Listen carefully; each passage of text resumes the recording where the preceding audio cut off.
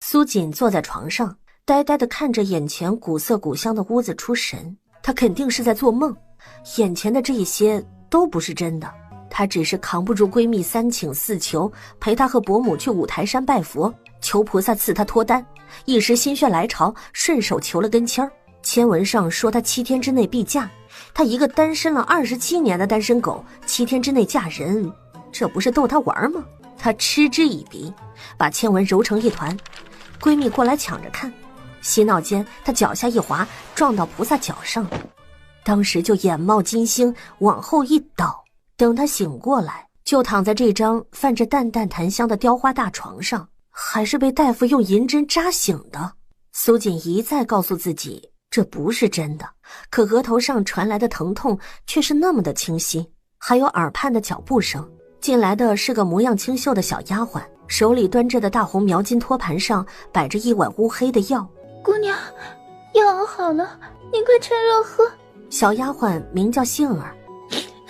姑娘，吃了药您才能想起以前的事。先前醒来谁也不认得，大夫诊断她撞伤了脑袋，开了药离开后，这丫鬟凑到她床前，双眸闪亮的。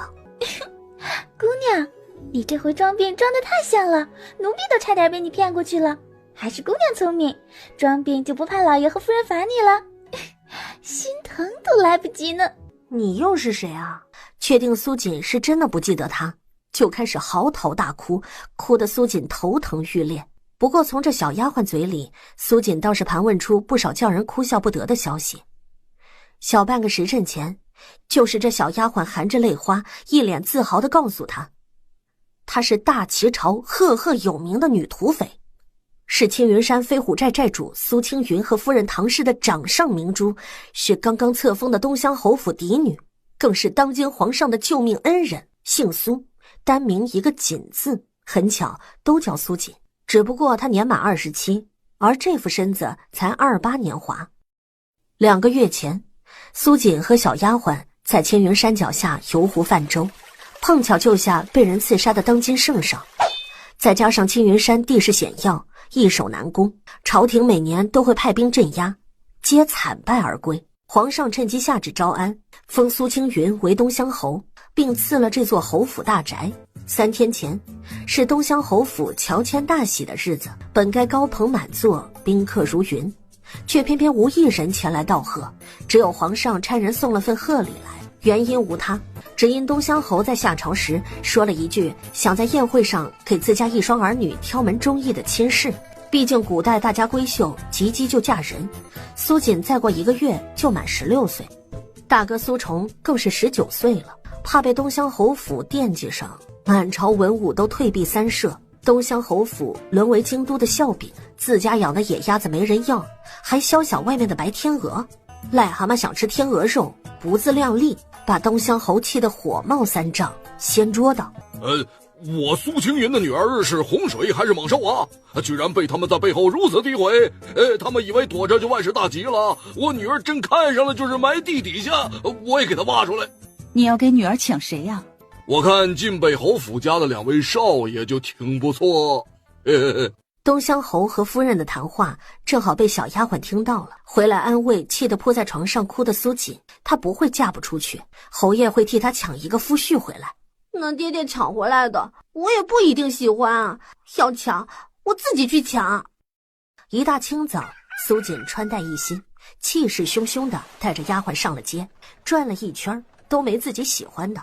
准备打道回府的时候，就看到一男子骑马过来，风神俊朗，整个热闹的街道都因着他黯然失色。看着那妖孽般的容颜，苏锦一颗心扑通乱跳。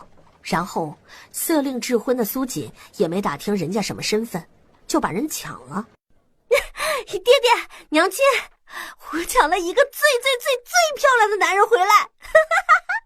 一边往府里跑，因为太过兴奋激动，以至于被门槛绊倒，直接摔了出去，四仰八叉地摔在地上，乐极生悲，昏死过去。之后的事情苏锦都知道了，想到现在的处境，苏锦脑门上的黑线直往下掉。镇国公府的人都撤走了吗？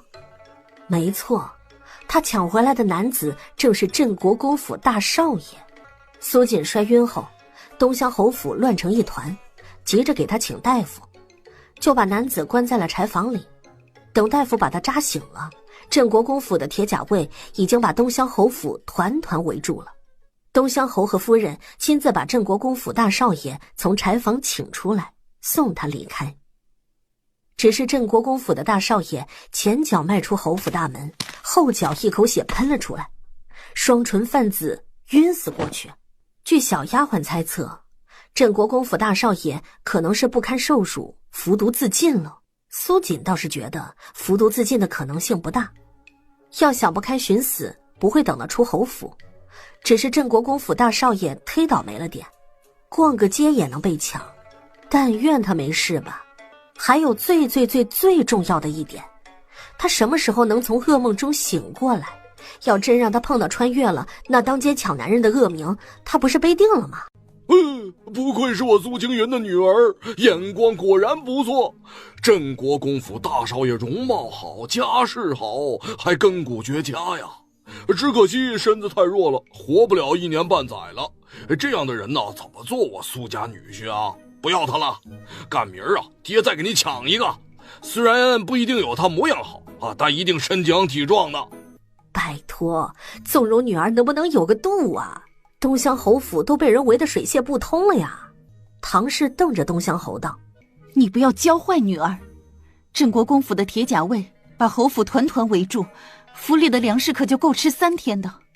3天后，咱们一家子上下100来口人，可就指着西北风填肚子了。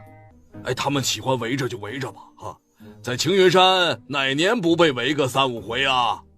镇国公府是讲道理的人家，谢大少爷有病在身，吐血不全是锦儿之过啊，只是丢了脸，出口恶气而已。等气消了，自然就把铁甲卫撤了。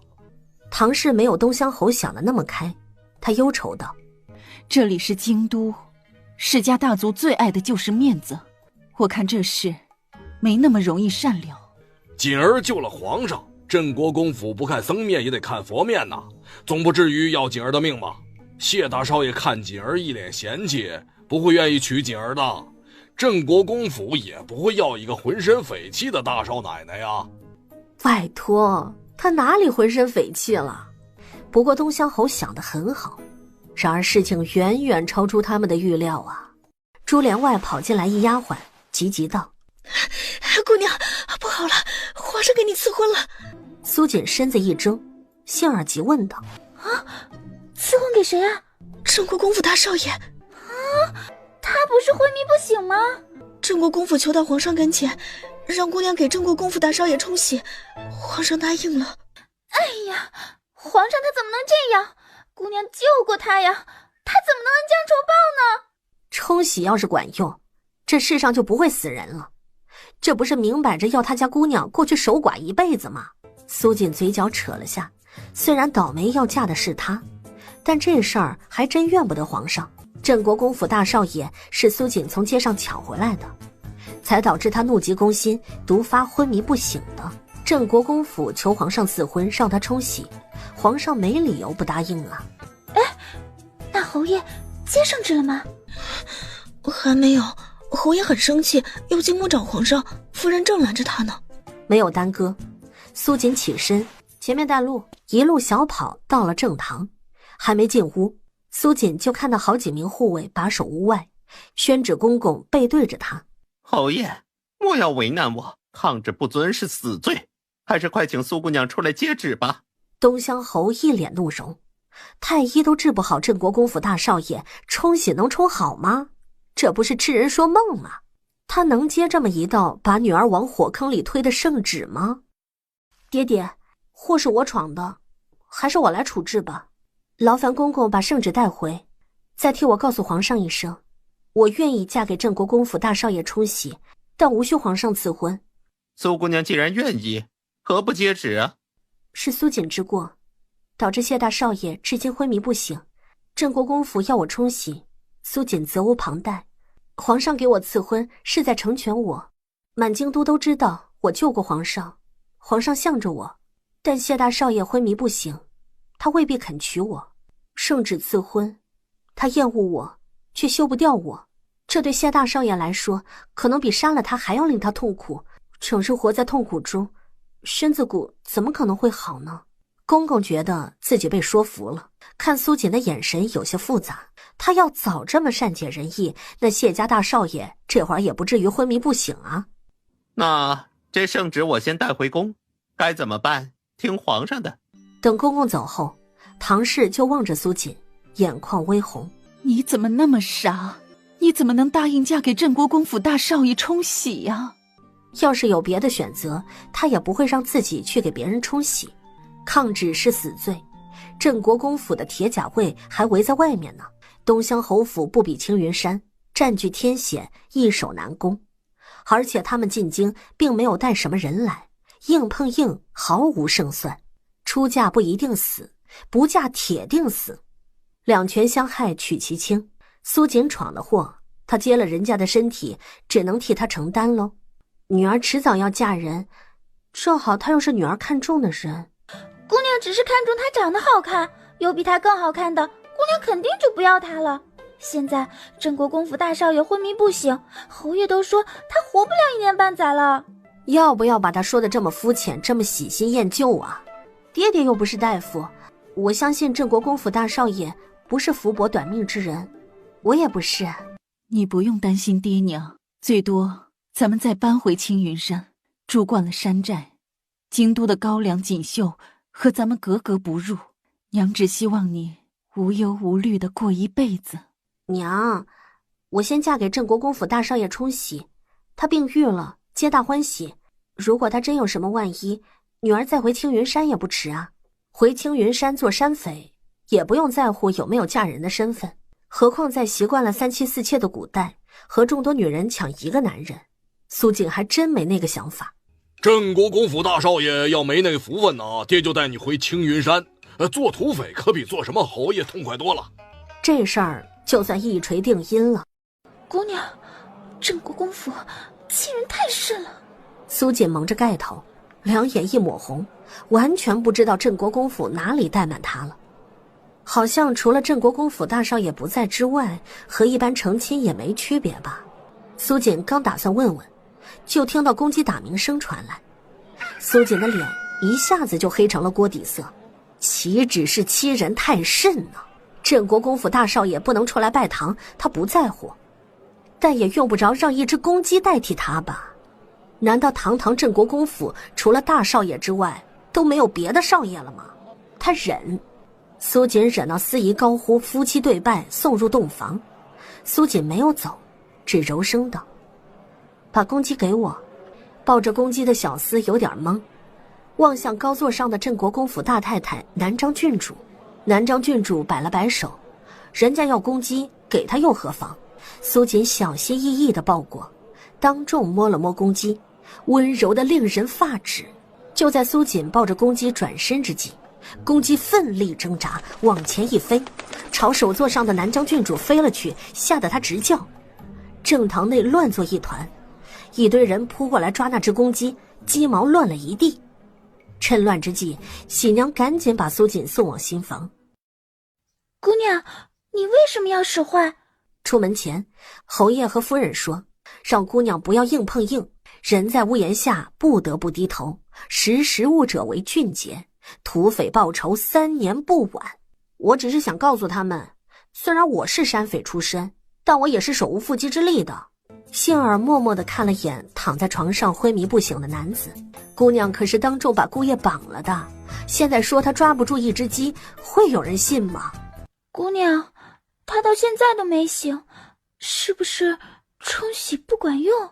冲喜的目的从来就不是救活镇国公府大少爷，而是找回镇国公府丢失的颜面，让人知道镇国公府没那么好欺负，更让他尝尝什么叫作茧自缚，自食恶果。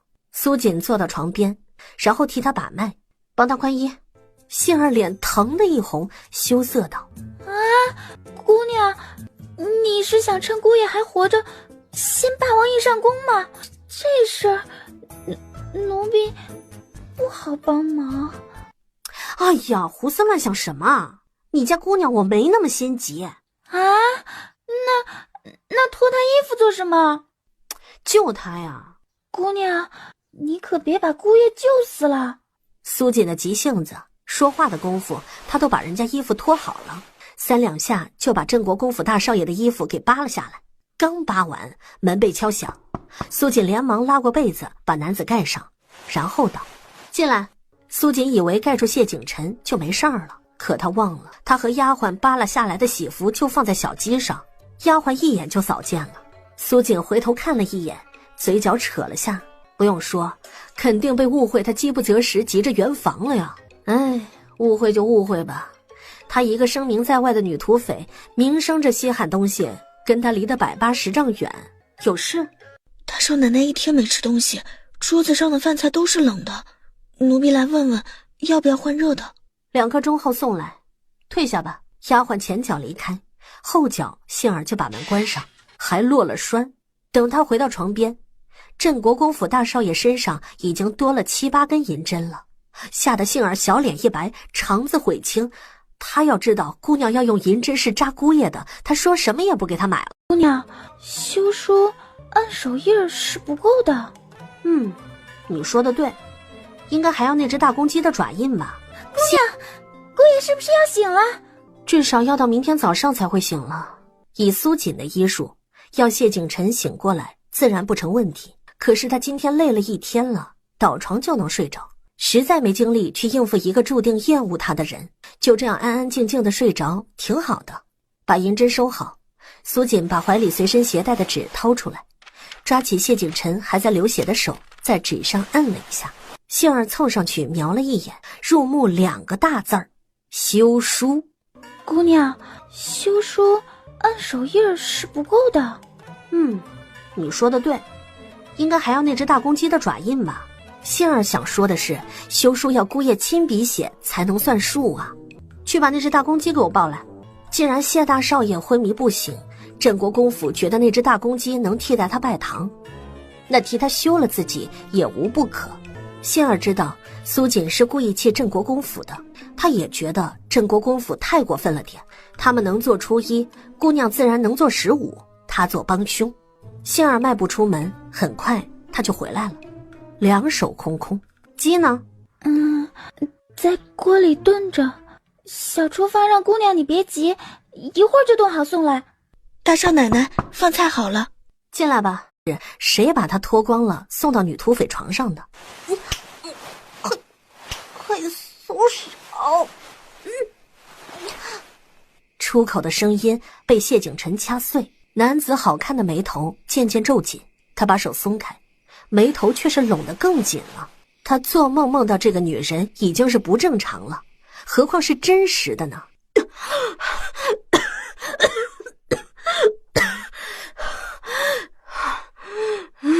方才谢景晨只要再用一点力气，他就去见阎王爷了。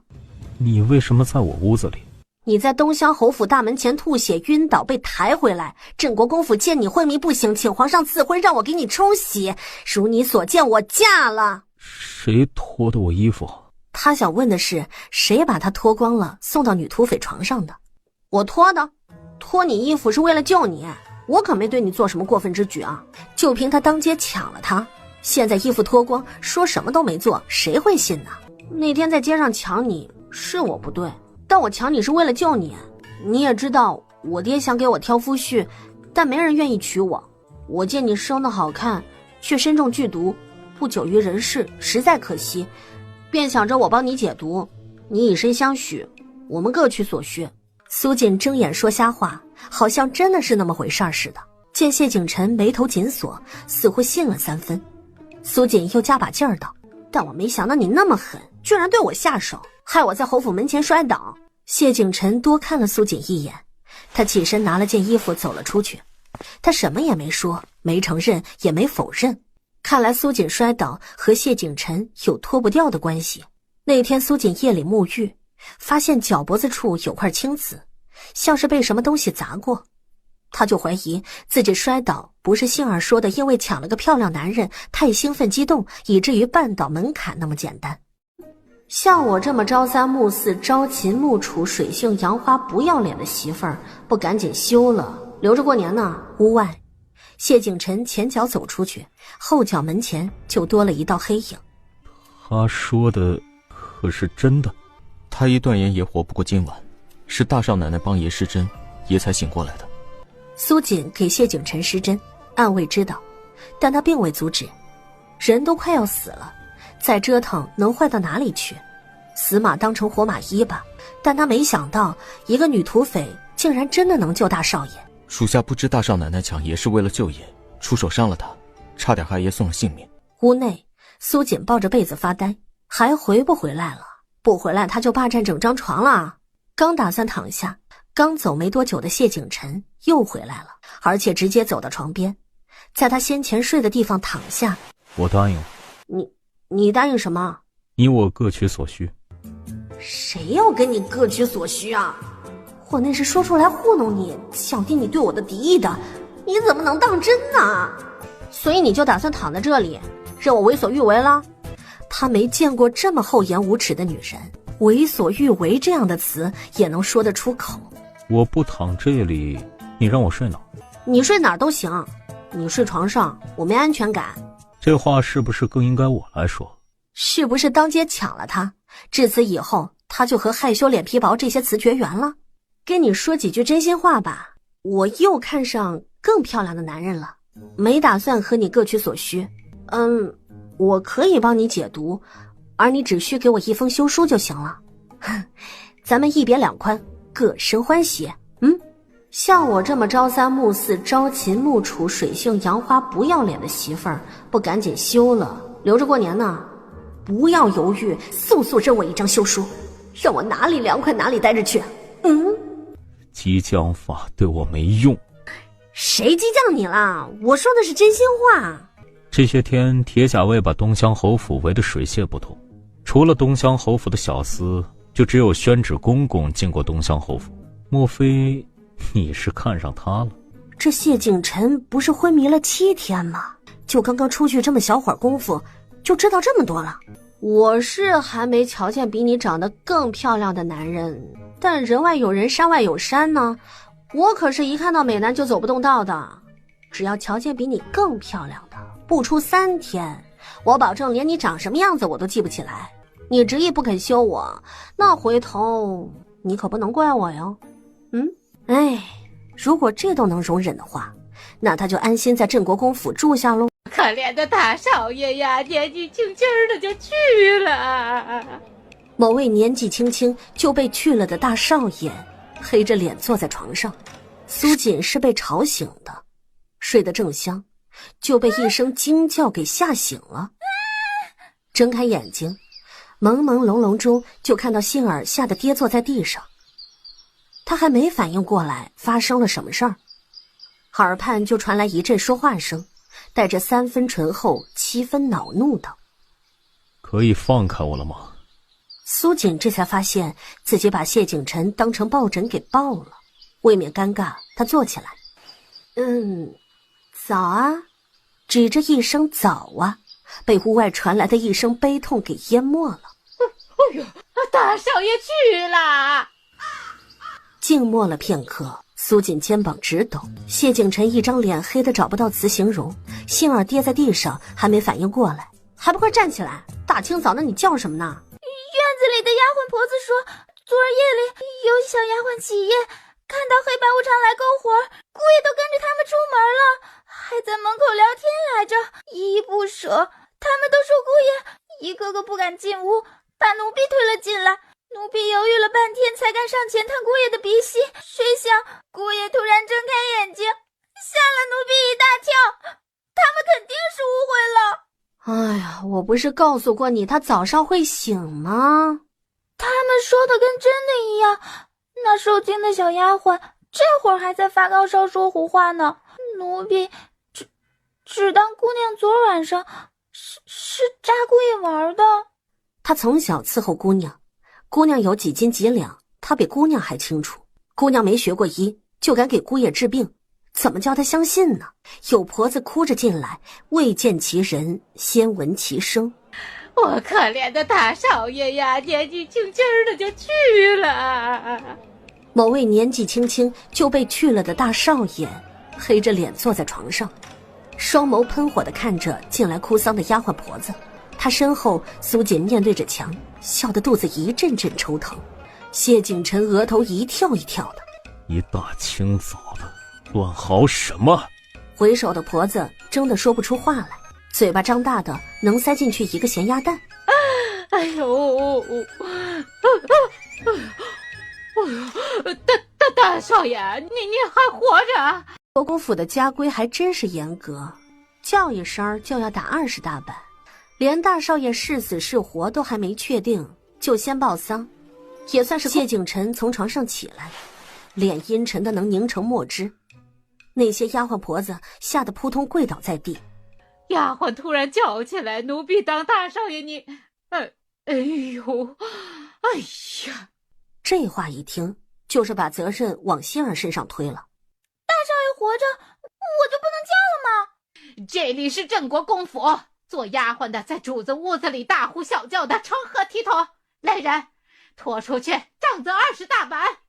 苏锦笑容湮灭，呵，这就开始给他来下马威了，这就欺人太甚了点，当真谁都能拿捏他呢？镇国公府的家规还真是严格，叫一声就要打20大板，连大少爷是死是活都还没确定，就先报丧，也算是公然咒大少爷死了。如此胆大妄为，是不是该杖毙啊？那婆子背脊一寒，连连认错。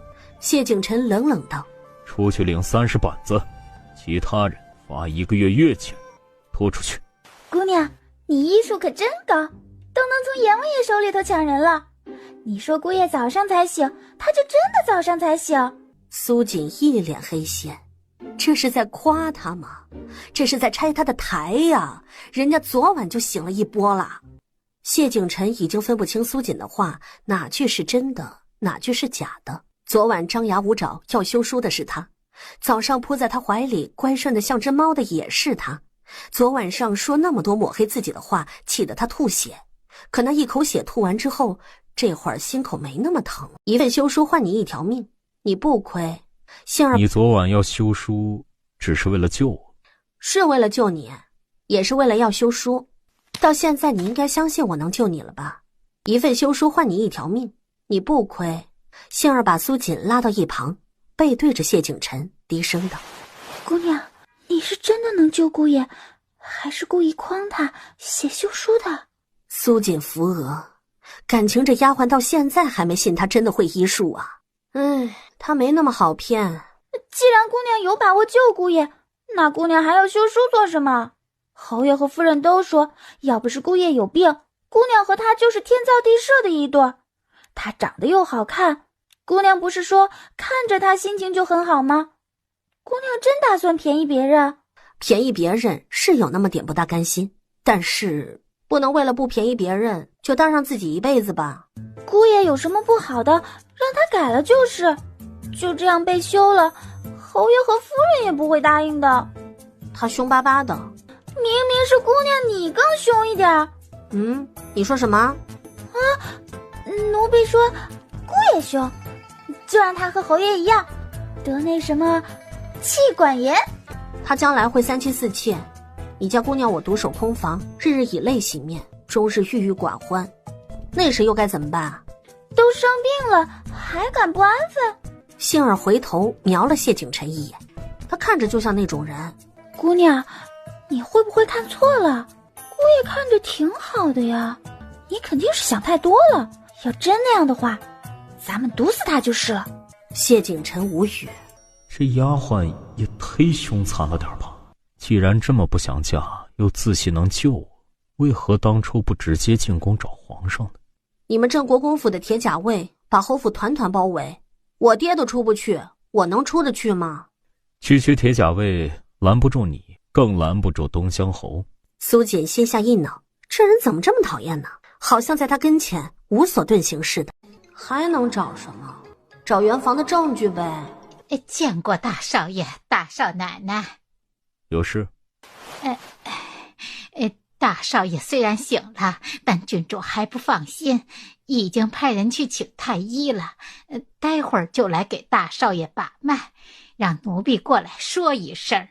大少爷才刚醒，不用急着陪大少奶奶去敬茶，半个时辰后再去。另外，让奴婢收拾床褥。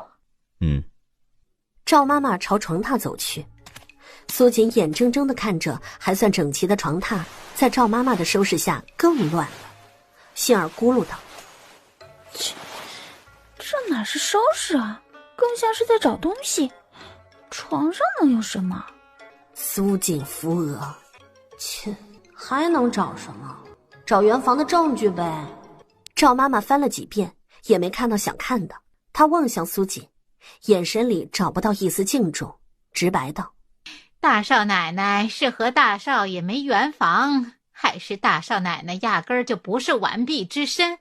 杏儿叉腰，镇国公府的婆子一个比一个讨厌，居然敢质疑他家姑娘的清白，她好想打人呢。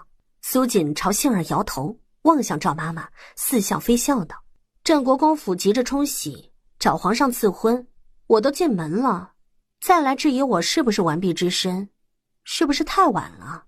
看来是圆房了，我会如实禀告郡主。扶了扶身，赵妈妈退下。姑娘，你为什么不解释？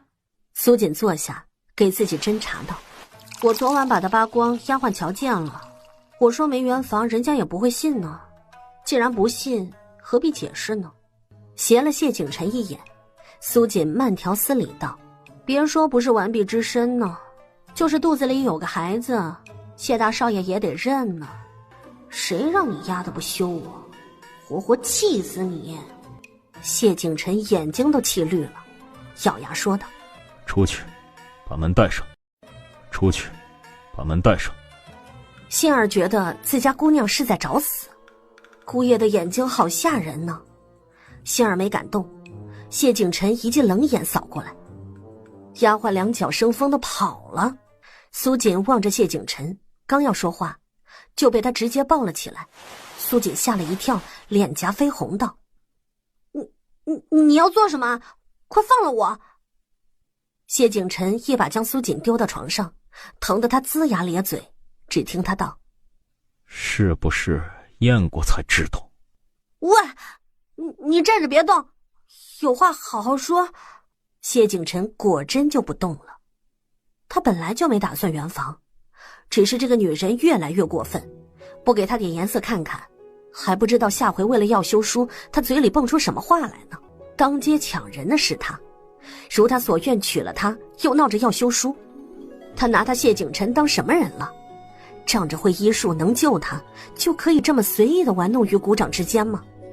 苏锦是真的吓着了，识时务者为俊杰，人在屋檐下不得不低头。可明明有求于人的是他呀！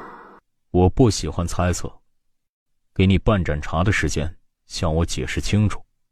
有什么好解释的？我解释的越清楚，死得越快。此话何意？你昏迷不醒，镇国公府要我冲喜，我原本以为镇国公府只是要出一口恶气，但跟你把脉后我才知道，分明是有人要你的命，让我来背这个黑锅。镇国公府连你一个大少爷都容不下，何况我这个大少奶奶呢？我不喜欢猜测，给你半盏茶的时间，向我解释清楚。你是长得好看，但还没有好看到要我为你送命的地步。这是苏锦的真心话，但他说完，见谢景晨俊美无愁的脸上蒙上了一层寒霜，眼底染上一抹悲凉，又觉得自己说话太伤人了。你体内的毒虽然不稳定，但只要不气血翻涌，就不会晕倒。而你被我捆回东乡侯府时还没事儿，说明你有心理准备。那为什么在离开的时候，你还吐血晕倒了？以谢景晨的忍耐力，不应该会这样。你是真不知道，还是故意和我装傻？喂，那天我晕了，后面的事没人告诉我。还不是被你爹气的。我爹怎么气你了？这时候门突然被敲响，太医来了。进来。丫鬟就领着太医进屋，杏儿跟在后头。她走到苏锦身边，担忧道：姑娘，你没事吧？那天我晕倒后，我爹和他说什么了？也没说什么，就是夸了姑娘几句。怎么夸的？就是夸姑娘善良、乖巧、孝顺、懂事、体贴、温柔、坚持，让姑爷回去后就登门提亲。侯爷也没什么别的要求，只要不纳妾委屈了姑娘就成了。如果姑爷做不到，侯爷就杀了他，就这样。就这样？东乡侯是怎么夸出口的呀？别说谢景琛有病在身，就是个正常人听着也会吐血了吧。知道的越多，苏锦就越不好意思要休书了。能不能主动给他呀？姑娘，你都不生气吗？他们说你是牛粪，姑爷是一朵鲜花插在了牛粪上。等苏锦用完早餐和谢景琛去敬茶的时候，一路上背后被人指指点点，看他的眼神是憎恶指责，看谢景琛是怜惜和心疼。苏锦告诉自己，那些恬不知耻不要脸骂的都不是他，他无需生气。谢景琛侧目，不知道他能忍到什么时候，又会如何反抗。姑娘，你都不生气吗？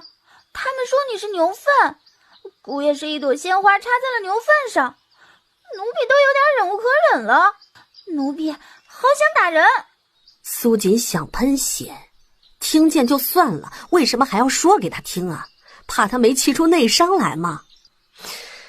深呼吸，苏锦笑道：“这是赞美，没有牛粪的滋养，哪来的鲜花灿烂呢？”这女人能不能要点脸？还有那些指责，还有完没完了？来来回回都是相同的词儿，不反抗下，迟早听得他耳朵长老茧。苏锦扭着脚脖子嘟囔道：“哎呀，我累了，走不动了。”啊，才走了这么点路，怎么就走不动了？姑娘是不是病了？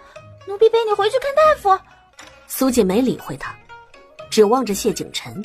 这女人是打算破罐子破摔，还捎带上他吗？不过这脾气倒是挺合他胃口的。谢景琛走过来，一把将苏锦抱起，继续往前。那些指指点点的丫鬟婆子顿时眼睛睁圆，吐血三升。哎呀，他们在替大少爷打抱不平，大少爷自己却沉落了，他怎么能抱女土匪呢？才一天呢，那女土匪就把大少爷带歪了，带的也这么不要脸了。从现在起呢，应该没人会同情你这个病入膏肓的大少爷了。我无需他们同情，他们大少爷就好这一口，他们是咸吃萝卜淡操心了，以后再也不要同情大少爷了。丫鬟们愤然转身：“放我下来吧，相公累着了，我心疼。”真能说。谢景琛笑着配合道：“娘子腿酸，为夫抱着便是。为夫体弱，但这点力气还是有的。”你这演技，我给你打101分，不怕你骄傲。娘子也不遑多让。哟，还挺谦虚呢。苏锦灿然一笑：“咱们这也算是结成同盟，一致对外了吧？”谢景琛没说话，苏锦就当他默认了。越靠近正堂，苏锦一颗心就跳得越厉害，惶惶不安。可真进了屋，苏锦懵了。空荡荡的正堂，长辈呢？一屋子的长辈呢？可别告诉他镇国公府的长辈有躲猫猫的癖好哟。看来镇国公府压根儿就没觉得谢景琛还能活着，所以没有准备他们敬茶。上赶着不是买卖，一点都不错。你是不是带错路了？不至于提前1刻钟一个长辈也见不着吧？真带错路了，多谢娘子提醒。不知道这厮为什么这么说，就被谢景琛牵着手带出了正堂。有什么想说的？我一点都不怀疑，你活到今天是靠智商续的命。如果不是受我牵连，你再活个1年半载，应该不成问题。你这夸人的方式倒是别具一格。我说的是大实话。我知道。呵，居然不谦虚了，自负可要不得，还是谦虚点比较好。和我说说你是怎么中毒的吧，我也好帮你解毒。我还没答应给你休书，你确定帮我解毒？还算有自知之明。那你倒是给我修书啊！不爽快的给修书就算了，压得连个口头支票都不开。谁让我天性善良好说话？先救你，哪天不满意了，再毒死也一样。你要再善良点儿，我可能就吃不消了。苏锦妙目一瞪，那边一个丫鬟从身后跑过来，说道：“大少爷、大少奶奶，三太太让你们去七鹤堂敬茶。”哎，有些人呐，赶着去敬茶爱搭不理，不去了吧，又差人来请。先前空荡荡的屋子，这会儿济济一堂。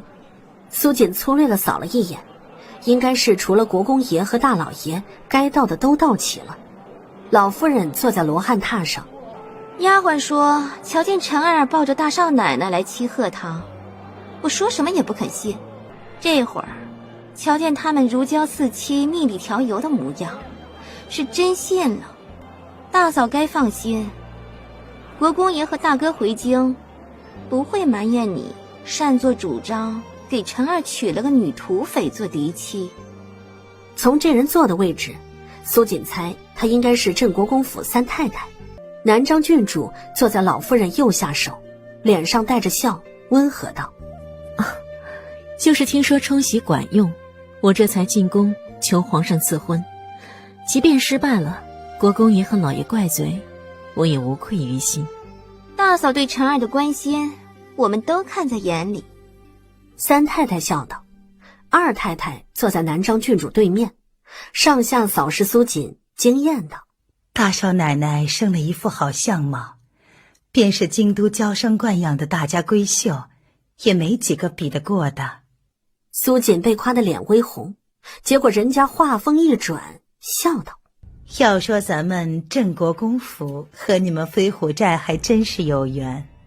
这一回要不是漠北出了乱子，国公爷赶着去平乱，那就带兵去踏平你们飞虎寨了。大概国公爷做梦也没有想到，他没来得及去剿灭的山匪，摇身一变成了他孙媳妇。”苏锦尴尬而不失礼貌的微笑。缘分就是这么奇妙，妙不可言，妙得他想揍人啊，有木有？二太太又望着谢景晨道：“还没有敬老夫人呢，怎么能先去祠堂敬你娘呢？”敬的是谢家列祖列宗，要不是祖宗的庇佑，我只怕真没命了。这几日昏睡不醒，梦到他们了，在梦里叮嘱我善待新娶进门的大少奶奶。我带她来敬茶，你们都不在，便带她先去祠堂敬茶，祖宗在上。苏锦惊呆了，他身边站的这个男人不只是容貌妖孽，还至近乎妖啊！把祖宗们摆出来，不止谢景晨要好好的待苏锦，而这一屋子的人都得听话。先敬茶吧。老夫人发话了。苏锦和谢景晨一起跪下，丫鬟端来茶水，苏锦伸手去端，只是刚端起来，指尖一烫，烫得他下意识松了手，哐当一声，茶盏摔在地上。都说山匪不懂规矩，难道连端茶都不会？指尖都烫麻了，苏锦心口堵着一团火，居然用这么低劣的手段算计他，真是太看不起人了点。苏锦没反驳，只拿起袖帕把摔在地上的茶托捡起来，然后起身。他走到端茶给他的丫鬟跟前，把他的手抓住，把茶托放上去，狠狠地握紧，任丫鬟怎么都挣脱不开。苏锦这才把手放开。谢景晨抓起苏锦的手，见他指尖通红，心疼道：“没事吧？”“有点疼，幸好我皮不算厚，还感觉到烫。要端给老夫人了，就烫坏它了。相公，我刚刚是不是太凶狠了点儿啊？”“有点。”“爹娘教我，做人要心胸开阔，不要记仇，有什么仇当场就报，以免放在心上影响心情。相公，我脾气不好，你不会嫌弃我吧？”“不会。”“相公真好，这女人，他们已经是一根绳上的蚂蚱了，捆得紧紧的还不够吗？还要再打个死结才安心。他有这么不值得信任吗？谢景晨心情郁闷，苏锦比他更郁闷。他长这么大还没说过这么恶心人的话，但眼角余光瞥到众人的反应，又心情暗爽。看不上他，还逼着他冲洗，这是病，得治。这里是西鹤堂，不是你们陈香轩，大情骂俏也该分点场合。三老爷看谢景晨的眼神还带着失望和痛心，他是没见过女人吗？居然把一个女土匪当宝贝似的捧在手心里疼。苏锦望着谢景晨，爹爹说的一点不错，你们镇国公府和我们东乡侯府不一样。哪里不一样？丫鬟犯错在前，不应该先处置丫鬟吗？怎么先数落你和我呢？你昏迷不醒，镇国公府让我给你冲洗，看见你我感情好，做长辈的不应该很高兴吗？要换作是我爹娘，他们会高兴得合不拢嘴的。爹爹还让我多看多学，不懂就问。那以后我是不能人前夸你好，还是应该说你坏话呀？老夫人深深地看了苏锦一眼，摆手道：把丫鬟拖出去，杖责30大板，再便去庄子上反省。经过先前一闹，敬茶很顺利，但收的见面礼就一言难尽了。南张郡主送的是一套赤金头面，一个字形容：丑。二太太送的是一对玉簪，2个字形容：难看。这三太太送的就更厉害了，她送了一张纸。先前来的路上，我就好奇三弟妹准备的见面礼是什么。你卖关子不说，这会儿瞧见怎么是一张纸啊？二太太笑得意味深长。这可不是普通的纸，价值1000两呢。房契还是地契呀？欠条。哦，这欠条是？这欠条是礼部侍郎吴夫人送来给我的。东乡侯府从他陪嫁铺子上赊了1000两银子的东西，没付钱，只给了张欠条。这东乡侯横行霸道，他女儿连咱们镇国公府大少爷都敢抢，满京都谁敢招惹？惹怒他，没得连店铺都砸了，忙不迭把欠条收了，东西任人拿走。但是1000两银子就这样打了水漂，吴夫人不甘心，又不敢去东乡侯府讨债，这不和我有几分交情吗？就来找我想办法。我正好为给大少奶奶准备见面礼发愁呢，就把这张欠条买下了。苏锦脸火辣辣的烧疼，但更让他窘迫的还在后面。跑进来一个丫鬟，急急道：老夫人，不好了，国公府门前来了不少人，人手一张欠条，说那些钱是东乡侯府为了给大少奶奶准备陪嫁欠下的，希望国公府能出面帮忙讨债。老夫人的脸隐隐发青。南张郡主恼道：这是要把我们镇国公府的脸丢尽了才甘心吗？苏锦眸底闪过一抹暗芒，一个个嘴上怕东乡侯，却敢在他进门的第1天就来镇国公府讨债了。若说不是有人受益，他还真不信。可知道一共欠了多少钱？差不多3万两银子。欠债还钱天经地义，咱们镇国公府要你嫁来冲喜，这东乡侯府没钱还赊账置办嫁妆，这不是打肿脸充胖子？三太太话还没说完，苏锦开口打断他：相公，你帮我把钱还了吧。好。相公真好。三太太看不顺眼，发难道：婵儿知道疼媳妇是好事儿，但欠债的是东乡侯府，嫁出去的女儿泼出去的水，东乡侯府欠的债怎么能让婵儿帮你还呢？相公，你是心甘情愿的吧？这女人比他想象的还要聪慧，该凶残时凶残，该柔软时柔软，刚柔并济，不与人正面交锋，却能3言2语把人气得七窍生烟。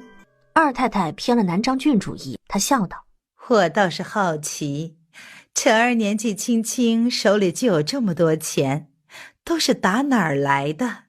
这钱不是父亲给的，三太太不信，刨根问底道：“那是怎么来的？”祖父给的。丫的，这厮给自己拉仇恨的本事太强了，亏得他刚刚说不是谢大老爷给的，自己还觉得他求生欲望很强呢。他分明就是活腻了找死嘛！一屋子有一个算一个，都是仇视他的，犯众怒了。我刚刚话没说完，祖父给我钱时说是外祖父给我的，他代为保管15年，为免我乱花，所以每年只给我1万两。这厮哪一天被人打死，苏锦一点都不差。把这碗药喝了。我没病，不需要喝药。南张郡主冷笑一声，哼，如果这回不是情非得已，为了给大少爷冲喜，我谢家绝对不会要一个女土匪做大少奶奶。在京都天子脚下就敢当众抢男人，在青云山时还不知道怎么无法无天。先前是我大意，没有多想，进了我镇国公府的大门。以前种种我可以不管，但是为了确保我谢家血脉，这碗堕胎药由不得你不喝。就因为没有从被子上找的那啥就怀疑他了？二太太温和道：如果你没有怀身孕，这碗堕胎药不会伤你身体的。既然不伤身体，那这碗药我若是不喝，倒显得我心虚了。是药3分毒，我总要知道我吃进嘴里的是什么东西吧？有药方吗？把药方拿给他。你看得懂吗？看不懂。那就有劳相公给我找一个看得懂的来咯。药方也给你了，你还想这么丢脸的事情闹得人尽皆知吗？只是请个大夫来而已，我苏锦的脸上也没挂着这药就是给我这个新娶进门的大少奶奶准备的，何来的丢脸啊？我只要吃进嘴里的药清清楚楚，镇国公府要真觉得我这么做丢了镇国公府的人，大可以给我一纸休书，我苏锦绝对不会死赖着不走。谢景晨坐在一旁，他能感觉到苏锦这回是真的生气了，这碗药绝对有问题。大少奶奶莫不是怕我们镇国公府在药里头给你下毒吧？真是一点小心思都瞒不过三婶儿，我就是怕这药里有毒。你放心，可不敢毒死你。要真这么做了，你爹娘还不得带人把我们镇国公府给拆了呀？哦，看来真的是我多心了。我看这碗药分量足足的，我喝1大半，另外1小半让大姑娘陪我喝。如果不肯的话，那我可要怀疑大姑娘不清不白了。你，南张郡主气得冒烟。谢大姑娘谢锦瑜正是南张郡主所出。看来今儿没人陪着，你是疑心到底了。我陪你喝，把药端过来。母亲，请。南张郡主伸手接过药碗，咕噜喝了2口。等递给苏锦的时候，苏锦手一抖，没接住药碗，哐当一声。哎呀，相公，怎么办啊？真是笨手笨脚的。把药方给我，我让人重抓一副药，煎了给你服下。我来办这事儿，母亲应该放心吧？我自然放心。那碗药有什么问题啊？哼，那是一碗绝子药。啊！要不是姑娘会医术，就着了他们的道了。他们心怎么这么狠？还好姑娘聪明，让他偷鸡不成蚀把米。他没有真的喝，只是装样子给我看的。奴婢这就回去告诉侯爷和夫人。这事儿别告诉他们了，我也没吃亏，省得他们担心。那就这样忍了。哎呀，土匪报仇3年不晚。他们这么歹毒，能不能活3年，奴婢心里都没底。看到没有，我家丫鬟都懂得道理，谢大少爷不会不懂吧？我还是喜欢听你叫我相公。呸，不要脸。哼，你还有多少钱啊？姑爷不是帮姑娘付3万两吗？咱们也别逮着姑爷一个打劫，镇国公府还有许多人呢，打劫他们。哎呀，偌大一个镇国公府，我们能打劫谁啊？姑娘，你变了。你以前说这世上就没有打劫不了的人，只有不用心的山匪。只要从你眼皮子底下过的，除了你不想打劫的，就没有能逃出你手掌心的。你没听出来我那是在吹牛吗？奴婢知道啊，奴婢喜欢听姑娘吹牛。谢景晨的笑声听得苏锦面红耳赤。喂，别笑岔气了啊！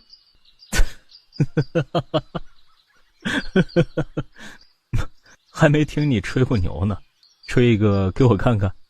你把牛牵来，我立马吹给你看。走，我带你去养牛场，让你一次吹个够。啊，那多麻烦呢。养牛场肯定臭气烘烘的，别熏着你了。你要是真想看，哪儿用得着舍近求远呢？我立刻马上吹给你看。谢景晨挑眉，眸底隐隐有期待。就见苏锦凑过来，感受到了吧？别躲了，出来。一道俊逸的身影从树上跳下。见过牛兄牛嫂。经谢景晨介绍，这男子是晋国侯世子楚顺。怎么来国公府了？这不是在街上听到些流言蜚语，不太放心，来看看你们。苏锦嘴角狠狠扯了下，默默抬脚走远几步。清白真的不在了？胡说什么？这街上盛传啊，你被女土匪霸王印上弓了，而且这流言可是从郑国公府传出来的，说你昨晚还昏迷不醒，就被女土匪扒了个精光，上下其手，为所欲为啊！谢景晨脸黑成锅底。这结果啊，我看到的和流言截然相反，亏我还怕你遭受羞辱，想不开寻死呢，这火急火燎的赶过来。结果看到的是他和女土匪打情骂俏，有说有笑。唉，那女土匪就这么把你说服了？那些话你也信？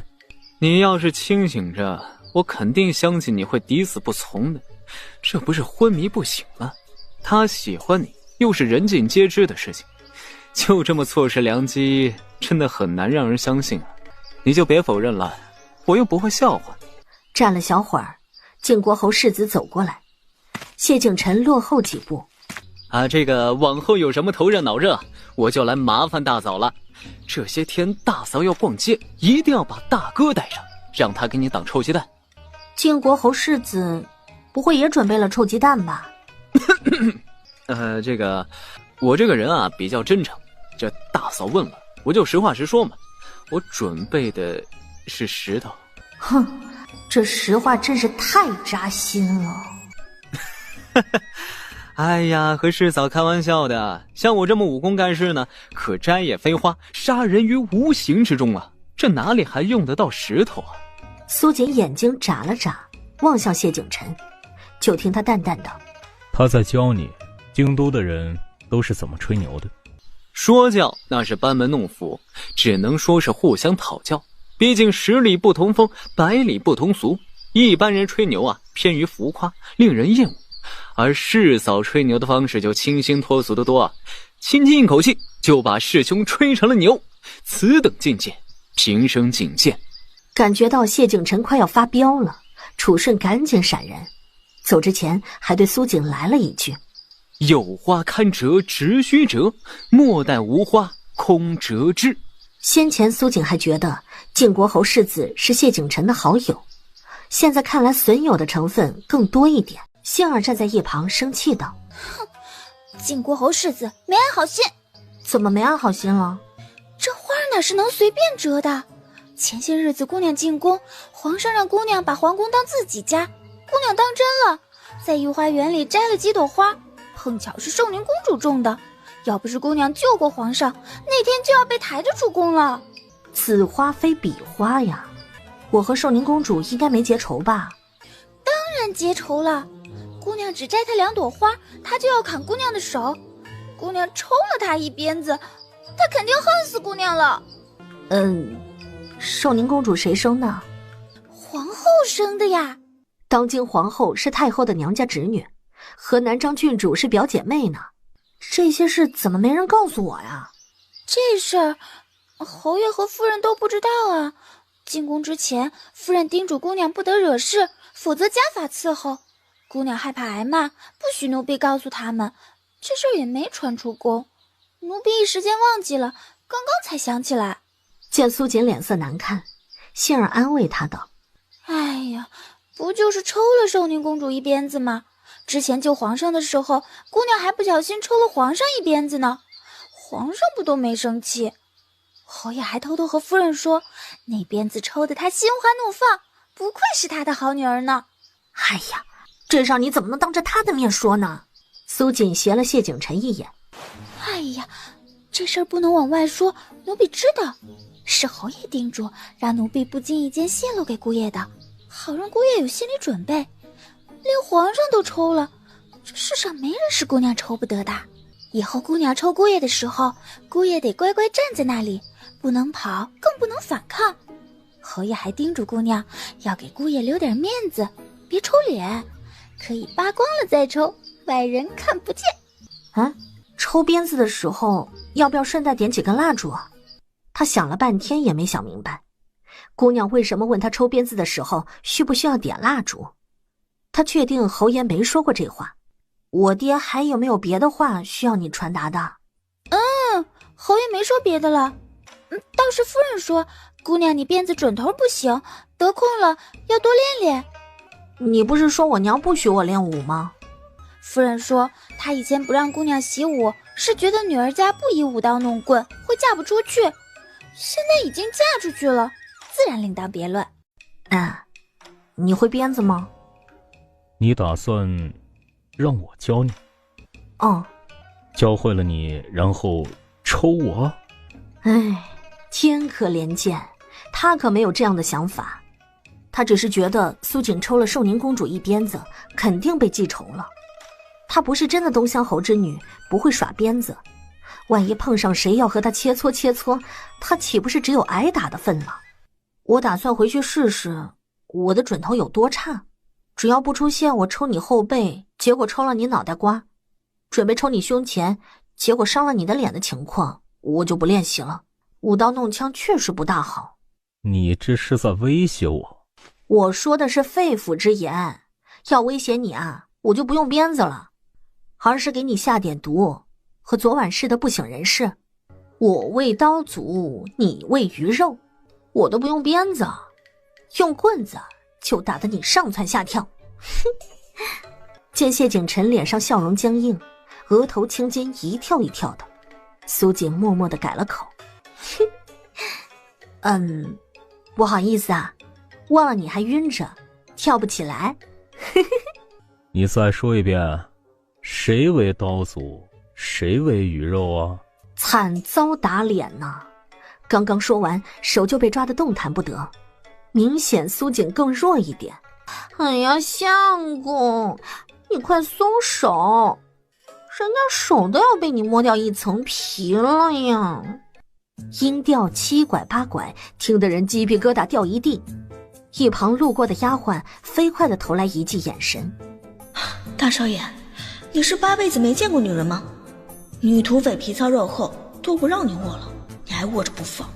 哎呀，有骨气点，以后都别搭理他了。青云山很穷吗？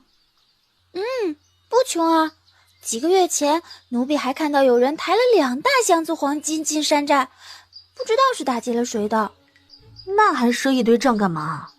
苏锦就猜到不会穷，不然朝廷怎么会年年剿匪？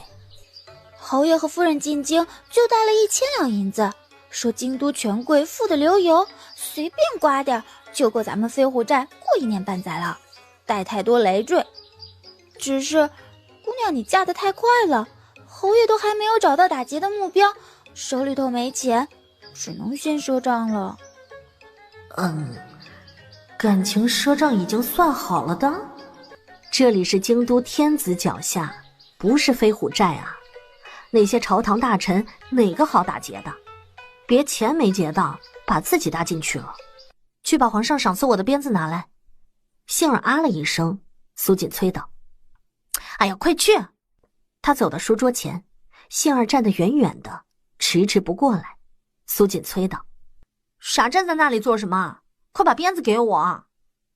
姑爷才帮姑娘还了侯府欠的债，又身子虚弱，也没得罪姑娘，咱们别太凶悍了，改日吧。谢景晨拧着眉头，不知道这一对主仆玩什么把戏。我把这鞭子抵押给你，你帮东乡侯府还的债，我会连本带利的还你。你再借我点钱。我用不着鞭子，3万两是给你的枕巾。我更希望你把休书给我做枕巾。我做不出这么恩将仇报的事儿。这么睁着眼睛说瞎话，你良心不痛吗？从铁甲卫包围东乡侯府起，你就该知道自己踢到的是块铁板。就算我答应给你休书，镇国公府也绝不会允许被休的大少奶奶另嫁他人。难道你愿意一辈子青灯古佛？杏儿眼急了。姑娘，你别要休书了，待在镇国公府怎么也比出家好，出家了就不能吃肉了。我就不信只有这一条路。的确还有一条。我就说吧。那就是死。看什么看啊，赶紧把钱拿出来。这才半天就暴露出土匪本性了，谢景晨还以为他怎么也要装3-5天呢。谢景晨把抽屉里的锦盒拿出来。姑娘，有25000两。苏锦眉头一皱，她是在想这么多钱够不够开间铺子，可杏儿却理解为嫌钱少了，问道：老实交代，身上还有没有藏银票？谢景晨一记冷眼扫过来，杏儿吓得直往苏锦身后躲。哼，看来还真藏了。你是自己拿出来呢，还是我搜啊？你这女人别太过分了。现在给我休书也还来得及。谢景晨额头青筋一跳一跳的，把最后一张银票拍桌子上，豁然起身离开，免得留下会被活活气死。姑娘，你是不是想起以前的事了？还没有。屋外，谢景晨顿住脚步，眉头拧紧，就听到屋内传来一段对话。没想到他还挺有钱呢。奴婢跟着姑娘打劫了几十回，还是头一回碰到姑爷这么好打劫的。姑爷这么弱，欺负他，奴婢良心有点痛。夫人不许咱们欺负老弱病残的。他哪里弱了？没有比姑爷更弱的了。奴婢和姑娘出来打劫，整整2年，也才打劫了63两银子，还在青云山上埋着呢，姑娘都没舍得用。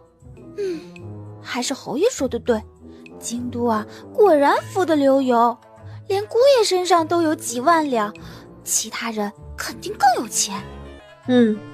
打劫的事先放一边，以后在外面千万别吹牛。奴婢没吹牛啊。你觉得我能霸占整个镇国公府吗？不用霸占啊，以后镇国公府肯定是姑娘说了算。你确定？侯爷说了，他来了京都以后就是天老大，皇上老二，他排老4。老3是谁啊？姑娘你啊。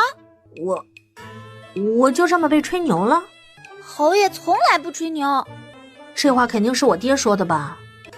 是夫人说的。屋外，暗卫闪身出现，望着谢景晨道：爷，属下看你还是把大少奶奶休了吧。这家子有意思。哪儿有意思了？牛皮都快顶破天了。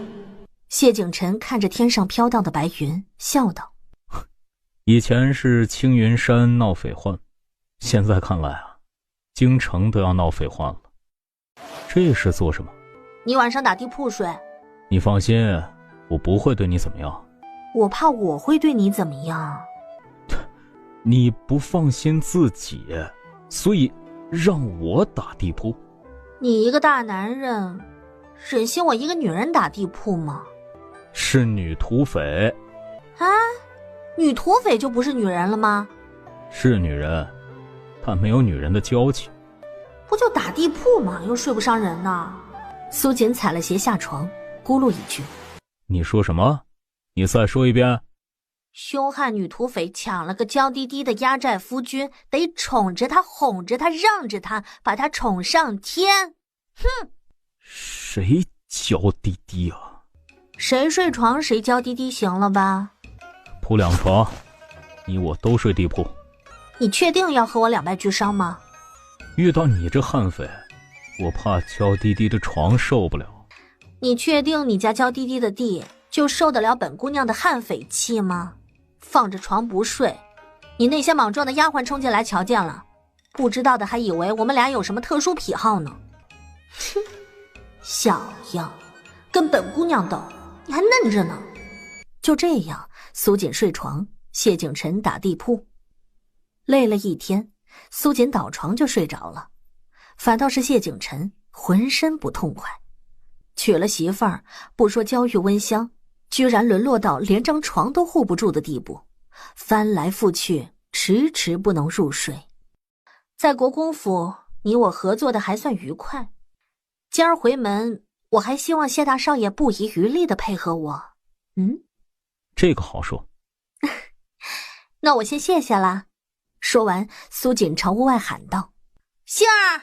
杏儿欢快地推门进屋道：“姑娘，你起来，给我拿鞭子来。”姑娘，一大清早的，你要鞭子做什么？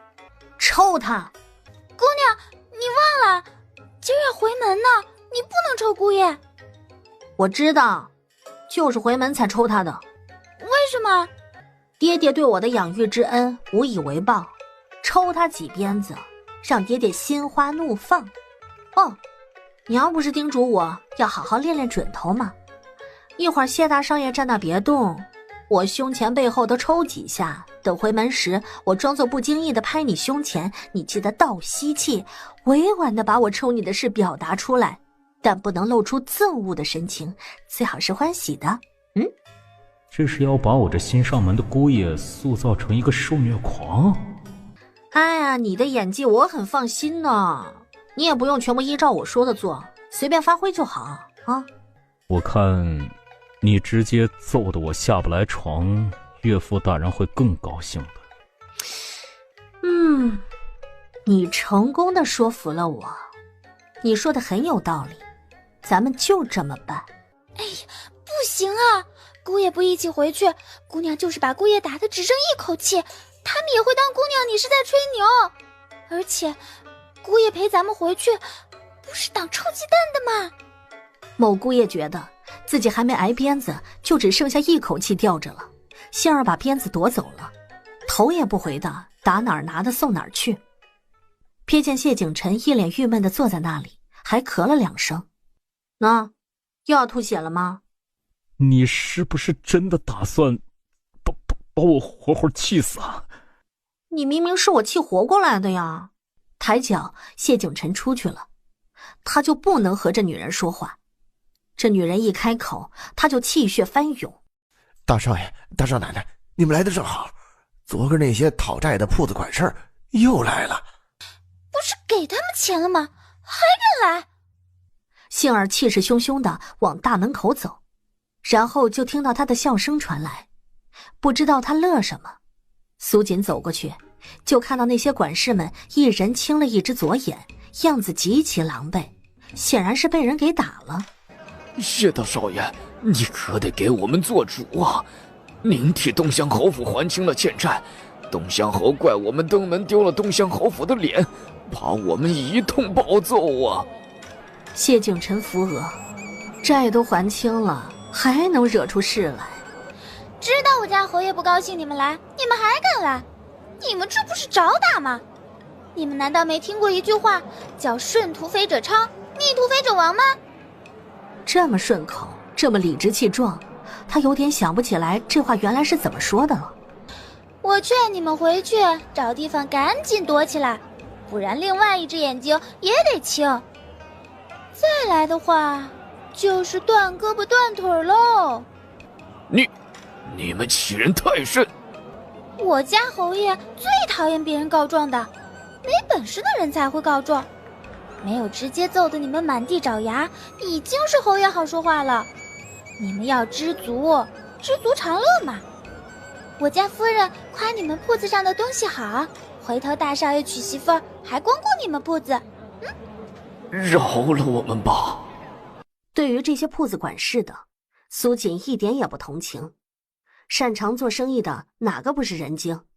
放他进门第一天就上门要债，把东乡侯府和他的脸放在地下狠狠地践踏。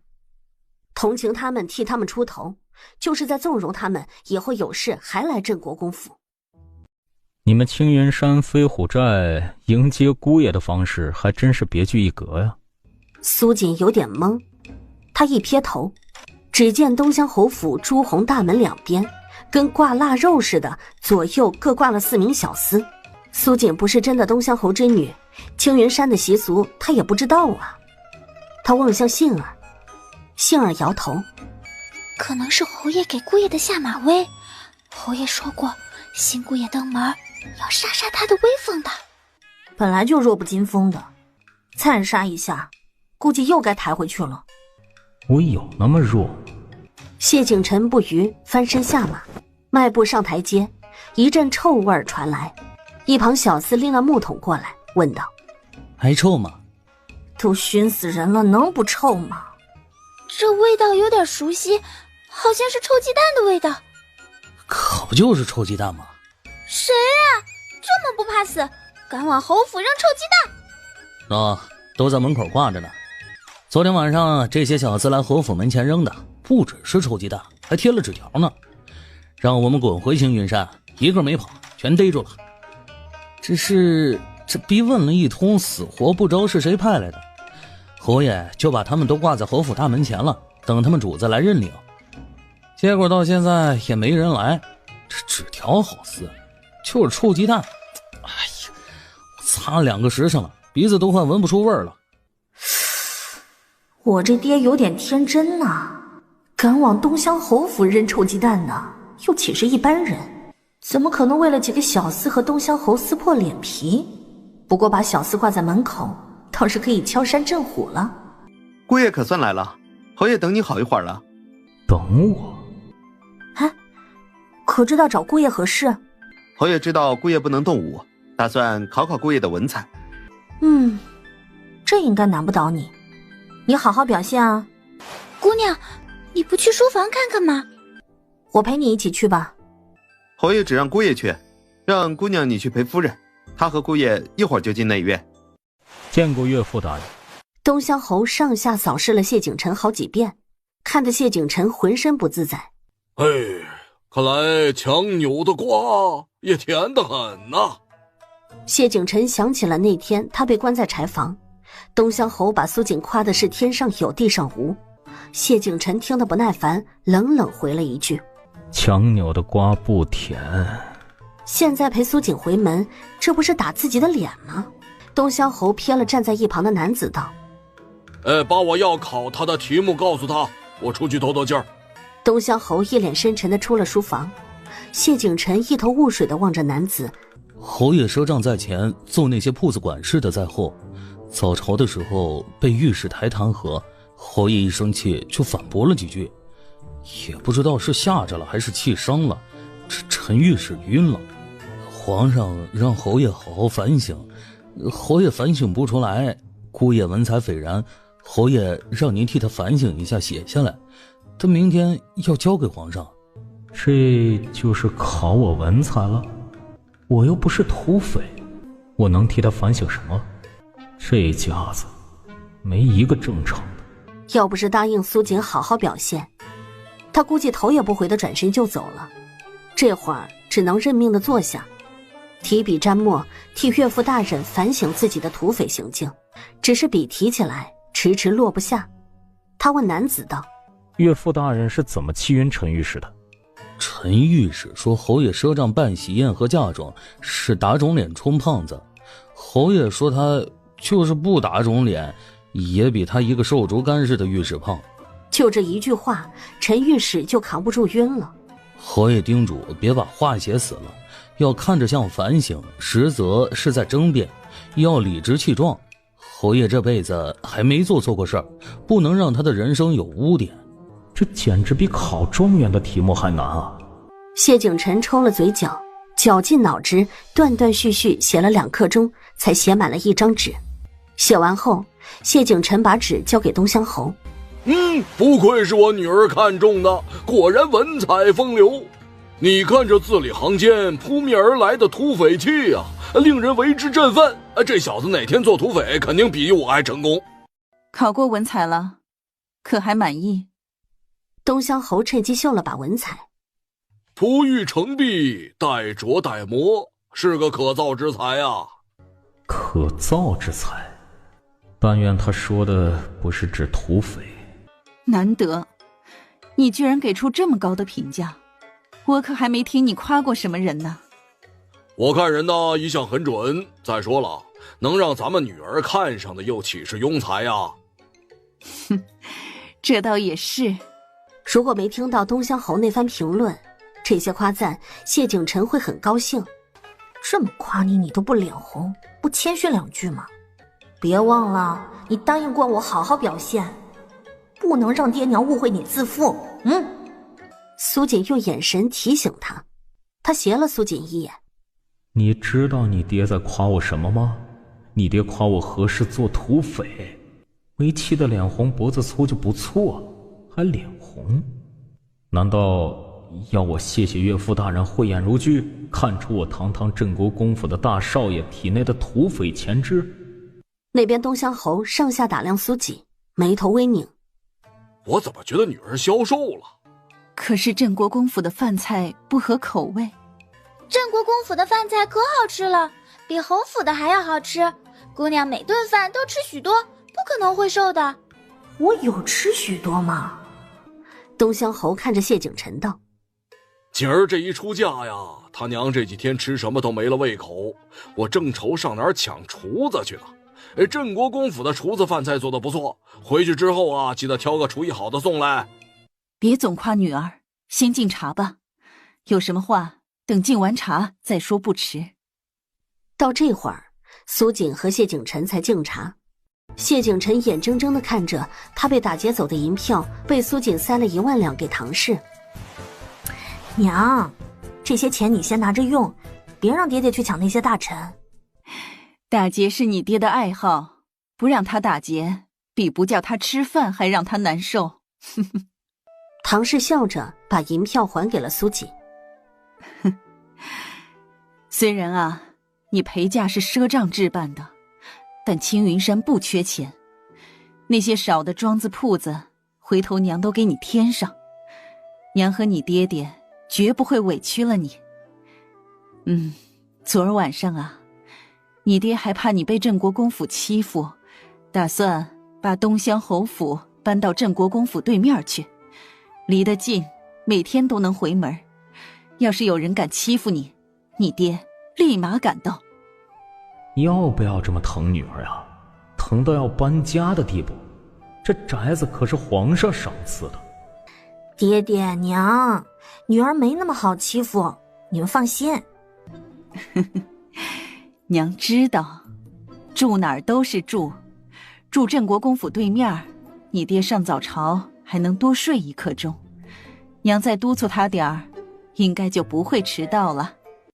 看着走过路过的人频频朝他们张望，扔过来不要脸的眼神，苏锦捏捏脸皮，今天应该是咱们脸皮厚度达到人生制高点的时候，往后应该没机会超越了。听你这语气，似乎将来还要再挑战下。谁想挑战了？要是可以，我压根儿就不想这样好吗？这不是接手了烂摊子，不得已而为之吗？挑战太难了，除非我重新嫁个夫婿，带着他从你谢大少爷跟前溜达来溜达去，再把你痛揍一顿，否则绝无可能。谢景晨脸黑成锅底，抱着苏锦的手不自觉用了几分力，惹来苏锦吃疼，拍他道：喂，你想勒死我呀？不勒死你，迟早被你气死。谢景晨深呼吸，把胳膊松开2分。如果别人说你打肿脸充胖子，你会怎么反驳？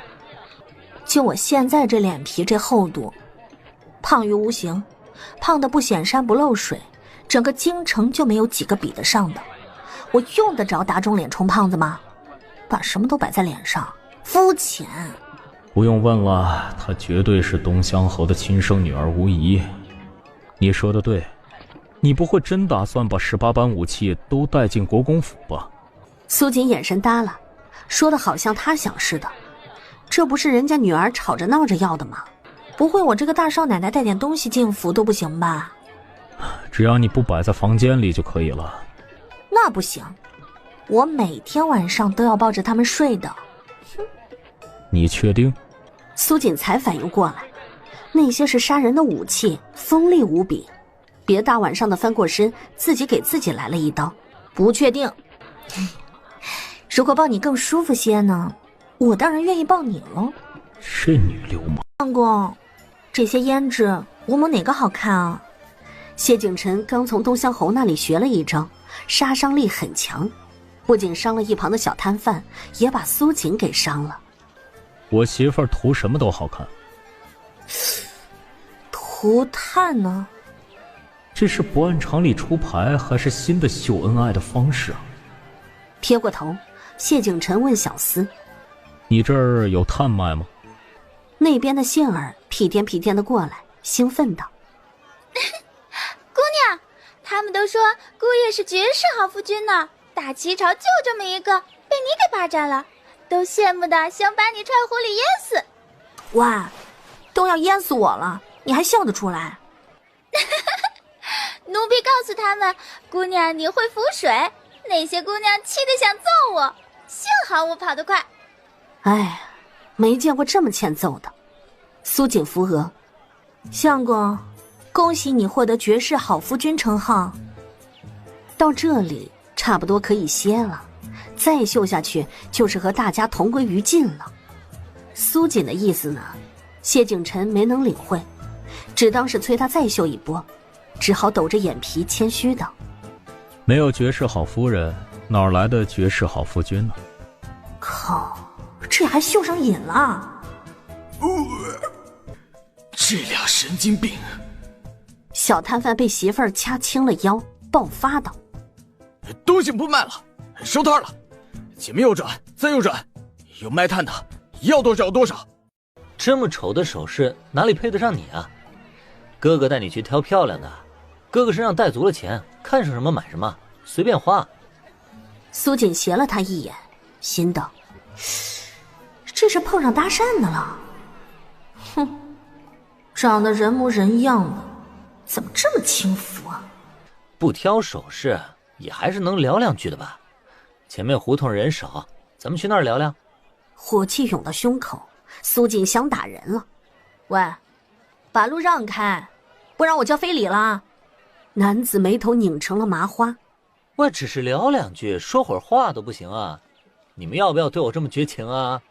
谢景晨走过来，把苏锦护在身后，黑着脸道：“我陪你聊两句如何？”你就是镇国公府大少爷？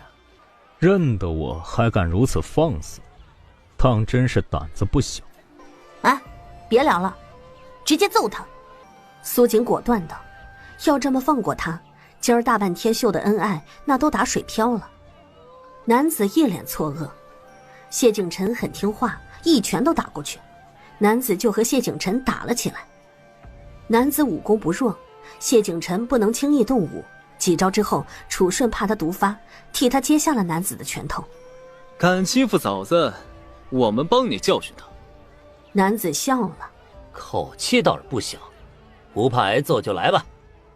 就这样，他们当街打了起来。等杏儿见完熟人回来，就看到楚顺他们打得鼻青脸肿的模样。小丫鬟顿时气不打一处来，她从背后出手，一鞭子抽在楚顺的小腿肚子上。哎，你个小丫鬟，到底是帮哪边的？你们这么多人欺负我家大少爷一个，以多欺少，我当然是帮我家大少爷了。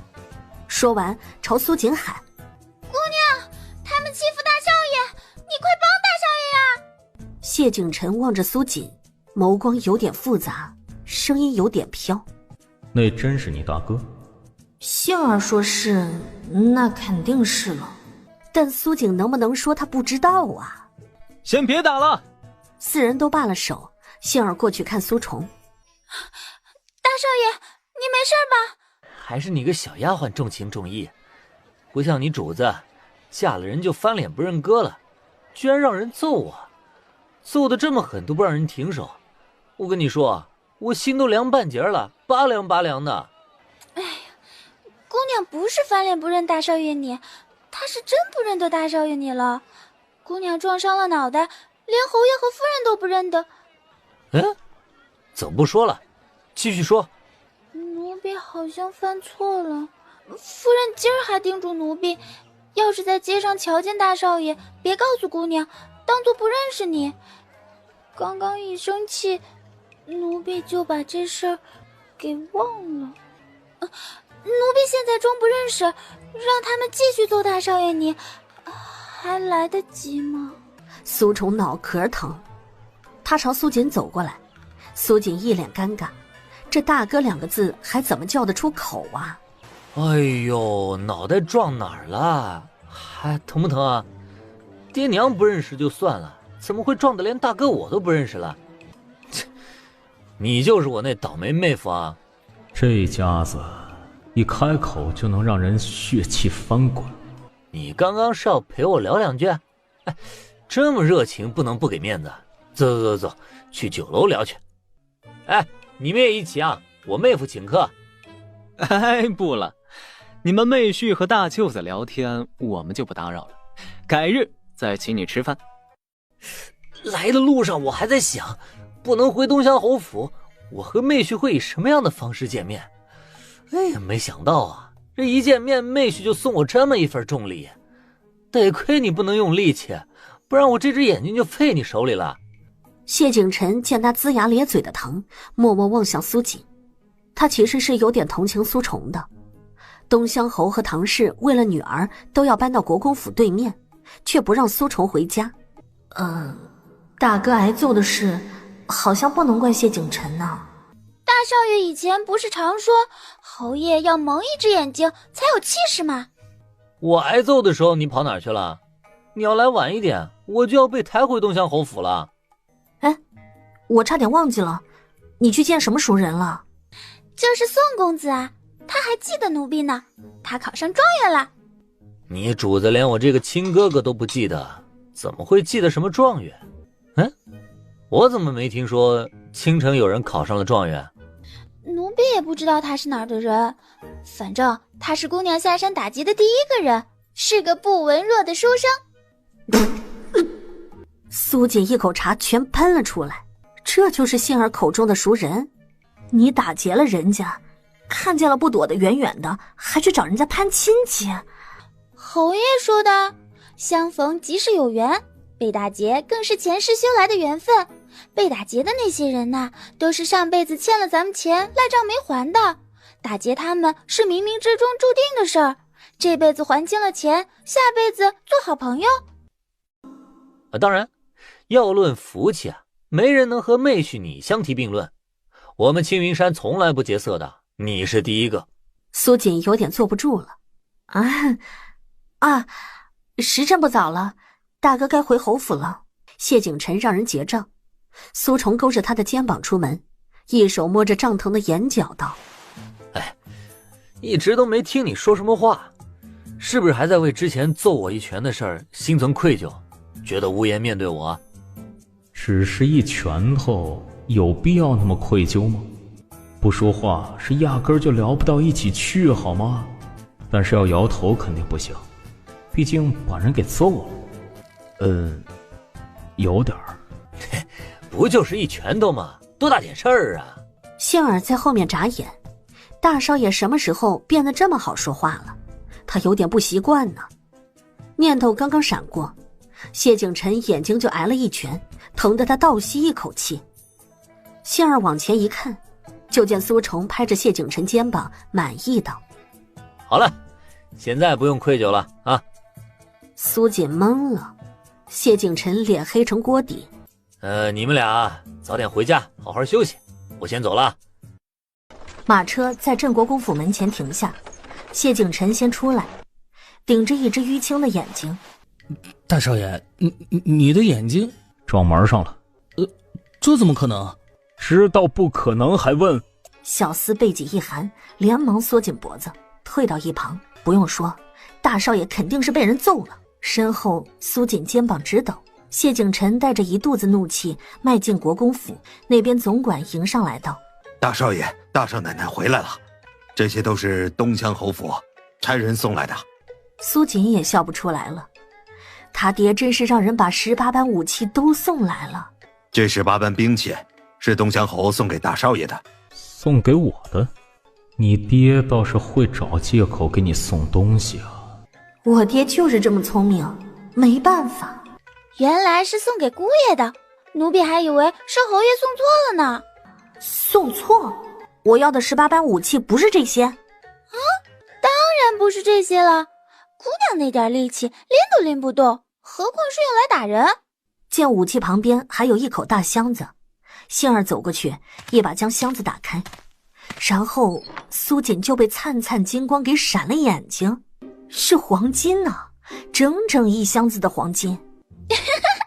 奴婢就说嘛，青云山不缺钱，大少爷他们带钱进京了。今儿有一队马车浩浩汤汤的进京，在城门口马车翻了，2箱子砸下来，里面全是黄金。苏锦扶额，不用说了，肯定是他爹让人干的。哪里丢掉的脸就从哪里找回来，赊账丢的脸只有炫富才能找回来。就只有1个箱子吗？还有一包袱。这才是姑娘要的18般武器。夫人不喜欢姑娘舞枪弄棍，但姑娘又非要不可，夫人就想了这么个好办法。这些呀，都是夫人亲手画了图纸，侯爷让人掳了师傅上山给姑娘打造的。姑娘叫它18般小武器，那些笨家伙是18般大武器。这样也行？公公别急，他们已经在来的路上了。不知皇上传召他们进宫，所谓何事啊？这正好是苏锦和谢景琛想问的。公公笑道：皇上让大少爷进宫救他的岳父大人东乡侯。南张郡主脸绿了，竟然是让他们进宫救东乡侯，去救那个土匪头头。苏锦有点忐忑，我爹得罪谁了？皇上都不能救吗？东乡侯得罪的是皇上，被皇上罚了。有没有搞错呀？皇上罚他爹，又让他们进宫相救，这惩罚的挺任性啊，直接把他爹放了不就成了吗？谢景琛他现在感觉很不好啊，有种大难临头的感觉，强自镇定。不知东乡侯犯了什么错？东乡侯早朝上又气晕了一御史。昨天青云山飞虎寨送东西进京，在城门口2箱黄金砸地，差点引起慌乱。皇上知道后问东乡侯：城门口的事儿是意外还是故意炫富？故意的。皇上怒气很大，他就不能说是不小心把这事儿搪塞过去吗？别人不信，他这个皇上信了不就成了吗？你还有什么话可说的？为什么御史都这么瘦啊？以后能不能让胖子做御史啊？心宽体胖，揪着一点琐事不放，怎么胖得起来啊？他一说完，一胖御史站出来，当场打脸。被打脸后，东乡侯一点都不尴尬，他大摇大摆地走到那胖御史的身边。这身板够结实，下朝后别走啊，在宫门口等我啊，我们聊聊。御史可能是怕东乡侯揍他吧，归人晕了。然后文武百官齐齐弹劾东乡侯，东乡侯一个问题占百官。没钱赊账，你们说我打肿脸充胖子；有钱，你们又说我炫富。你们到底想我哪样啊？今儿不给我一个满意的答复，一个都别想走。最后大家都走了，就他一个人被皇上留下来，在偏殿反省。皇上怒气很大，等他骂完大少爷，您再进去。苏锦应得爽快。等谢景琛硬着头皮进御书房，苏锦就在门外溜达，发现守门的公公对他很宽厚。苏锦正大光明地趴门上偷听了。御书房内，谢景琛保持行礼的姿势，皇上没有让他平身。听说街上都在夸赞你是绝世好夫君。谬赞，臣愧不敢当。皇上笑了，笑得谢景琛头皮发麻。依朕看，绝世好夫君尚不能形容你，还得加个封号，绝世好女婿。某绝世好女婿一脸沉默。御书房外，苏锦惊呆了。啥？绝世好女婿？这评价也太高了点吧？名不副实嘛。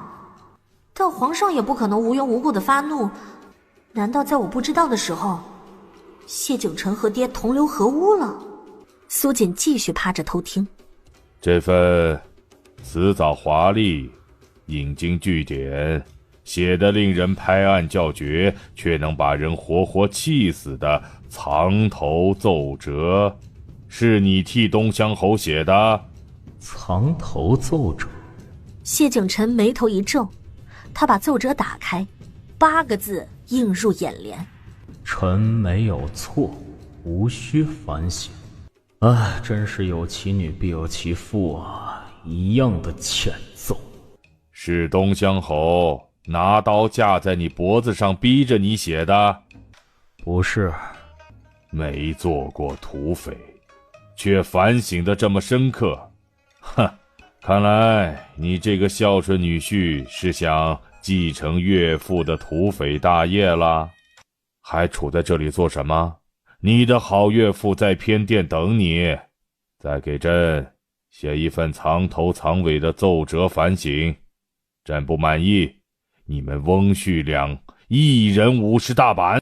公公领着他去了偏殿，东乡侯坐在那里一脸严肃，但谢景晨一眼就看出来他在反省的第一阶段，在琢磨自己到底哪里做错了。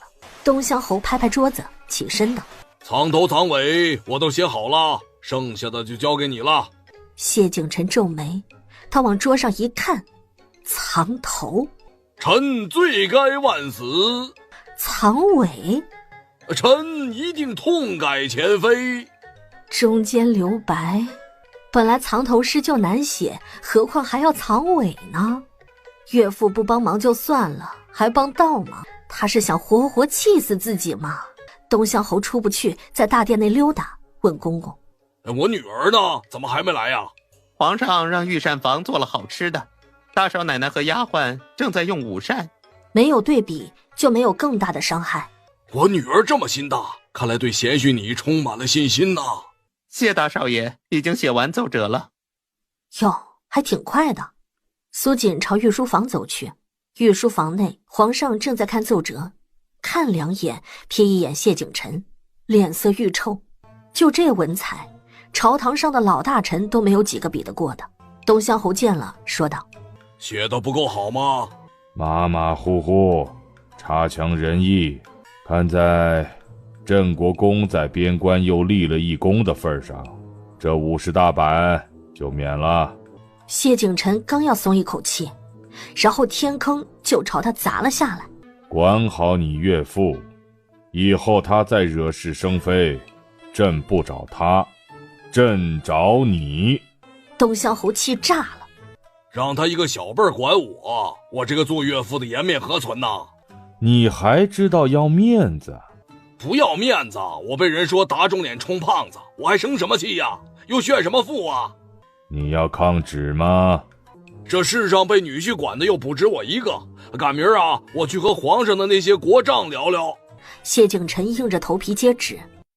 等出了御书房，东乡侯就望着苏锦道：女儿啊，你可要管好你夫婿啊，再努力让皇上认你做个义女，那样你爹我也有个伴儿啊。不得不佩服他爹呀，丢脸之后很快就想到找回脸面的法子了。东乡侯斜了眼谢景晨，一脸不快地走了。见谢景晨扶额，半晌无言，苏锦说道：怎么不说话？我还能说话吗？好吧，确实挺无语的。有些人的脑回路都挺强大的。皇上居然想出这么一招来治东乡侯，只是东乡侯说的认义女，这又是怎么回事？苏锦问杏儿：姑娘救了皇上后，皇上问姑娘要什么赏赐，侯爷说咱们飞虎寨什么都不缺，缺了可以去抢，皇上要赏就赏姑娘一个公主封号，叫青云公主或者飞虎公主都行，侯爷不挑。本来皇上有些犹豫，只是他身边跟着的大臣不同意，说侯爷已经是土皇帝了，要膝下有个真公主，他就真成青云山方圆百里的皇帝了。皇上就坚决不肯封姑娘为公主了，最多只封姑娘一个县主。侯爷不稀罕，且生气了。正好姑娘的鞭子在救皇上的时候掉进了湖里，吵着要侯爷买一个新的。侯爷就让皇上亲自下湖捞出来。皇上当然不可能去捞了，都不知道掉哪儿了。然后就赏赐了根鞭子给姑娘，还是皇上亲自画了图纸，命人打造的呢。这就是那根鞭子的完整来历喽。开口就要公主封号，一生气就让皇上下湖捞鞭子。气晕2个御史真的不算什么了，哪天皇上被气晕，他们都有心理准备了。哎呀，担心什么？我爹还没惹事呢。就算真惹了，皇上也不会真的把你打死啊。就算打个半死，不还有我帮你治吗？想开点。好啦，走了，逛街去。大少奶奶可算回来了，人牙子等了你好一会儿啊。带了多少丫鬟来？差不多30个。才这么点儿啊？30多个丫鬟还不够大少奶奶挑的。她打算挑什么样的丫鬟？大少奶奶来了，您先挑丫鬟，不满意我再送一波来。苏锦走过去，身后谢锦瑜和谢景秀走过来道：昨晚不是给大嫂挑了几个丫鬟吗？是不满意还是不够啊？肯定是不够啊！大嫂嫁进咱们国公府，身边就带了1个丫鬟，你只挑4个丫鬟，哪够使唤啊？知道为什么我只带1个丫鬟嫁进镇国公府，还底气十足吗？因为你脸皮厚，我们还真挺好奇的。苏锦看了杏儿一眼，你来告诉他们，我家侯爷和夫人说了，要是镇国公府嫌弃我家姑娘带的陪嫁丫鬟少，我们飞虎寨有几千人，都可以给姑娘做陪嫁，吃穷镇国公府。谢锦瑜气得跺脚，大言不惭，一个小小飞虎寨怎么可能有几千人啊？飞虎寨若是没人，朝廷之前怎么会久攻不下？我爹娘和国公府商议聘礼和陪嫁的时候，礼单上有一条，可以随时添人补户。你们要嫌弃我陪嫁丫鬟少，赶明儿我回府多带些丫鬟小厮来。大少爷都带了钱进京，肯定带了不少人来，咱们可以多带些人进府。侯爷说了，国公府嫌弃人少他不生气，可哪天要嫌弃人多，他就要来国公府找国公爷聊聊什么叫霸道了。谢锦瑜和谢锦秀还真不敢怼苏锦了，这女土匪可是什么都做得出来的。谢锦瑜道：我帮大嫂挑的丫鬟，大嫂不要？这点小事就不劳你代劳了。不要算了，我留着自己用。朝那些丫鬟走过去，姑娘，你要怎么挑丫鬟？青云山是怎么挑人的？侯爷挑男子都是考他们力气和人品的，手无缚鸡之力的不要，出卖朋友的不要。夫人挑的丫鬟不多，奴婢上山后就没见夫人添过丫鬟。你是怎么被我娘看中的？奴婢当初一口气吃了9个包子，还没吃饱。夫人说能吃是福，就把我留下了。要不也让他们吃包子？人牙子在一旁吓得想跳脚。苏锦从丫鬟跟前走了一圈，若有所思。不想留下来的举手。丫鬟颤颤巍巍的，你看着我，我看着你。有一个双腿都打哆嗦的举手后，其他丫鬟也纷纷把手举了起来。20多个丫鬟，只有2个没举手的。苏锦让那2个没举手的丫鬟站到右边去。大少奶奶是挑中这9个丫鬟了？不，我买这20几个丫鬟，那9个不要。啥？人牙子以为他听错了。我家姑娘不买那9个丫鬟。谢儿大声重复，然后他望着苏锦，一脸懵懂。那9个丫鬟明显更机灵一些，姑娘为什么不选她们啊？胆小的丫鬟调教起来才有趣啊。谢儿想了想，觉得姑娘说的有道理，把胆小的丫鬟教成土匪，多有成就感。姑娘说的对，看她们瑟瑟发抖的样子多好玩啊。姑娘，药熬好了，是现在倒给姑爷喝吗？把药到木桶里去。啊？杏儿有些懵，她同情了姑爷大半天，感情药不是给她喝的呀。让暗卫把药到木桶里，再让你家姑爷脱掉上衣，进浴桶里泡着。我一会儿去给他施针。谢景晨站在一旁，看着大浴桶内飘着的药渣，脸隐隐抽搐。爷，属下怎么越看越觉得不大靠谱啊？本来就很担忧了，杏儿的话让他心都提了起来。我也觉得不大靠谱。杏儿的声音从下面飘上来，她在下面添柴，火光映得她小脸通红。她越看越觉得自家姑娘不是在给姑爷治病，而是要把姑爷给掳了。以前青云山上的厨娘都是这么掳鸭掳蹄膀的，她可要掌握好火候，不能把姑爷给煮熟了。谢景晨脱掉锦袍和上衣，只穿了条蟹裤进浴桶。苏锦忙完手里的活，拿着银针走过来，杏儿一开口就差点让他趴下了。姑娘，姑爷要煮多久才好？这丫鬟用词能不能不要这么吓人啊？这是药浴好吧？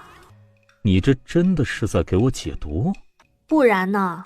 难道真的把你煮熟啊？苏锦直接用银针把他到嘴边的话给扎没了，扎的暗卫在一旁看得心惊肉跳。杏儿恍惚地想起来，青云山上的厨娘在蹄膀上扎小孔，说是更容易入味一点。施针完，苏锦揉了揉酸疼的手腕，坐在一旁小屋子上歇息，忍着。俗话说得好，吃得苦中苦，方为人上人。你这庸医，我是太烫了。杏儿赶紧把柴退出来。你这丫鬟是真打算把我家大少爷给煮了呀？我不是故意的。接下来往里面添炭，保证水温比沐浴时候热一点就够了。大少爷还要泡多久？要泡够半个时辰。姑娘，那边好像着火了。不知道是谁家这么倒霉。姑娘想知道，明儿奴婢就去打听。哼，这有什么好打听的？回去睡觉吧。第二天吃早饭的时候，就见谢景晨几次望着他，他便问：“看我做什么？”你决定好铺子拆掉了？决定了。谢景晨松了一口气。你这神情好像有事的样子，出什么事了？是出事了，但对你来说不算是坏事。不是坏事，那是什么事儿？昨晚天香楼被烧了。姑娘拆掉天香楼还有点心疼，现在被烧了，旧的不去，新的不来。咱们找到纵火犯，狠狠地打劫他，让他倾家荡产，那样咱们不花钱就得一个新铺子了，多好。还真挺好的。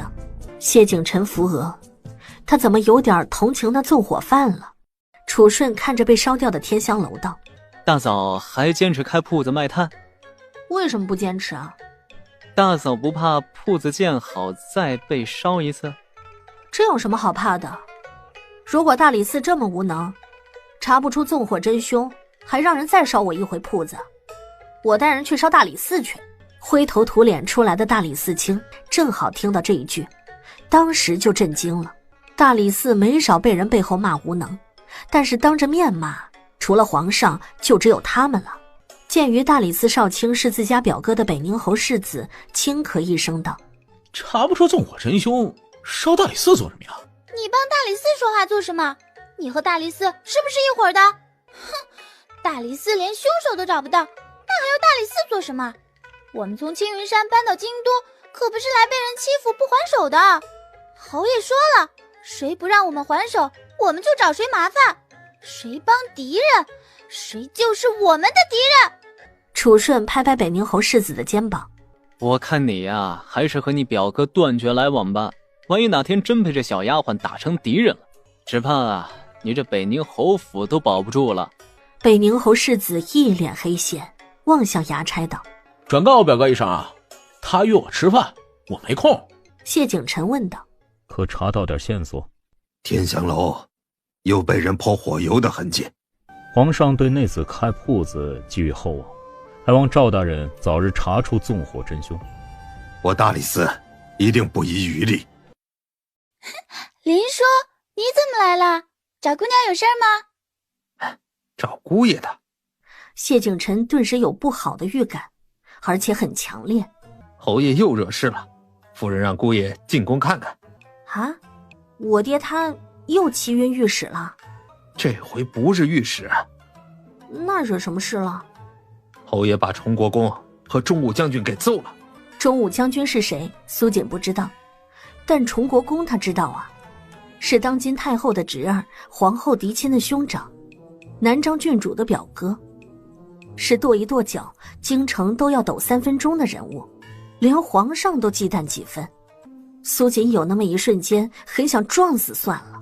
谢景臣扶额道：忠武将军是三婶的娘家兄长，我爹为什么要揍他们？林叔叹息一声，把他知道的告诉苏锦。三太太的娘家兄嫂也就是忠武将军，他在前面走，和人有说有笑，笑天香楼被烧活该。东乡侯耳力好，听见了，就让他再说一遍。忠武将军早看东乡侯不顺眼，现在东乡侯主动挑衅，他要给东乡侯一个教训。然后两人就在议政殿前打起来了。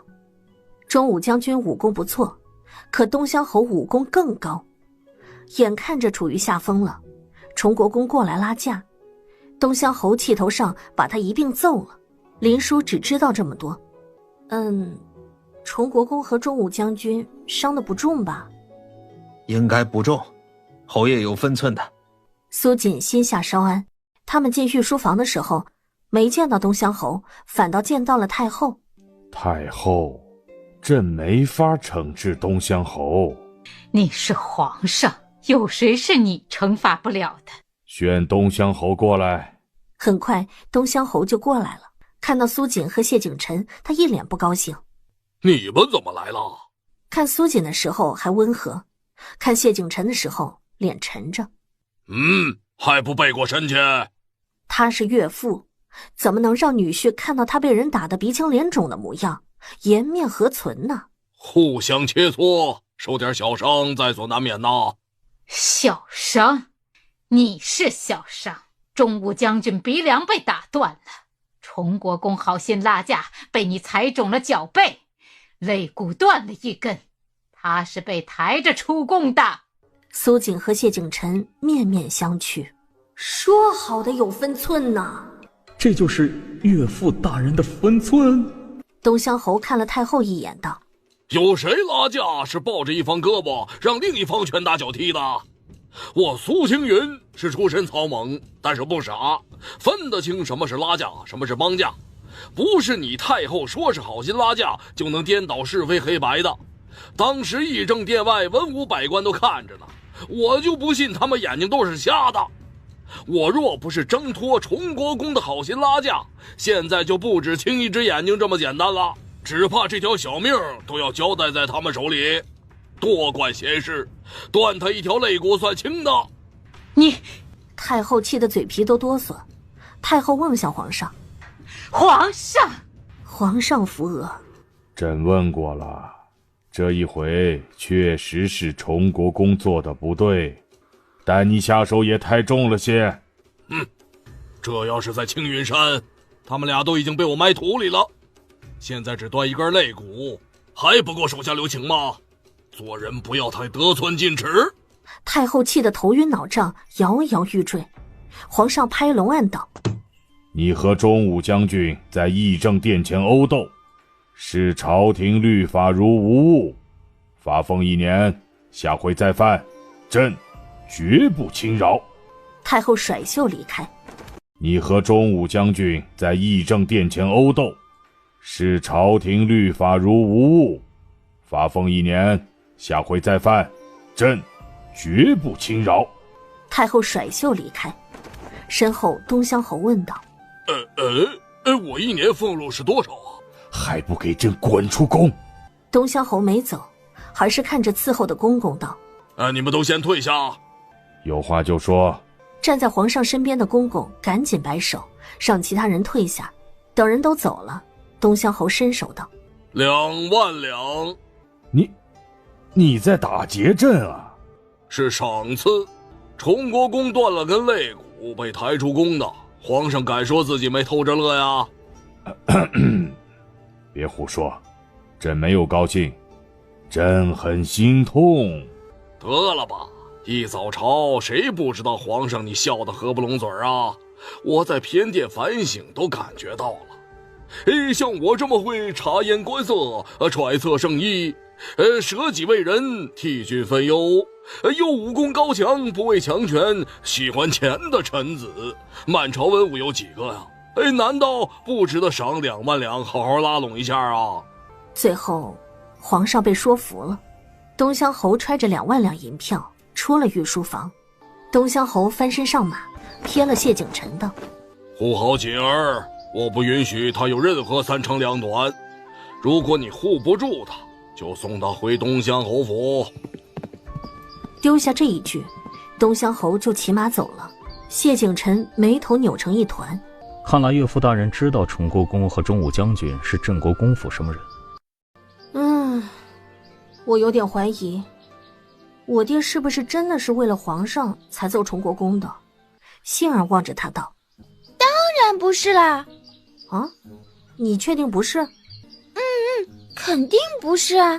侯爷要真的只是帮皇上，他肯定先拿钱再办事儿，而不是办完事儿再要钱呢。万一皇上抵赖不给怎么办？而且侯爷也不会为了点钱把姑娘置于险地的。侯爷在青云山的时候就想弄死崇国公啦。我爹和崇国公有仇？有啊，还很大呢。什么仇啊？就是前几年朝廷运饷银从青云山下路过，侯爷带人劫了3万两，等回到京都，那些人却说侯爷劫了20万两，让侯爷背了一个大黑锅不算，还派兵来灭我们。侯爷说大家都是土匪，一盘子肉他才吃了1块，他们连盘子都端走了，还对咱们赶尽杀绝，欺人太甚。侯爷派人查了，这事儿和崇国公有关，那时候侯爷就想弄死他了。怕侯爷进京会和崇国公对上，夫人是不想侯爷接受皇上诏安的，但侯爷说他咽不下这口鸟气，他坦坦荡荡，绝不背黑锅。青云山的兄弟也赞同侯爷回京一斩拳脚。再后来，姑娘把姑爷抢了，夫人劝侯爷打消念头，别给姑娘惹事儿。侯爷说他再忍忍，等姑爷入土了他再动手，反正也没几天。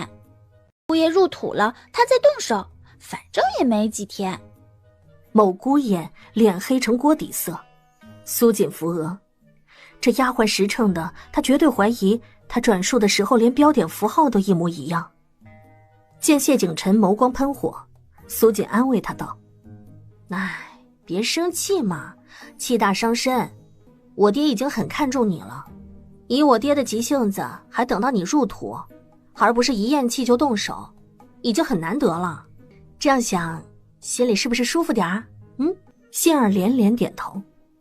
在他们主仆的安慰下，谢景琛差点气绝身亡。杏儿便继续道：“本来侯爷就想揍崇国公，说看到他拳头都痒痒，是夫人不许他无故挑事儿。现在崇国公自己凑上来的，侯爷怎么可能会放过他呢？正好皇上也看崇国公不顺眼，侯爷肯定是看皇上得了便宜还骂他，心里不痛快，所以坑皇上点钱出气了。”不用怀疑，苏锦绝对相信杏儿对他爹东乡侯的分析是完全正确的。谢景琛看向苏锦：“一点黑锅难道还能比上你这女儿的性命重要？”直觉告诉他，东乡侯想弄死崇国公，绝对不只是因为背了黑锅这么简单。但想到自己遇到苏锦后，直觉这东西就没准过。苏锦也觉得不大正常，东乡侯的脑回路不能正常对待。想那么多做什么？我应该不会那么倒霉。姑娘当然不会倒霉啦。在青云山的时候，侯爷和夫人要大少爷和姑娘每天都上3炷香，烧香真的很管用。姑娘掏鸟窝从树上摔下来，那么高的树都只摔断了胳膊，没摔死。打那天后，姑娘经常偷偷的上香，还是成捆成捆的烧的。有一回咱们还差点把祠堂给烧着了，夫人说因为姑娘心诚，所以遇到姑娘都是别人倒霉。坐马车出宫后，苏锦不放心，又绕道去看了眼铺子。坐在茶摊喝茶的楚顺几个过来道：哎，你们怎么回来了？铺子的尺寸刚差人送到国公府去，我们还在等图纸好开工呢。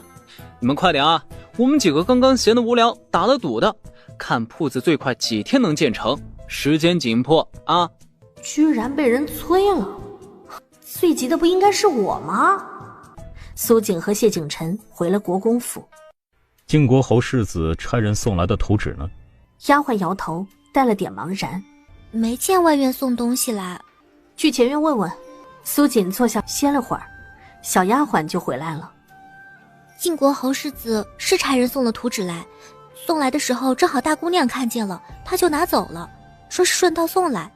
去大姑娘那儿帮我把图纸拿回来。是。没一会儿，丫鬟就回来了。大少奶奶，大姑娘来了。让大嫂久等了。方才我是打算直接送过来的，结果三妹妹非拉着我去她屋子，耽搁了会儿。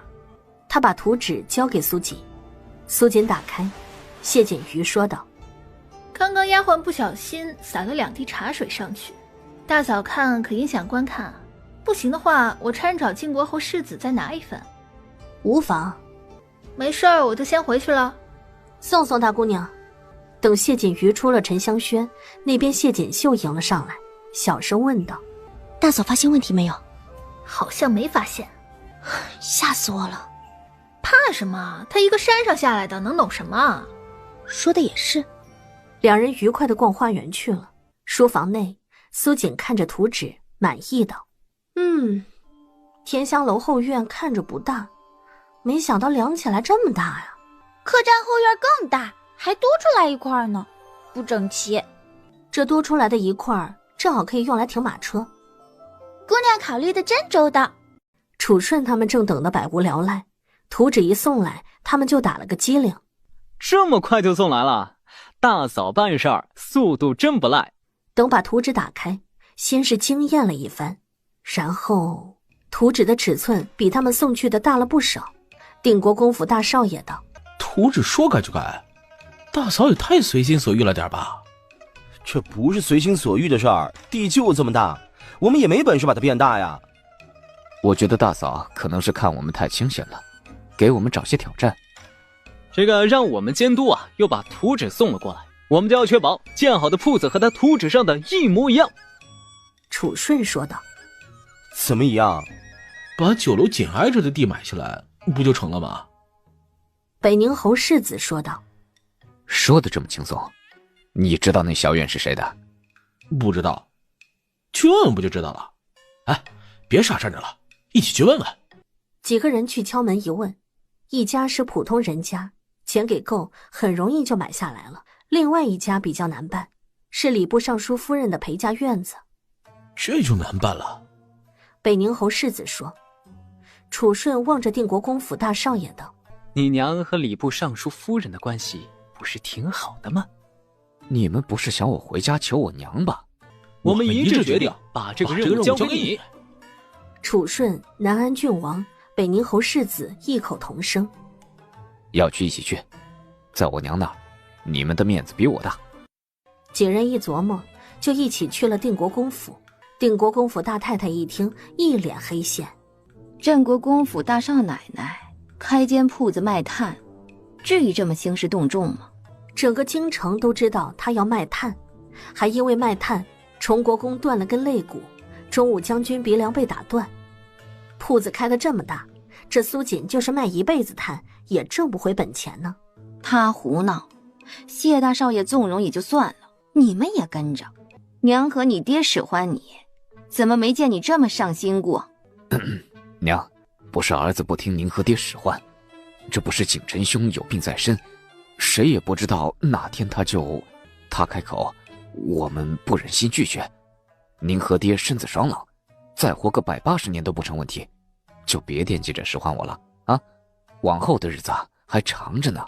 楚顺点头：我们都只是想让他走得安顺点，走之前少受点痛苦。再见南安郡王几人眼眶微红，一脸伤感的模样。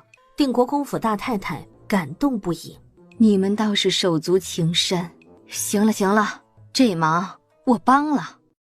大少奶奶带我和红袖过来时，苏锦让王妈妈躺上去，对着那些小丫鬟道：“买下你们，不是让你们在府里伺候我的，是我要开铺子，让你们去招呼那些贵夫人和大家闺秀。现在我教你们如何给他们按摩，都过来看仔细点。半个月之内要给我学会，将来你们的工钱都是府里1等丫鬟的待遇，表现得好另有奖赏，表现得差强人意的就留在府里做扫地丫鬟。1等丫鬟4个字，让那些胆怯的丫鬟眼睛都亮了起来。”王妈妈趴在小榻上，苏锦给她按摩。虽然按摩的目的是为了教那些小丫鬟，但王妈妈还是受宠若惊了。等教了一遍后，红袖躺在小榻上，任由丫鬟给她按摩。真疼，疼得她眼泪直飙啊！一通按下来，王妈妈觉得紧绷了几10年的老骨头都松开了。王妈妈夸赞苏锦道：“大少奶奶卖的东西是京城都没有的，把这些丫鬟调教好了，等铺子开起来了，一定会日进斗金的。”那见王妈妈急言了，两人回了七鹤堂，正好南张郡主和三太太他们都在。王妈妈在沉香轩待这么半天，三太太阴阳怪气道。王妈妈把敷面膜和按摩的事说给老夫人听了。二太太笑了：“咱们大少奶奶还真是聪慧呀，见大家不信她，所以让王妈妈和红袖来做示范，才2天就主动帮她说好话了。”大少奶奶开铺子可是闹得人尽皆知，我这一出门不知多少人问起来，没见过卖炭还这么招摇的，我这张脸都不知往哪里放了。再有人问，咱们就帮着说几句好话。大少奶奶铺子生意兴隆，咱们做婶娘的面子上也有光不是？三弟妹说的是，南张郡主赞同道。沉香轩内屋，还不快过来吃饭？苏锦两眼一翻，等他坐下，谢景晨已经给他夹了一只鸡腿在碗里。谢景晨夹起另外一只，刚准备咬，苏锦鼻子一动，飞快地望着他：“哎，别动，把鸡腿放下。”谢景晨皱了皱眉，默默地把鸡腿放到苏锦碗里了。“谁让你把鸡腿放到我碗里了？”一旁的丫鬟看他的眼神都要冒火了。他们大少爷是最喜欢吃鸡腿的。谢景晨瞥向一旁伺候的丫鬟：“以后我们沉香轩的鸡要多长几只腿。”“你们先下去吧，我要和你们家大少爷聊聊鸡要长几只腿最合适的问题。”丫鬟是敢怒不敢言，这还用得着商议吗？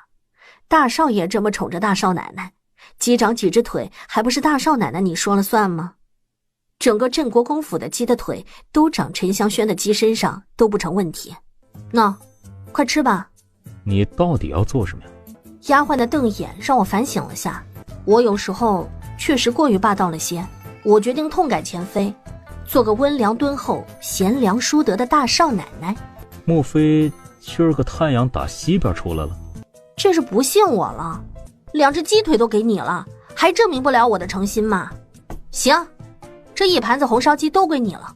谢景晨不知道他搞什么鬼，但他决定试他一下。他夹起鸡腿咬了一口，好吃吗？不错。不错就好。贤惠的我刚刚给这道红烧鸡想了个别名，叫巴豆烧鸡。谢景晨头一撇，把嘴里的鸡腿肉吐了出来。让你放下鸡腿，你就当我要霸占你的鸡腿，让丫鬟们不知道在心底问候我多少遍了。现在知道自己是以小人之心夺君子之腹了吧？哼！把厨房的人都叫过来。等厨房管事刘妈妈带着4、5个丫鬟婆子过来时，苏锦正吃得欢畅。刘妈妈上前道：“大少爷、大少奶奶叫我们来时，今儿烧菜的时候，除了你们几个，还有谁进过厨房？烧菜的时候，除了我们，没人进厨房。确定没有吗？确定。没有外人，那这盘子红烧鸡里的毒，就是你们中间一人下的喽？”刘妈妈脸色一变，扑通一声跪下来：“这盘红烧鸡谁烧的？”“是奴婢烧的，但是奴婢没往菜里下毒啊，奴婢冤枉啊！”“冤枉？一个个都没下毒。难道这毒是自己长腿跑到红烧鸡里去的？还是这鸡是自己想不开服毒自尽的？苏锦摆手吩咐杏儿道：来，把红烧鸡端给他们，让他们给我吃光。杏儿重重点头，端起红烧肉，杏儿就朝刘妈妈走去。自己拿还能挑块好肉，不拿的话我可就硬塞了。刘妈妈都想死了，红烧鸡有毒，她就是里面藏着黄金，她也伸不出去手啊。快拿！刘妈妈颤抖着手拿了块鸡肉，脸上是豆大的汗珠。刘妈妈都拿了，其他人就算再胆小，也一人拿了一块在手里。苏锦很满意，吃吧。那些人一个个面如死灰。快吃，不吃就给我拖出去杖毙。杏儿苦口婆心地劝他们，赶紧吃吧，毒药进嘴里就咽气了，不会感觉多痛苦的，杖毙会活生生疼死的，两害相权取其轻啊。谢景晨瞥向苏锦，你们飞虎寨两害相权取其轻都是这么用的？苏锦回了他一眼。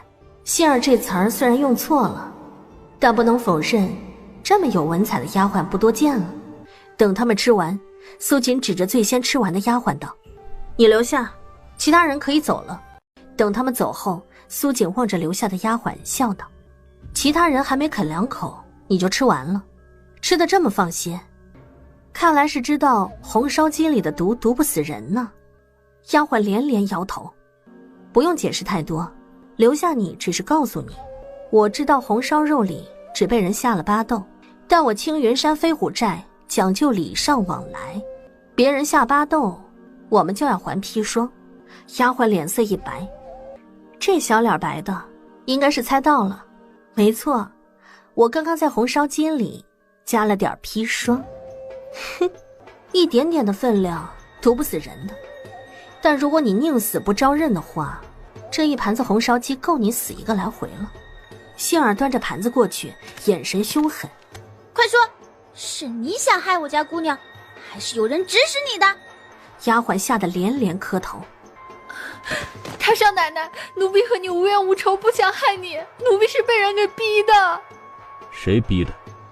奴婢不知道，有人给奴婢送了封信，拿奴婢的弟弟威胁奴婢给大少爷和大少奶奶下毒，奴婢不敢不照做，但奴婢也知道毒死了大少奶奶，沉香轩上下都难逃一死，奴婢胆小怕死，才把毒药换成了巴豆。那毒药呢？奴婢去取来。你说，我去拿。在春兰的枕头里。你这丫鬟可以啊，连背黑锅都找好了。苏锦望向谢景晨：你的丫鬟你处置吧。你是沉香轩当家的主母，你来处置。我不懂你们镇国公府的家规，你确定要我处置？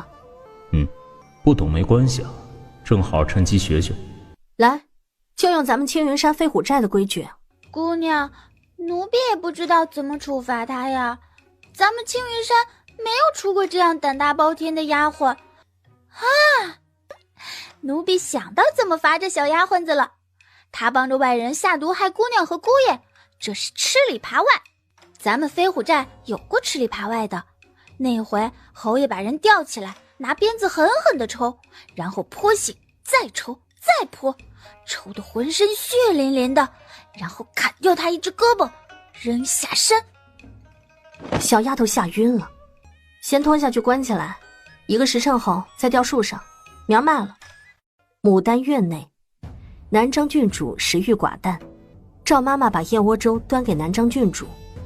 郡主一整天都没吃多少东西进肚，奴婢特意熬了燕窝粥，郡主好歹吃一碗啊。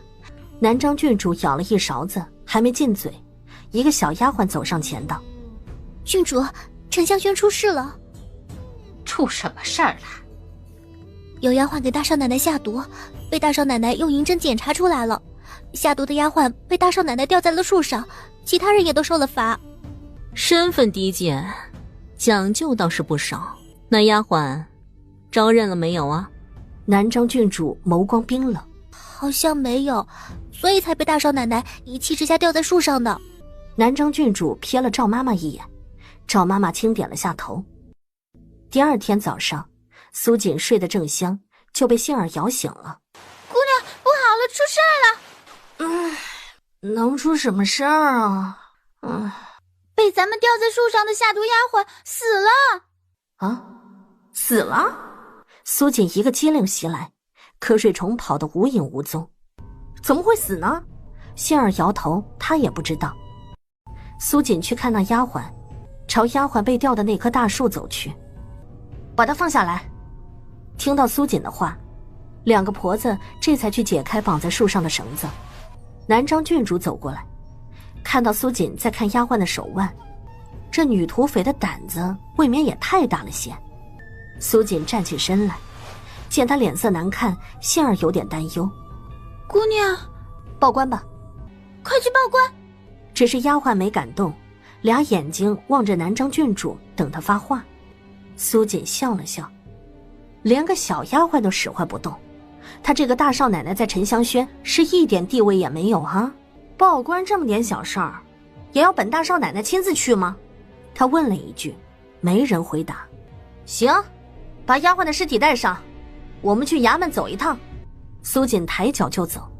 南章郡主恼怒道：都说了家丑不可外扬，大少奶奶虐死丫鬟，不藏着掖着，还要闹得人尽皆知吗？苏锦望向南章郡主，只听他呵斥道：半个月内不罚你，你就能如此胡作非为吗？母亲是在替这丫鬟打抱不平吗？这丫鬟给他和谢景晨下毒的事儿，不信镇国公府还有人不知道。就算这个丫头该死，那你也不能活活把人吊死。我镇国公府就没有这么残忍的人。母亲教训的是，我应该将她活活杖毙，那样更显得我温柔一点儿，国公府下人也不会觉得我太残忍。姑娘心善，这吃里扒外的丫鬟给姑娘和姑爷下毒，姑娘还打算饶她一命。是这丫鬟太脆弱了，一般人倒着吊3天也不会死，她1晚上就扛不住了。傻丫头，你还当真这丫鬟是被活活吊死的？啊，不是吗？这丫鬟是被人灭口的。谢景晨走过来说：怎么了？相公，我要把这丫鬟的尸体送去衙门验尸，证明她不是被我吊着才死的。但母亲说家丑不可外扬，那这口黑锅我岂不是背定了？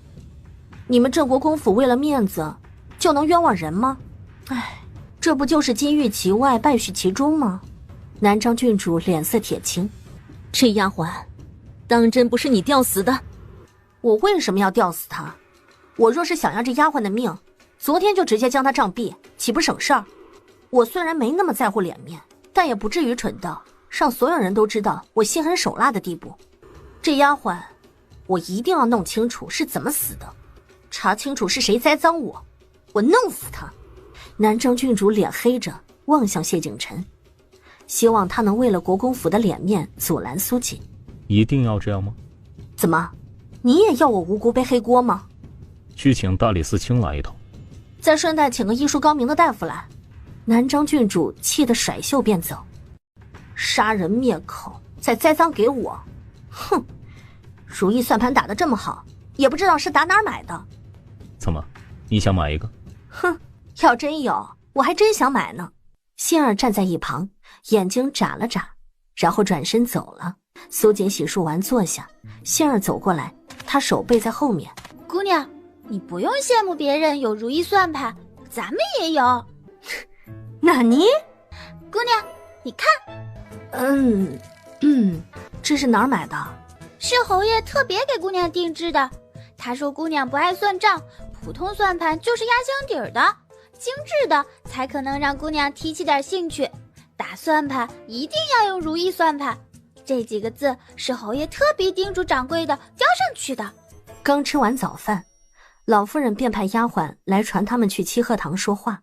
哼，老夫人找我，不会也是为了镇国公府的面子吧？明知故问。喂，你们镇国公府要面子，我就不要面子了吗？姑娘，侯爷让你不要惹老夫人呢。那我只能先下手为强了。你要怎么下手啊？不告诉你。两人手牵手去了七鹤堂。一进门，苏锦猛然甩开谢景晨的手。谢景晨有点懵：相公，你就别劝我了，老夫人找我肯定不是让我放弃找仵作验尸的事，哪有为了面子不要里子的？这么明显的栽赃，长脑子的都看得出来。哼，身正不怕影子斜，谁阻拦我查清丫鬟的死因，谁就是杀人凶手。老夫人，您找我来是有什么急事儿吗？没什么事儿，就是肩膀酸疼，让你过来给我捏捏。老夫人语气沉闷，看着苏锦甜甜的应下，走到老夫人身后帮她捏肩。南庄郡主脸都紫了，不止堵住了老夫人的嘴，还拐着弯的把她狠狠地骂了一顿。二太太看着南庄郡主是想笑不能笑。都说瞒的怕横的，横的怕不要命的，大少奶奶又是被土匪娇生惯养长大的，那就是不怕死的祖宗啊。站在老夫人身后，苏锦朝谢景晨瞥去一眼。唉，我还能说什么呀？难怪东乡侯敢放心他们一主一仆就嫁进镇国公府来，2个就足以把镇国公府众人压得死死的。一个模样清秀的小丫鬟进屋说道：刑部侍郎带着仵作来国公府了。三太太脸色一沉：刑部侍郎？国公府死一个小丫鬟，竟然劳烦刑部侍郎亲自来。苏锦也诧异：不是请了大理寺吗？谢景晨也觉得哪里不对劲了，小丫鬟便说：大理寺没空，小厮报案之前，东乡侯府往大理寺送了10几具尸体，大理寺抽不开身，便让小厮去刑部报案。不愧是亲父女，步调都这么一致。谢景晨抬手扶额，京都这些衙门都怕他们父女俩。老夫人，我先回沉香轩，等忙完开铺子的事，日日来给您捏肩。去吧。等出了门，杏儿就说：侯府哪来那么多尸体往衙门送？应该是出事了。姑娘，你别担心，遇到侯爷肯定是别人出事了。我也这么觉得。可怜谢景晨见苏锦担忧，准备安慰2句，这话才到嘴边，就被苏锦主仆的话给堵得没影了。有劳陈大人跑一趟了。谢大少爷客气了。被吊着的丫鬟还躺在原来的位置上，仵作粗略地检查一下，丫鬟确实不是被吊死的。约摸1刻钟，小丫鬟的死因就查出来了。要了小丫鬟的命的是一根短针，直插小丫鬟心口。大夫来了之后，苏锦又让他检查从春兰枕头里搜出来的小药包，一包是泻药，另外一包是毒药，但不致命。哦，怎么个不致命法？服下不会有任何中毒的症状。是不是就跟包子馒头似的，服下不仅不中毒，还挺扛饿？它为什么叫毒药？我看它应该改名叫面粉才对。大夫背脊发寒，看来这大夫是个庸医，我去砸他招牌，为民除害，不犯法吧？这事儿不归我刑部管，其他衙门也会睁一只眼闭一只眼的。杏儿轰人道：你可以走了。这毒是不致命，但毒药会藏于体内3年不散，事后服用马钱子即可成为致命剧毒。大少爷体内有毒，一经服下，2个时辰之内必定会毒发。那你刚刚怎么不说？来的路上，2个小丫鬟路过，说了一句不该说的少说，才能活得长久。我以为是说给我听的。苏锦心下冷笑，还真的是被人给敲打了。大少奶奶，我可以走了吗？走吧。刑部侍郎也告辞，苏锦和谢景晨送他出府。李总管忍不住道：家丑不可外扬啊，今日之事还望陈大人和仵作。我懂。苏锦淡淡一笑：陈大人，你没领悟李总管的意思，他的意思是这事无需替国公府隐瞒。大少奶奶，我不是这意思，你领悟错了。陈大人一脸错愕：家丑不可外扬，是这意思吗？李总管对国公爷忠心耿耿，相公又是国公爷最疼爱的长孙，国公爷不在，相公差点被人毒害，这事儿传扬出去，才能让下手之人投鼠忌器。不然相公再出什么意外，等国公爷和大老爷回来，肯定会追查到底。还有我爹，一定不会坐视不管。到时候镇国公府一定会天翻地覆，家宅不宁。与这么沉重的后果相比，区区一点面子算得了什么呢？说完，他又看向李总管：“我领悟的没错吧，李总管？”大少奶奶说的是，我就是这么想的。有劳陈大人了。这回我是真懂了。镇国公府大少奶奶是个妙人，镇国公府她说了算。等传到南庄郡主耳朵里的时候，这件事已经变了味儿了。你再说一遍。外面都在传，是郡主您指使丫鬟给大少爷大少奶奶下毒，事后还杀人灭口。把大少奶奶给我叫过来。丫鬟头低着。大少奶奶回门了。大少爷呢？大少爷陪着一起的。南庄郡主脸都气紫了。那女土匪嫁门才几天呢？她有老老实实在国公府里待过一天吗？平常3、5天都难得出一次门的大少爷，居然跟她形影不离。苏锦走到二门处，一只雪白的狗朝他飞奔过来，看见狗，杏儿就激动了。姑娘，是小黑！那只狗跑上前，冲着谢景琛直叫。东乡侯府的一只狗都对我有敌意。这是姑爷，是自己人，以后不能对他叫哦，不然姑娘就拿你炖汤喝了。要命的，这话很管用呢。小黑顿时很乖了，苏锦走到哪儿，小黑就跟到哪儿。苏锦好奇，明明是只白狗，为什么给它取名小黑啊？小黑的全名是小黑点，它除了前脚处有指甲盖那么大的黑点外，其他都是白的。后来不知道怎么喊着喊着就变成小黑了，现在喊他小黑点儿，他都不知道是在喊他。小黑可厉害了，他咬过左相。有点好奇了，苏锦又问：为什么咬左相？杏儿就把小黑咬左相的经过告诉苏锦。左相在青云山四处溜达观察地形，小黑就冲他叫，左相威胁他：再叫我拿你炖汤喝。这话苏锦他们威胁管用，外人威胁那是挑衅呢，一下子就把小黑惹毛了，然后左相就被咬了一口。那天皇上笑得可开心了。姑娘，咱们把小黑带国公府去吧，看谁不顺眼就让小黑去咬他。等我们彻底霸占镇国公府了，再带小黑去。苏锦搪塞道。那姑娘你可要快点啊。谢景琛一脸黑线，往前走了10几步，苏锦就看到唐氏走出来。怎么回来了？听说侯府往大理寺送了10几具尸体，女儿不放心回来看看。啊，爹呢？你爹进宫告御状去了，还不知道什么时候回来呢。娘，到底怎么回事啊？不是什么大事儿。昨儿晚上崇国公派了18名刺客来灭我东乡侯府，最后一个活着出侯府的都没有。你爹让人把尸体拉去大理寺报案，大理寺说证据不足，你爹气不过去告御状了。岳母大人确定刺客是崇国公派来的？刺客为了让你岳父死得明白点儿，亲口说的。最后东乡侯没死，刺客全死了。谢景琛无话可说，证据不足，皇上也没办法给咱们侯府做主呀。你爹知道，这不是听说臣子受了委屈，皇上一般都会给点赏赐以示安慰吗？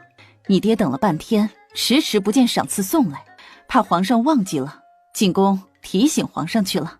谢景琛望向苏锦，岳母大人口中的提醒，可以理解为是打劫吗？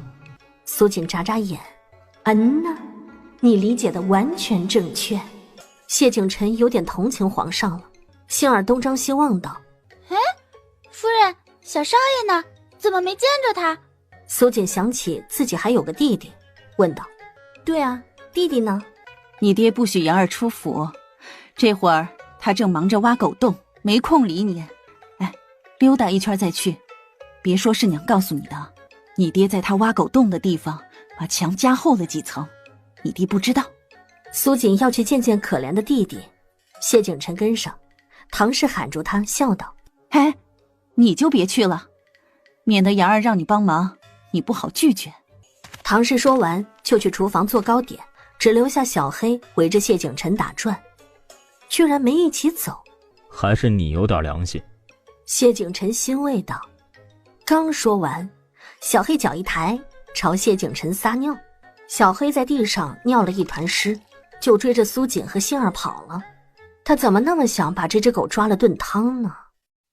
再说苏锦和杏儿装着四下溜达一圈，才去唐氏指的方向找苏小少爷。看到拳头大的狗洞，也看到了小锄头和铲子，但是没看到苏阳的人。哎，小少爷人呢？小少爷，小少爷，小少爷！救命啊！啊，是小少爷的声音。两人往声音传来处跑去，远远的就看到一个粉妆玉琢的小男孩坐在墙头上，墙脚下有个摔倒的梯子，奇丑无比。看到苏阳，苏小少爷直招手：姐，我在这儿呢。杏儿跑过去道：小少爷，你不是在挖狗洞吗？怎么改翻墙了？而且还没翻出去。哼，墙头就够扎人了，你还说话扎我的心。快帮我把梯子扶好，我要下去。杏儿连忙照做。苏锦注意到一旁的大树绑了根绳子，另外一头伸向墙外，应该是想拽着绳子下去的。哎，怎么没用上啊？不知道是谁把我的绳子剪短了一截，墙外地上又种满了仙人掌，下不去。啥？仙人掌？苏锦被这操作征服了。要叫我知道是谁害我，我一定把仙人掌呼他脸上。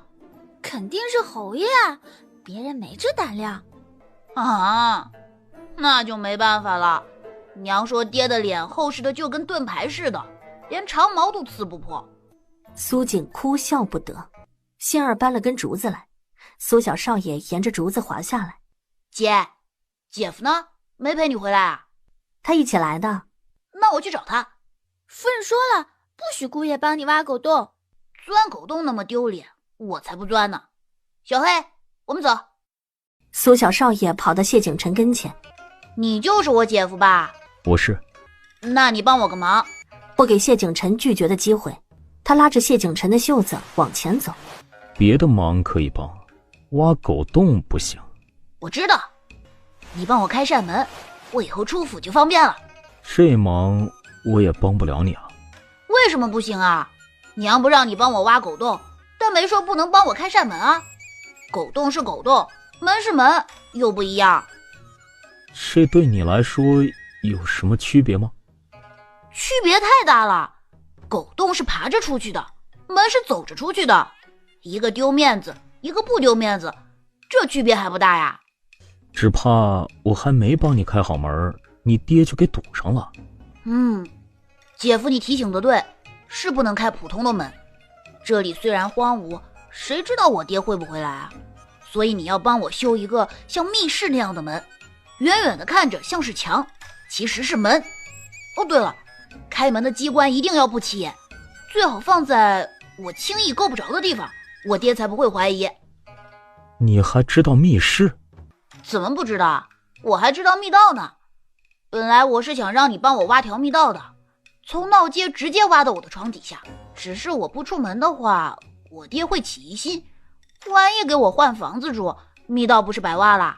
所以我就打消了这个念头了。还好把这主意打消了，不然这工程也太浩大了些。很快谢景琛就知道他想错了。你要不帮我开门，帮我挖条密道也行啊，只是密道入口不能放在我房间内，得放在我爹床底下，那样他才不会发现。哦，最好是3个都准备。小小年纪已经懂灯下黑，狡兔3窟，越危险的地方越安全的道理了，只是让他把密道挖到岳父大人的床底下。谢景琛扶额，招架不住啊！他抬脚往回走，姐夫，谢景晨坐在石墩子上，手边石桌上摆着一盘子红烧排骨。这些都给你。小黑转身再跳上桌，欢快地吃了起来。这只狗，谢景晨算是摆平了。等小黑吃完，他才起身。刚出凉亭，那边一个妇人走来，扑通一声跪下，求道：“大少爷，您带奴婢回国公府吧，再待下去，奴婢会没命的。”谢景晨想起来，他往东乡侯府送了个厨娘的事儿。怎么了？东乡侯府的人太能吃了，人没国公府一半多，吃的只多不少。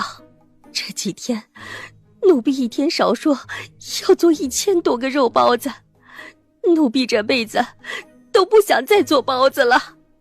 啥？1000多个肉包子？我没法带你回国公府。那大少爷再送1、2个厨娘来，好歹和奴婢有个伴儿呀。这话谁教你说的？奴婢求侯爷放奴婢回去。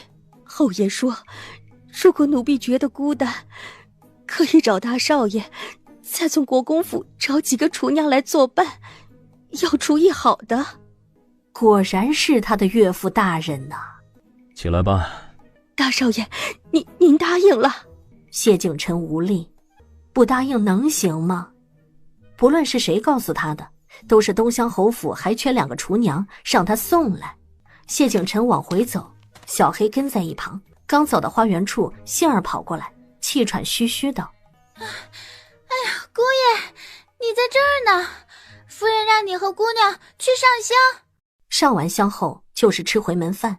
东乡侯进宫打劫还没回来，唐氏说道：“还不知道你爹什么时候回来，咱们先吃吧。”爹会不会又被扣在宫里，等姐夫去捞他呀？你就不能盼着你爹点好？我现在想不到爹的好，我只想到挡我路的仙人掌。爹可能被皇上打了板子，饭菜都堵不住你的嘴。嘿，鸡腿能堵。谢景晨把鸡腿夹给他。苏锦看着谢景晨，可以啊，这么快就拉拢了我弟弟哈。不许让你姐夫帮你干坏事儿。娘，我是那样的人吗？你是娘生的，屁股一撅，娘就知道你在打什么歪主意。娘说的我好像是用屁股想事情似的。谢景晨看着碗中的饭菜，他已经不记得上一回好好吃饭是什么时候了。娘，你别瞪我了，快吃饭吧，再不吃饭菜就要凉了。吃完了饭，苏锦放下碗筷说道：“娘，我和相公就回去了，过几日再来看您和爹爹。”娘，我送姐姐和姐夫出府，嘿嘿。啊，也好。送苏锦和谢景晨出了侯府后，苏小少爷撒丫子就往外跑，拦都拦不住。苏锦惊呆了，就见到苏小少爷往前跑，远处东乡侯骑马过来。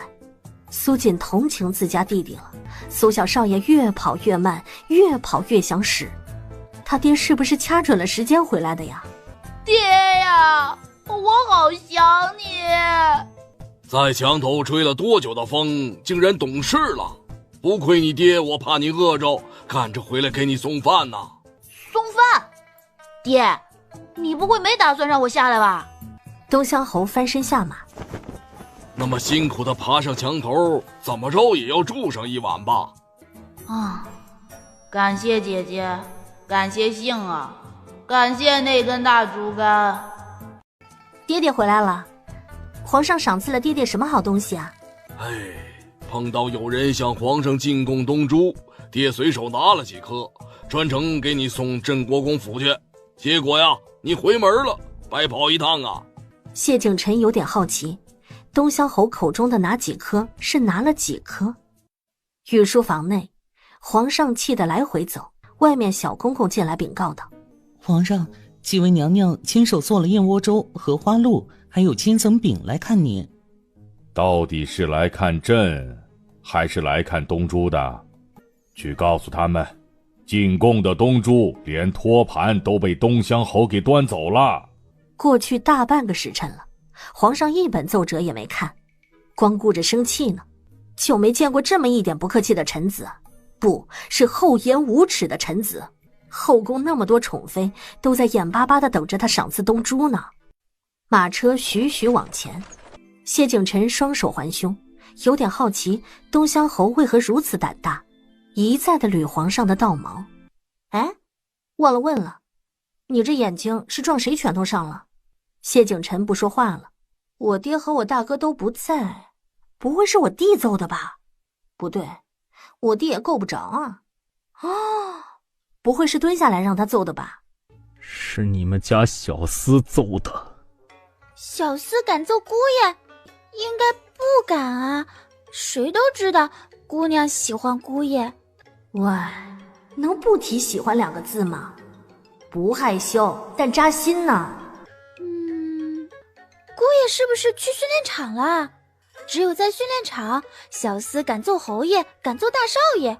平常大少爷看到训练场都绕道走的，就怕被拉进去挨揍。哎，什么训练场？训练场就是训练的地方。我们从青云山搬到京都后，侯爷带了100多兄弟来。侯爷怕他们荒废武艺，就平了座院子给他们当训练场。每20多人一组，两比试，最后赢的人得1坛子美酒和3斤酱牛肉。为了争酱牛肉，他们经常打得鼻青脸肿的。之前姑娘不出府，我们每天去看他们比试，一边看一边吃，最后酱牛肉就没剩多少了。府里的酱牛肉可好吃了，我们应该去拿点的。马车很快到了闹市，苏锦想看看楚顺他们修建的进度。等到了天香楼前，苏锦就看到不少专将在忙活，他东张西望地找楚顺他们，一个人也没瞧见，倒是南安郡王的小厮在茶摊喝茶，看到苏锦望过来，赶紧起身过来。他们呢？1刻钟前苏大少爷来了，要郡王他们请客。郡王他们商议了一下，决定挪用公款去请客。在哪个酒楼请客？在前面的面摊儿，这会儿估计还没吃上，应该是在排队。吃面还要排队？可不，得排队。这2天郡王爷他们呢，都是在小面摊吃的饭。这满京都认识郡王爷他们4个的人实在是太多了，他们往那儿一坐，实在是太招摇。大家都想尝尝这面到底是什么味儿，这不人一多，面摊都跟着涨价了。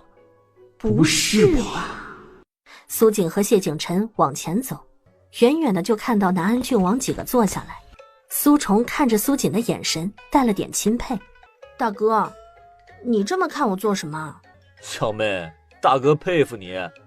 他们4个在京都也算是4大霸王了，居然被你吓得挪用公款都不敢超过2两银子，请客吃面都不敢请最贵的。我说我是你大哥吧，有事我担着，结果他们怕你再揍我一顿，死活不敢。谢景晨道：应该是身上没钱了吧？好兄弟就是了解他们。怎么会没钱呢？吃完这顿还是能剩下600万的。啊，不是有1万两吗？这么快花完啦？楚顺惭愧，大嫂买铺子能以最顺心的价格买下，我们办不到。买下后面的宅子就花了9000多两。买宅子？买什么宅子啊？南安郡王看着他道：大嫂，你这表情不对劲啊，不是你让咱们买下后面的宅子的吗？我什么时候跟他们说过这话了？苏锦望向杏儿，姑娘没说过啊，他们是在做梦吧？北宁侯世子把图纸拿出来道：这是大嫂差人送来的图纸，比我们送去的大了不少啊，这么大一块都是大嫂家的。我们只能把后面的宅子买下来，才能达到图纸上的尺寸。难怪那天姑娘说尺寸比预料的要大不少，原来真的大了。图纸不对，你们怎么不说啊？我们还以为是大嫂太随心所欲，觉得后院小了，临时加大的。这张图纸先给我，待会儿就给你们送钱来。嘿，我有强烈的预感，有人要倒霉了。同感。大少爷，大少奶奶回来了，把东乡侯带给大少奶奶的东西拿过来。侯爷肯定是知道姑娘心急，才直接放在外院了。很快，小厮就端了托盘来，上面摆着大小3个锦盒。杏儿性子急，直接把锦盒打开给苏锦过目。姑娘，你看，这好漂亮啊！是啊，大的更难得，更珍贵。可那么大的东珠做成头饰带出去逛街，别人会说姑娘傻的。磨成珍珠粉敷脸又舍不得，远不及这小的实在。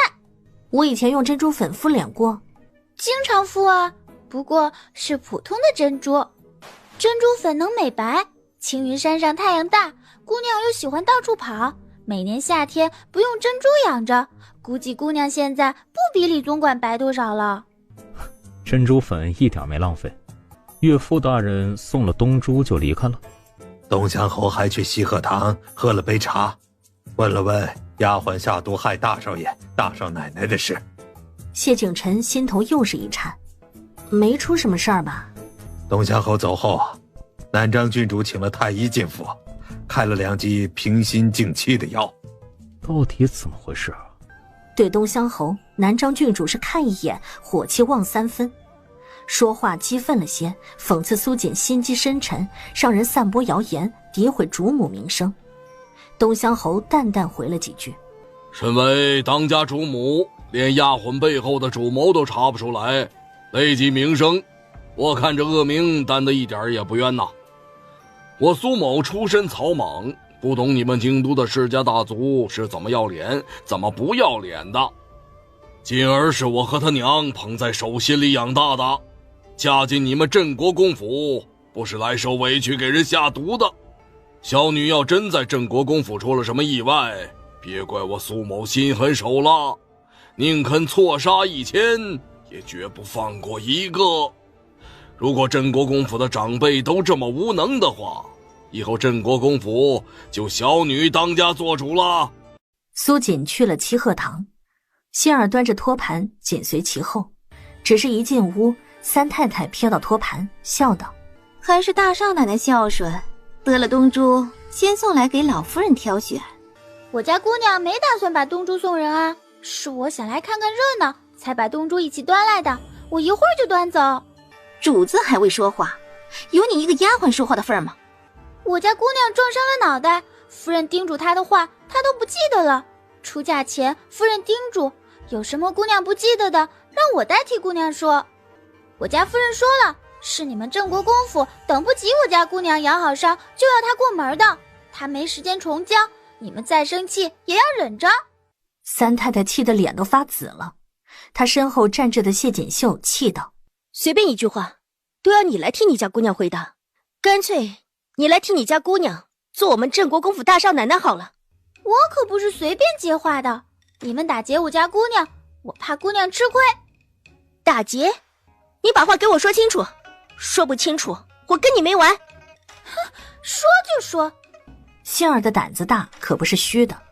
我家夫人说过，这世上的打劫分2种，一种是我们青云山的打劫，劫得正大光明，大家都知道那座山是我们的，只要路过都有可能被打劫，坦坦荡荡。另外一种就是暗劫，暗暗的打劫，谁也不知道他什么时候出现，可能一不留神就会中招。夫人怕姑娘听不明白，还举了好几个例子，其中一个和三太太说的一模一样，先夸人孝顺，然后再要东西，不给就是不孝顺，就是暗劫。我家侯爷说，这种打劫是最不要脸的，一点都不光彩。同样都是打劫，你们青云山凭什么觉得别人不要脸不光彩？我们是土匪啊，土匪不打劫那还是土匪吗？你娘都不承认自己是土匪，那他凭什么打劫别人啊？你能不能讲点道理？不过是随口夸大少奶奶一句孝顺，竟然回了我这么一份大礼。我嫁进镇国公府这么多天，三婶儿还是第一次夸我，夸赞来得太突然，别说丫鬟了，就是我到这会儿都没反应过来呢。第一次被镇国公府的人夸，反应大点很正常，回头多夸夸我，丫鬟就习惯了。三弟妹喝杯茶消消气呀，别气坏了身子。南张郡主吩咐丫鬟把那剂平心静气的药煎了给三太太服下。三太太甩袖要走，她走苏锦不管，但是谢锦绣跟着走，苏锦就没同意。哎，二姑娘留步，二姑娘留步。我跟你没话可说，我与你有话说。这里是郑国公府，不是你青云山，更不是东乡侯府，容不得你为所欲为。苏锦看着他，从怀里掏出那张图纸。因为这里是郑国公府，不是我的地盘，所以你们就能为所欲为地更改我的图纸，是吗？你少污蔑我！老夫人望着苏锦，皱眉道：图纸是怎么回事？图纸是南安郡王他们送来给我的，大姑娘好心帮我从前院带回来，图纸就出了错，我不知道其中是谁动的手脚，任何一个接触图纸的都有嫌疑。我在不知情的情况下，照着尺寸画了设计图，南安郡王他们按照这张图纸施工，害我多花了1万两，这笔损失我一定要讨回来。谢锦瑜就在屋内说道：我好心帮你拿图纸，你却往我身上泼脏水。你们都确定这事与你们无关吗？你只管查就是。那我就放心查了。走，去大理寺，有劳大姑娘几个随我走一趟，去大理寺对照笔记，也好洗刷你们的嫌疑。一点小事，闹到大理寺就不必了吧？那1万两的损失，二婶替下手之人赔给我吗？谢锦瑜跺脚道：是我们偷改了图纸，我们只是和大嫂你开个玩笑而已。玩笑？你们这个玩笑值1万两，这个玩笑我开不起。私了赔我1万两，公了去大理寺，等大理寺判决，你们自己选吧。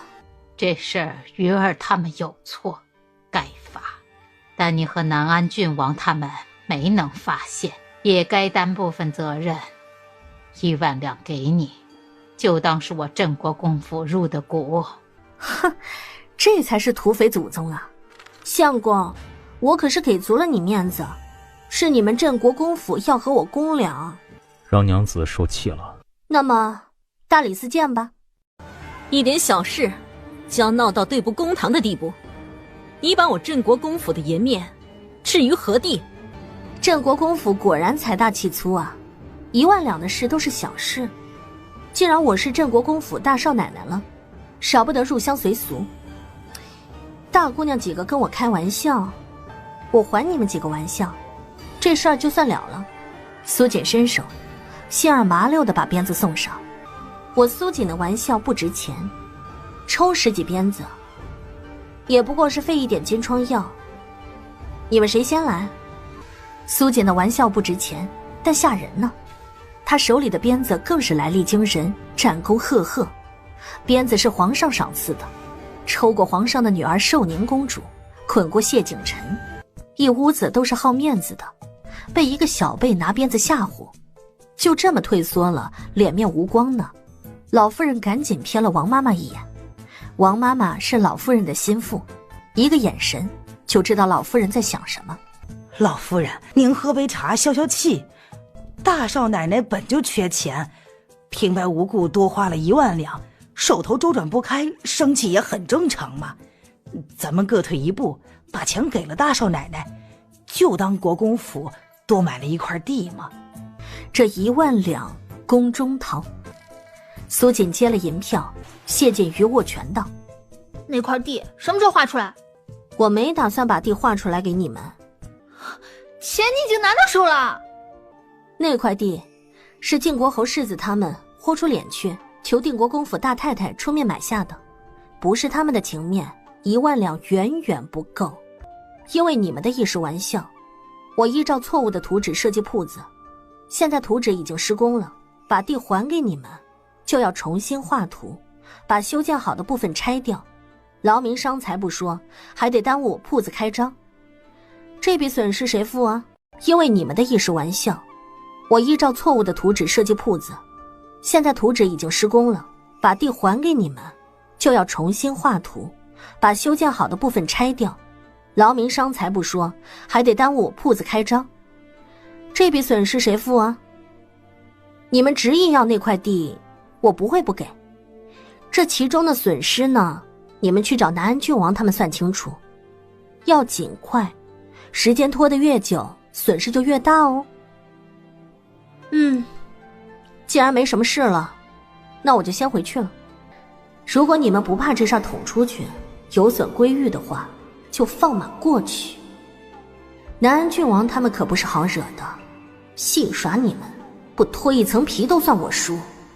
苏锦恭敬俯身，谢景琛和他一起退下，只是刚转身没几步，苏锦就望着他。相公，像大姑娘他们今儿犯的错，依照家规，要在祠堂跪多久啊？至少3个时辰。这么大的错才罚3个时辰啊？上回可是罚我跪1天1夜呢。声音渐行渐远，身后的人气得浑身都哆嗦，赔了1万两，还差点挨鞭子，最后还要罚跪。南张郡主越想越气，头隐隐作疼。赵妈妈见了，赶紧道：“哎呦，快传太医！”没一会儿，太医就回来了。怎么来得这么快？大少奶奶回府的时候，知道东乡侯气着了郡主，郡主没吃药，特意叮嘱我给郡主请回来的。三太太脸紫着，瞥了南张郡主道：“感情大少奶奶是知道他会气着郡主，所以一早就把太医请回来。她还真是贴心呢。”这是贴心吗？这是赤裸裸的挑衅。姑娘，你得空了多练练鞭子吧，刚刚差点吓死奴婢。我又不抽你，怕什么？奴婢担心他们不服软，姑娘你不得不真抽鞭子啊，万一不小心抽到自己，会吓死人的。哎，发音标准点，是笑死不是吓死。奴婢说的就是吓死啊。你确定是吓死不是笑死吗？苏锦不解，他抽自己吓死别人？他倒是好奇，这丫鬟的脑回路是怎么想的。他们不会笑的，他们跟咱们不一样，明明知道姑娘你是失忆了，不记得大少爷，才让人揍大少爷的，他们却说你狠起来，连自己的亲大哥都揍，不小心抽到自己，他们铁定会说，姑娘你狠起来，连自己都抽。牡丹院，南张郡主坐在罗汉榻上生气，赵妈妈端了托盘上前，托盘里是丫鬟刚熬好的平心静气的药，只是药刚端到跟前，这南张郡主手一扶就把药碗给打翻了。她这辈子最讨厌的就是吃药，她更不愿承认自己被东乡侯妇女气得要吃药的地步。那块地要拿不回来，就等于咱们国公府送给他了。得了便宜还趾高气昂，逼得郡主罚大姑娘，叫人如何甘心呢？那块地啊，无论如何都要拿回来。赵妈妈望着她，东西到了大少奶奶手里，想要回来，无异于是虎口夺食，难比登天呢。南张郡主示意她附耳过来，低语了几句。还是郡主聪慧呀。去办吧。天香楼不远处的茶摊，也不知道这会儿郑国公府情况如何了。你不用担心，有大嫂和她的丫鬟在，大哥吃不了亏。我知道吃不了亏，我有点担心郑国公府会血流成河。血流成河不至于，最多也就横尸遍地吧。不知道是不是我的错觉，我怎么觉得景琛兄的气色好转了不少。定国公府大少爷说，我也觉得他呼吸平顺多了。你们怎么看出来这么多？我怎么就只看到他眼睛青了一只？你们看见了吗？没看见。我也没看见。你眼睛是不是有毛病了？真的都没看到？假的。那边一个小厮打扮的男子骑马过来，走进茶摊内。大少奶奶让我来问问，除了买庄子，这2天修建天香楼一共花了多少银子？4人一对眼。花了多少钱？大嫂不是知道吗？怎么还派人来问啊？他问的是一共，咱没说呀。你先等等，让管事的算算花了多少再告诉你。楚顺让人去找管事，半刻后下人回来说，这2天一共花了23628两。这么多？小厮惊呆了，这才2天呢。定国公府大少爷说，不是让你送银票来吗？银票呢？大少奶奶没给我银票啊。别废话，赶紧把银票拿出来。楚大少爷，大少奶奶真没给我银票。没给你银票，那这银票是……楚顺话还没说完，小厮一把挣脱他抓着的袖子，直接跑了。楚顺手里拿着一叠银票，嘴角狂抽不止。你从哪蹦出来这么多银票？他身上的。我看他一会儿摸下胸前的，看得我都着急，跟他开个玩笑，看看钱丢了会怎么样。我话都还没说完呢，他怎么就跑了？小厮为什么跑？因为他看到谢景晨的暗卫了。暗卫骑马过来，楚顺望着他道：一点小事儿，怎么还派2拨人来？闲得慌啊！大少爷让我给你们送银票来。你送银票来？那刚刚那小厮呢？什么小厮？定国公府大少爷把刚刚发生的事一说，暗卫就知道是怎么回事了。他把镇国公府发生的事告诉楚顺几个，南安郡王几个就知道这银票是谁的了。你们说我这算是偷呢，还是算打劫啊？算他倒霉。哼，这么说我就安心了。哎呀，走了，有钱了，晚上大吃一顿。楚顺把银票揣怀里，和北宁侯世子几个有说有笑的走了，留下暗卫在风中凌乱。谢大少爷，你要的新品种鸡已经诞生了，脑袋下面全是腿，足足10只哦。还有鸭翅膀。对，还长了2双鸭翅膀。你能想象出来那鸡活着的时候是什么样子的吗？苏锦问得认真，他惭愧了。他自认为想象力够丰富了，却怎么也脑补不出来这只鸡是怎么长的。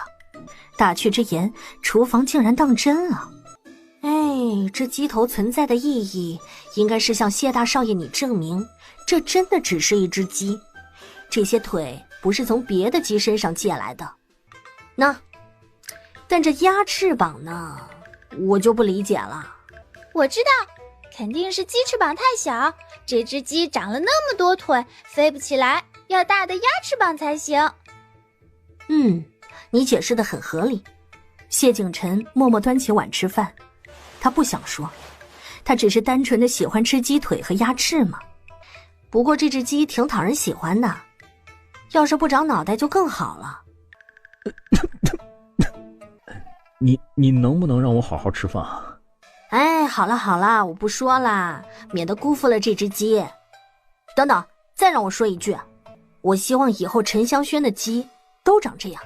就这一只，好好珍惜吧。为什么？因为国公府其他人不会同意的。古代就是麻烦，想吃一盘红烧鸡腿，还要其他鸡不是鸡，是其他人同意。此时此刻，南院三太太吃了只鸡腿后，在盘子里找了半天，问道：怎么就一只鸡腿？另外那只腿呢？谁偷吃了？奴婢不知道，就是借奴婢几个胆子，奴婢也不敢偷吃鸡腿啊。不是你偷吃的，那就是厨房的人偷吃的。奴婢这就去请厨房管事妈妈来回话。很快，厨房管事妈妈就来了。大厨房把鸡送来的时候，就只有一只腿，瘸腿的鸡也敢买进府？太太息怒，这只鸡本来是长了2只腿的，只是大少爷要沉香轩的鸡多长几只腿，大厨房没辙，只能从其他鸡身上挪了1只过去。这鸡身上的腿是大少爷说多长几只就能长的吗？大少爷不会是傻了吧？是大少爷要求的，还是大少奶奶要求的？奴婢问了，是大少爷要求的。看大少爷对大少奶奶言听计从的模样，只怕脑子真的有问题了。所有人的鸡都少了只腿，除了老夫人的，其他的都少了。派丫鬟去和南张郡主说一声，让他给大少爷请太医。南张郡主怒气未消，晚上压根儿就没吃，也就没发现鸡腿只有1只的事。大少爷又没犯病，请什么太医呀？奴婢记得有大夫说，大少爷体内的毒积攒到一定程度，会影响神智。莫非……还傻愣在这儿干什么？还不赶紧请太医！是，奴婢这就派人去请太医。郡主请了太医，给大少爷大少奶奶请平安脉。进来吧。见谢景晨脸色不动，苏锦就知道这太医是他的人，我没病没痛的，用不着把脉。肚子撑得难受，我去花园遛食了。把脉后，太医有点吃惊。大少爷，您的脉象……知道见了南章郡主该怎么说吧？知道。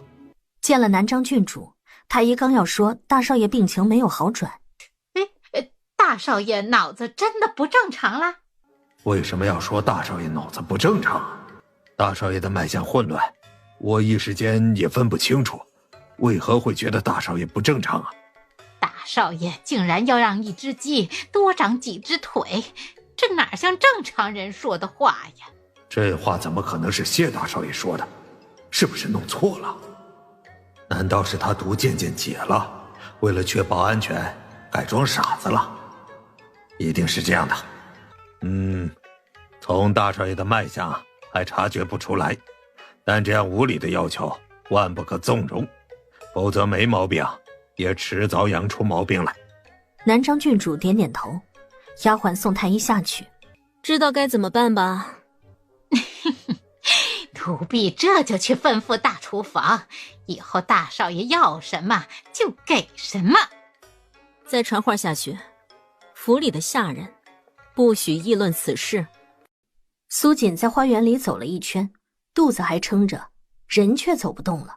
他坐在石头上歇息，结果刚坐下，就有丫鬟说话声传来：“走快些，这都过了饭点了，大姑娘肯定饿坏了。”小声点说，让人听到不好。怕什么？长房、二房和三房的姑娘都发了，还都是嫡姑娘，谁敢碎嘴啊？万一叫大少奶奶听到了呢？没那么巧，放心吧，这府里没有丫鬟有胆子和大少奶奶告状。俩丫鬟有说有笑的走远。姑娘，你为什么不让奴婢跳出去，告诉他们就有那么巧？让他们吃。为什么？下回你家姑娘我罚跪，也能吃东西。还是姑娘深谋远虑。苏锦带着杏儿去了祠堂。呀，吃得挺高兴啊，能不能带我凑个桌呀？谢锦瑜猛然瞥头，见是苏锦，心头一急，嘴里的肉包子咽得太快，噎着了。以后吃东西别急，又没人跟你抢。谁急了？不是被你给吓的吗？哎，看守的婆子呢？杏儿摇头说：“没看见啊。”去找她来。婆子扶着腰进来。我记性不大好，我来罚跪的那会儿，你是怎么跟我说的？杏儿说道：“姑娘，她说进了祠堂，我可不管你们是大少爷还是大少奶奶，这是区别对待呢。啊，我揉揉膝盖都不行，大姑娘她们坐下来吃饭都可以，你这是看我不顺眼啊？”姑娘，奴婢揍她！婆子吓得扑通一声跪下。起来吧，杏儿只是跟你开玩笑的，你们继续吃吧，我回去了。就这样走了？他一定是去告状。屋外，杏儿说：“姑娘，咱们现在是去告状吗？为什么要告状？让他们继续受罚啊！就算惩罚加倍又如何？我们一走，他们该怎么样还怎么样。我给他们开方便之门呢。往后我罚跪的时候，就是换个地方吃水。”苏锦哼着小调回了沉香轩，一进门就看到谢景晨和暗卫站在回廊下，他黑着脸去了书房。苏锦眨眨眼：“哎，你家大少爷吃错药了？我出去转一圈回来，心情正好，给我摆这么张臭脸，我有欠他钱还没还吗？”话才说出口，反应过来还真借钱没还呢，果断改口补救：“啊，被你家大少爷气得脑子都不好使了。快说，你家大少爷为什么对我黑脸啊？”大少爷正在气头上，大少奶奶还笑得这么高兴。喂，有没有搞错啊？你家大少爷生气，我都不能笑啦。大少奶奶背着大少爷偷偷笑就算了，这笑得也太招摇了。先等等，我为什么要笑你家大少爷？大少奶奶不是在笑大少爷吗？没事。哎，现在说没事晚了啊！不让我笑，还不让我知道为什么不能笑。哼，我家姑娘让你回话呢，不说的话，信不信我家姑娘让你这辈子都笑不出来？府里都在传，大少爷傻了，所以才让太医来诊脉是吗？是。我知道了，我回屋笑一会儿啊。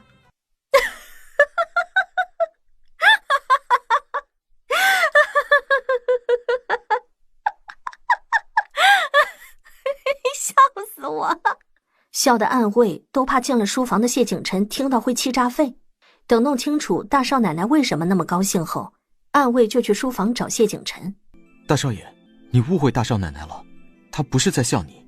那女人知道我背后被人那段编排，能忍着不笑，只怕笑得最大声的就是她了。确实不是，大少奶奶和丫鬟去祠堂转了一圈，碰巧见到大姑娘他们在吃晚饭，逮了个把柄，所以心情好。这是误会她了。他站起身来，抬脚要走。大少爷是要去见大少奶奶吗？啊，无故瞪了她，该给个说法。暗卫的脑海中回荡着大少奶奶的笑声，他弱了声音道：大少爷待会儿再去吧。为何要待会儿去啊？暗卫欲言又止。说，我怕大少奶奶这会儿还没笑完。谢景晨脸漆黑成炭，暗卫身子一寒。我滚，我这就滚。镇国公府的傻大少爷，你的傻主子，我的傻相公，是打算废寝忘食看一夜的书吗？你说什么？我没听清楚。我让暗卫给你抱床被子来，裹着被子看书不容易着凉。谢景晨把书放下，他走过来质疑道：你还知道关心我？你是我相公，我当然关心你了。哎，本来就够傻了，再着凉还不知道傻到什么程度呢。谢景晨听见了，脸更黑了。这女人，不给她一个教训，迟早被她气死。谢景晨抱过苏锦的腰，脚下轻点，身子凌空，直接上了屋顶。站在屋顶上，苏锦才反应过来发生了什么，他果断抱着谢景晨的腰不撒手，别想丢他在屋顶上。回廊上，杏儿望着暗卫，一脸欣喜。啊，姑爷怎么知道我家姑娘喜欢在屋顶上看星星？什么看星星？大少爷那是在吓唬大少奶奶好不好？但今儿太晚了，星星也不多。姑爷，改天你再陪姑娘看星星吧。屋顶上有鸟屎，你们别坐啊！我明天爬上去清理。苏锦只抱着他，就是不求饶。他不求饶，谢景晨就不从屋顶上下来，两人就这么僵持着。你要不要下去？你陪我看星星，我就听你的。人在屋顶上不得不低头啊。只是这样的低头，谢景晨没听出来，只觉得是挑衅。那就再看一会儿吧。算了，还是改天再看吧。炒点小菜，弄点葡萄酒，才有情调嘛。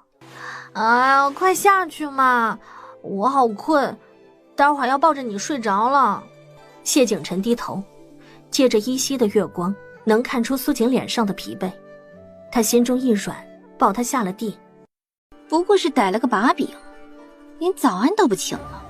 南张郡主让丫鬟去沉香轩看看，很快丫鬟回来道：大少爷、大少奶奶还有那丫鬟都还睡着，都还没起床。这都什么时辰了，还在睡？听沉香轩的丫鬟说，昨儿大少爷、大少奶奶还有小丫鬟在后院待到后半夜才回屋睡觉。后半夜才睡，这会儿没醒也很正常嘛。等不到人就都散了，毕竟都不是闲人。苏锦是饿醒的，谢景晨不知道什么时候醒的，在屋子里看书，不分昼夜的看书。你不是打算考状元吧？不多看点书，怎么应付你爹藏头藏尾的诗啊？我爹要知道你为了他这么努力，肯定很高兴。苏锦找到暗卫，让他把昨晚调制的药膏送到东乡侯府去。没看到药膏。你没看到桌子上的酒坛吗？那2坛酒里装的就是药膏。听好了，如果我爹问起来，你就说药膏是相公送的。苏锦不想会医术的事让东乡侯和唐氏知道。训练场上，东乡侯正和小厮比试，暗卫看了会儿，暗暗惊叹东乡侯武功之高。东乡侯把小厮撂倒后笑道：正好渴了，把酒拎过来。这不是酒，是药。是药酒。药酒是药，也是酒。酒坛子里装的是驱淤青的药。闻着挺不错的呀。昨儿个不小心揍了姑爷一拳，我以为姑爷会生气，没想到姑爷会送去淤青的药来。哎呦，姑爷的心胸真宽广啊！小厮挑了点，抹在手腕处。侯爷，这药极好。我女婿送的药怎么会差呀？侯爷说的是。嘿嘿，明天再送2坛子金疮药来，告诉我女婿，以后我东乡侯府的药他包了，买药的钱找皇上拿，别跟皇上客气啊。都说肉包子打狗，有去无回，碰到东乡侯，那不是包子没了，那是连做包子的人都保不住了。万幸的是，这一次被打劫的不是大少爷，是大少奶奶。东乡侯无意打劫了自己的亲女儿，暗卫有点想笑。回到沉香轩，暗卫便把送药的经过禀告苏锦和谢景晨听。被你爹打劫的滋味如何？这是一家人不了解一家人呢，被我爹打劫了还能笑得这么高兴，想来滋味应该是不错啊。不愧侯府小厮夸你心胸宽广，佩服佩服。被打劫的是你啊。谢景晨扶额。啊，你问清楚啊，我爹到底是打劫你这个女婿呢，还是打劫我这个女儿啊？我爹到底是打劫你这个女婿呢，还是打劫我这个女儿啊？侯爷打劫谁都不会打劫姑娘的。暗卫懵了，他之前笑得太早了点儿。大少奶奶，大少爷没钱，也不会调制药膏，想送也送不了。那是你爹，你看着办吧。哎，不会没关系，我可以教你啊。再说了，久病成良医，不用我教，你也该会点的。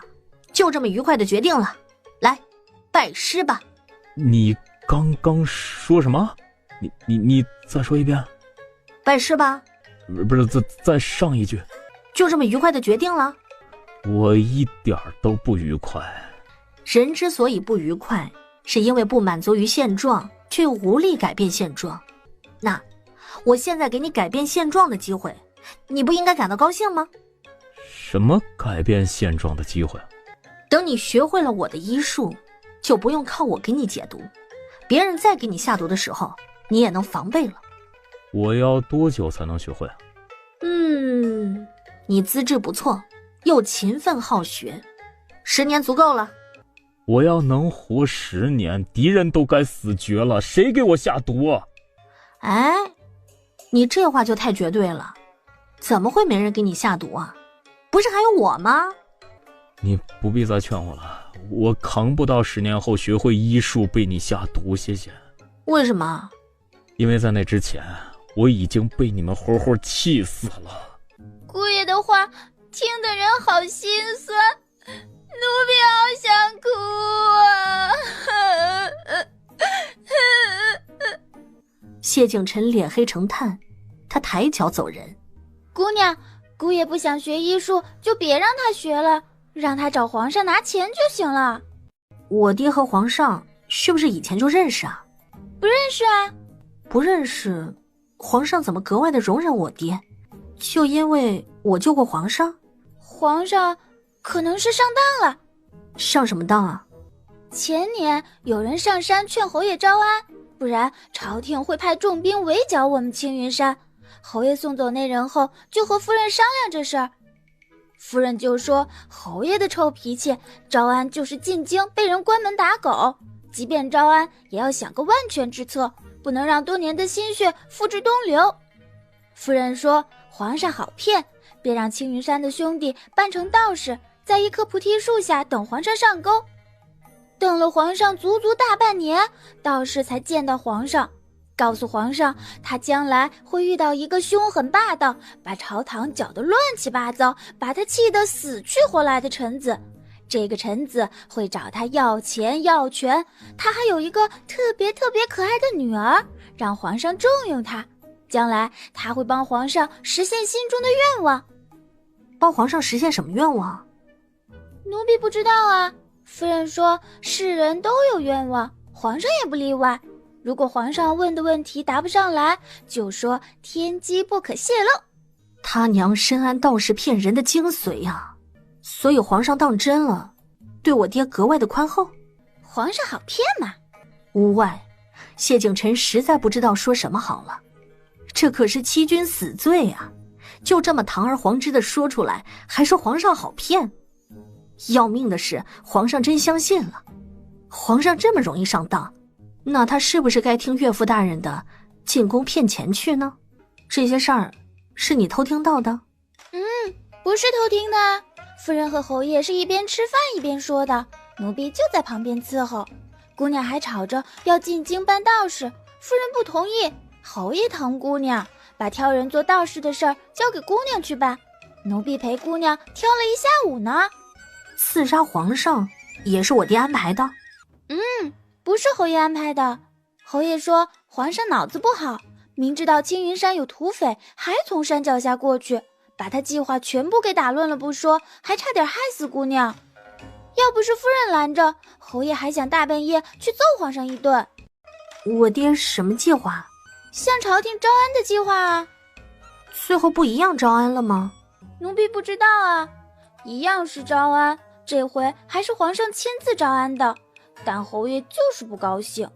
夫人说这都是命，计划的再好也赶不上变化，往后只能走一步看一步，要侯爷行事小心谨慎。东乡侯小心谨慎地契约了御史，打劫了皇上，揍了忠武将军和崇国公，这要不小心谨慎，朝堂上还有活着的吗？他爹有秘密啊，不过他爹不会谋反就是了。该吃午饭了吧？吃完了午饭还得调制金疮药。如果不送金疮药会怎么样？侯爷找人要东西，不给的要么死了，要么残了。姑爷是姑娘喜欢的人，侯爷肯定不会对姑爷这么凶残。不过以后姑爷不能去侯府了，揍姑爷一拳，姑爷送了去淤青的药，会让人觉得要轻轻捅姑爷一刀，他才送金疮药。暗卫无话可说，别说爷了，就是他都有点扛不住了。还真没说错，要他真的被捅伤了，我不但得给他调制金疮药，少不得要多调制1桶。走了，去吃饭。苏锦打开门，就看到谢景琛看着他，脸色青黑一片。诶，相公是在偷听呢，还是在帮我们守门啊？我用不着偷听，你们也无需守门。这么大的事儿，你爹不可能不考虑露馅了会怎么补救。没想过补救啊，夫人说露馅了也没事儿，皇上英明神武，是不会承认自己被骗的。非但不会，皇上还会说是因为侯爷有才华才欣赏侯爷的，而且会比以前更宠信侯爷来挽回面子，然后暗搓搓地弄死侯爷。反正皇上又弄不死侯爷，所以不用瞻前顾后，然后就一致决定骗皇上啦。这么大的事儿，我爹娘还是深思熟虑过的。你娘挺了解皇上的。我娘不是了解皇上，她是懂得男人好面子。大少奶奶，寿宁公主他们要进后院，快拦不住了。去告诉寿宁公主他们，就说大少爷在莲池里沐浴，想看的只管进来。怕寿宁公主真进来了，小丫鬟撒丫子就往回跑。大少奶奶说大少爷在莲池沐浴，你们要看就进去。当时寿宁公主和谢锦瑜他们的脸就涨红了，谢锦瑜气得跺脚。大哥真的在莲池里沐浴？大少爷不在莲池沐浴，可大少爷真的在沐浴，就在院子里，一眼就能看见。浴桶旁，谢景琛瞪着苏锦，你能不能偶尔的稍微的顾及一下我的感受啊？哎呀，我要不这么说，就不是说说，而是他们真的就进来参观你泡药浴了，我这还不够顾忌你吗？还是我误会了，不应该阻拦他们进来。你要想他们进来，我可以帮你去喊哦。小丫鬟跑回来，远远的就看到谢景琛泡在浴桶内，热气腾腾。大少奶奶，寿宁公主要见你。让她等着。等多久啊？1刻钟吧。小丫鬟默默地转身离开。大少奶奶有点事，让大姑娘陪公主喝杯茶等会儿。一盏茶，1刻钟，寿宁公主恼火，却又不敢进去。万一真的在沐浴呢？她不能拿龟玉去赌呀。浴桶旁，苏锦帮谢景晨扎针，杏儿有点担忧。姑娘，寿宁公主是不是练好鞭子来找你切磋的？你确定？应该是吧。那天姑娘抽了她一鞭子，她去找皇上告状失败后，给姑娘撂了狠话，让姑娘等着，她一定练好鞭子来找你切磋。但是没想到她来得这么快，1刻钟也学不会啊。这丫鬟还打算让她临时抱佛脚呢。哎，我的鞭子呢？姑娘放心，奴婢一直随身带着。放屋子里去。啊！哎呀，快去！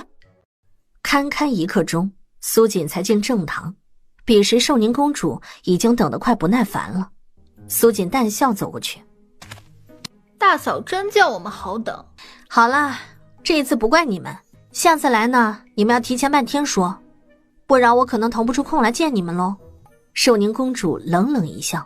屋子里闷得慌，去花园走走，你等着，找个空旷的地方再收拾你。花园内百花齐放，姹紫嫣红。寿宁公主为了收拾苏锦才来到镇国公府，而她的耐心在等苏锦的时候已经用完了。亮鞭子吧。啊，我没带鞭子在身上。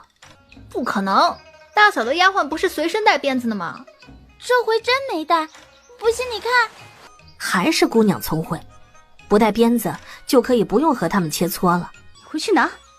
早上翻过老黄历，今儿不适合动武，会两败俱伤。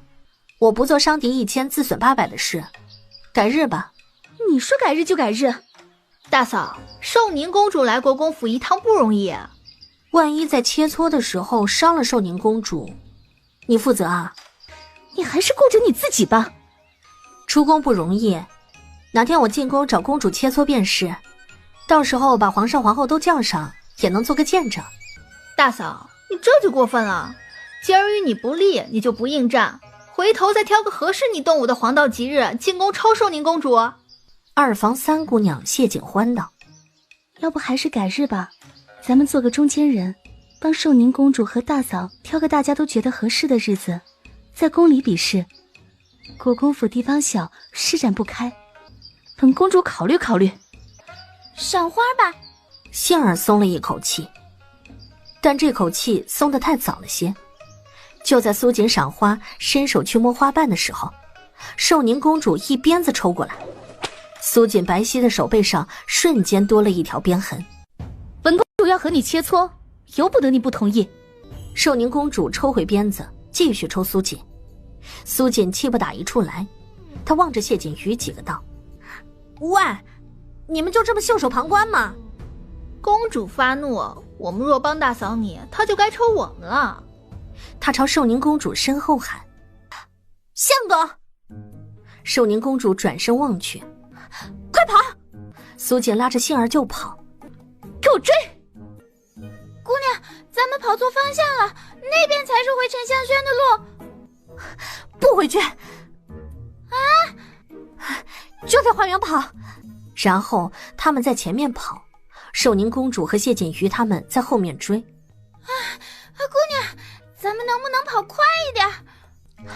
别急，慢慢跑。为什么？只有让他们觉得能追上我们，他们才会一直追着不放。等跑累了，他们就跑不动了。可那时候我们也跑不动了。苏锦回头看了一眼，寿宁公主穷追不舍。你给我等着，本公主今儿不剥你2层皮，本公主跟你姓。苏锦在杏儿耳边嘀咕了几句，杏儿连连点头，两人分开跑。不过寿宁公主的目标是苏锦，没有理会杏儿。苏锦跑了一会儿，回头喘气道：能不能饶了我，别追着不放了，我真的跑不动了，我服软了行不行啊？你休想！寿宁公主往前走了几步，累得话都说不囫囵。这样还想追我？我山上下来的土匪体力是他娇生惯养的公主能比的吗？开玩笑啊！暗处，希尔拿着弹弓瞄准了寿宁公主身边大树上的马蜂窝，他准头极好，石头打过去正好打断马蜂窝，偌大一个马蜂窝掉下来砸在地上，马蜂倾巢而出。姑娘，快跑！主仆俩一溜烟跑没了影儿。至于寿宁公主，有一个算一个，全军覆没。大少奶奶，南张郡主让你去西鹤堂一趟。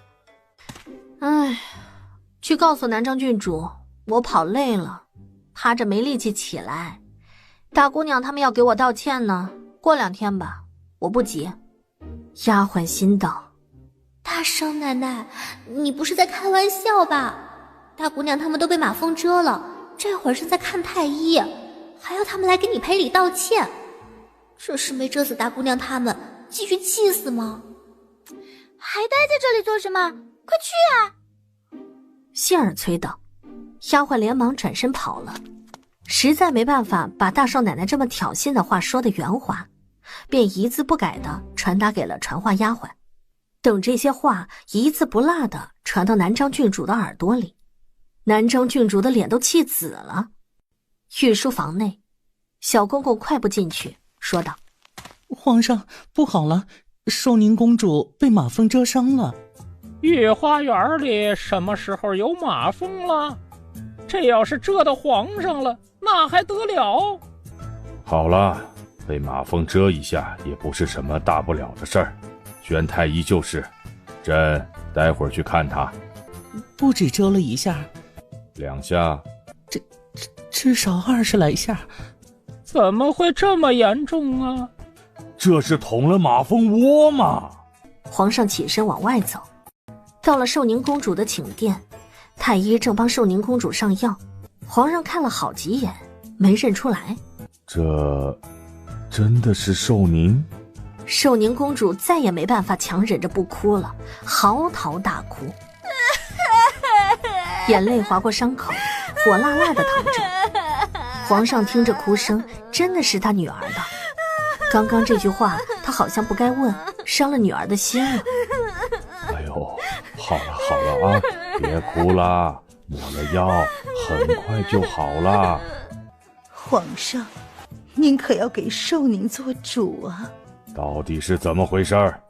寿宁要去郑国公府，臣妾就让他去了，撞上了郑国公府大少奶奶，就成这样了。郑国公府大少奶奶也一起被蛰了？皇后心口一堵，心道：寿宁都被蛰成什么样了，皇上还关心那个女土匪？没有，她没有被蛰，就是她让丫鬟捅了马蜂窝，把公主蛰成这样。公主没有多严重，只是胳膊有些撞伤，太医怕她乱动，所以绑了绷带，过几天就好了。你们这么多人跟去，还让公主被蛰成这样，到底怎么回事？给朕详细道来，胆敢漏一个字，朕绝不轻饶。宫女吓得跪在地上，颤巍巍地把经过说给皇上听。朕的女儿带着人跑去郑国公府挑衅，最后被抬回宫了，还要朕做主啊！你们要把朕的脸往哪儿放？皇上，东乡侯和他女儿蔑视皇家威严，一定要重重严惩。要严惩，也不是这一次，朕丢不起这个人。东乡侯那些大大小小的马蜂窝，没事别去捅，没有朕的允许，不许寿宁再出寝宫一步。皇后脸都气得颤抖，更叫她生气的还在后头。拿瓶药膏送过去，给郑国公府大少奶奶，再传朕的旨意，郑国公府保护不周，让马蜂窝掉下来伤了公主，郑国公府上下罚俸3月。大少爷，皇上派公公来宣旨，您和大少奶奶也要去。我能不能不去啊？我家姑娘跑了半天，累惨了，睡着了，起不来。没见过有人累得精神抖擞，也没见过有站着睡着还说话的。我不去，应该不至于到我床前来宣读圣旨吧？不会。那就这么办。会有丫鬟婆子来把大少奶奶你从床上扶下来去接旨的。喂，要不要这么认真啊？去接旨吧，我不信皇上还不讲道理了，指不定是赏赐我的呢。大少奶奶，像你这般想得美，应该绝无仅有了吧？他们去的算晚的，不止老夫人，就连被马蜂蛰伤的谢锦瑜都到了。公公轻咳一声道：人都到齐了，就跪下接旨吧。公公打开明皇圣旨，认真宣读。渐渐的，苏锦眉眼开笑了，老夫人眉头拧成了麻花，南章郡主脸黑成炭火，气得浑身颤抖。被马蜂蛰过的谢锦瑜直接炸了。分明是大嫂捅了马蜂窝，蛰伤了寿宁公主，怎么是马蜂窝自己掉下来的？皇上说马蜂窝是自己掉下来的，那就是自己掉下来的，与大少奶奶无关。皇上英明，哪有这样偏袒的？到底谁才是皇上的女儿？寿宁公主都被蛰得不成人样了，皇上不惩罚罪魁祸首，却罚整个镇国公府，这不是让整个镇国公府来替那女土匪背黑锅吗？公公望向苏锦道：这药膏是皇上赏赐给大少奶奶的。苏锦欢喜地接过药膏，知道我受了委屈，特地赏赐我药膏，皇上简直不能更英明了。哟，大少奶奶您占尽了上风，又得了便宜，再卖乖就有点过分了呀。寿宁公主毕竟是皇上的亲生女儿啊，这下手的时候就不能轻点，给皇上留2分薄面啊。姑娘猜准了，皇上果然讲道理，非但没有罚姑娘你，还赏赐了药膏，皇上真好。没事儿，就先回去吧。他怕再待下去又要请太医进府了。听丫鬟说，你在沉香轩后院的大木桶内泡澡，后院全是药味儿，是怎么回事？哦，是我爹嫌弃相公身子骨弱，让我帮相公泡药浴的，用的是我青云山锻炼筋骨的不传之秘。辰儿体内有毒，岂容你胡来？母亲放心，相公是我的，我比谁都希望他好。我看府上还有不少少爷，有需要锻炼筋骨的吗？30两银子一天，泡上3个月，保管抗揍。哎，不信你们揍我相公试试啊！苏锦卖力推销，谢景晨黑着脸把他拉走了。出了正院，苏锦不满道：哎呀，我话还没说完呢，干嘛拽我？他们没那么好忽悠。谁忽悠他们了？我是认真的。真的能锻炼筋骨抗揍？你不是每天在泡吗？都好几天了，也该感觉出来自己皮厚了吧？这女人说话就不能好听点？什么叫皮厚？那叫结实。应该让大少爷多泡泡，他经常挨揍。哎，明儿送金疮药，一并送几包药去。国公爷有什么喜好？怎么突然想起来打听祖父的喜好呀？哎，镇国公府上下没有喜欢我的，我原打算等国公爷他们回来好好表现一下，结果人还没见着，就连累他们俸禄被扣了，我得想办法补救啊！姑娘是不是着凉了？要不要请个大夫进府看看？没事，应该是有人在背后骂我吧。蛰成那样了，还有力气骂姑娘？皇上这么圣明，下次咱们就不用手下留情了。谢景晨扶额，全军覆没，连援军都不知道伤了多少，就这样还是手下留情的？我和寿宁公主的梁子算是越结越大了，你得教我鞭子。如果寿宁公主这会儿还有力气的话，她应该在练习弹弓。苏锦头大，这么说她不只要学习鞭子，还要练习弹弓了。你不必太担心了，短时间内寿宁公主没有机会出宫的。她还敢来呢？咱们国公府又不是她想来就来，想走就走的，来了就别走了。从杏儿的脸上暗未恍惚看到东乡侯在说话。我青云山岂是你想来就来，想走就走的？来了就别走了。不只是说话，就连神情都像了几分。姑娘消消气，奴婢说件好事与你听。能有什么好事？姑娘，你忘了大少奶奶喜欢吃猪大肠的事儿？这事儿已经传开了。你猜背后大家是怎么议论大少奶奶的？怎么传的？传的可难听了，奴婢都不忍说出来污姑娘的耳朵。直说就是，大家说大少奶奶是土匪出身，做了咱们镇国公府大少奶奶也改不了身上的土气，放着山珍海味不吃，喜欢吃穷苦百姓都看不上的猪大肠。说她可能是猪大肠吃多了，脑子里装了什么？装了米田共。反应过来，谢锦瑜笑得前俯后仰。奴婢开始还不知道米田共是什么，他们说奴婢才知道。听说大厨房给大少奶奶烧了猪大肠。去大厨房吩咐一声，晚上我要吃佛跳墙、糖醋鲤鱼、蒸驼峰、鲍鱼烩珍珠菜、芙蓉蛋和鹅砖掌羹，少一样都不行。大厨房的许妈妈找你。找我？找我有事儿？大厨房没有人会烧猪大肠，怕烧出来不合大少奶奶的口味，特地来问问。还以为找我什么事儿呢？就这事儿啊，我教你就是了。谢儿没烧过菜，但见过好多回。许妈妈听后说：“倒也不难。”怎么不难？烧不好，味道差很多，一定要用心啊！是。晚上有好菜呢。有什么好菜啊？是姑娘最喜欢的菜，奴婢特意吩咐厨房给姑娘做的。桌子上摆了6菜1汤。苏锦看了2眼道：“这些菜不都吃过吗？”怎么没有？不应该啊。没有就算了。啊，你给我准备了什么菜啊？红烧猪大肠。哦，你早上去大厨房骂人，然后给我要了猪大肠？是啊，奴婢知道猪大肠还比不上猪头肉，更叫人笑话。奴婢是特意吩咐大厨房烧的。姑娘不能一辈子都不吃自己喜欢的菜啊！等他们背后笑够了，奴婢再告诉他们，皇上在我们青云山吃过猪大肠，还说好吃，一准能憋死他们。但不知道为什么菜没端上来。皇上真的吃过猪大肠？谢儿把皇上吃猪大肠的经过告诉苏锦和谢景晨。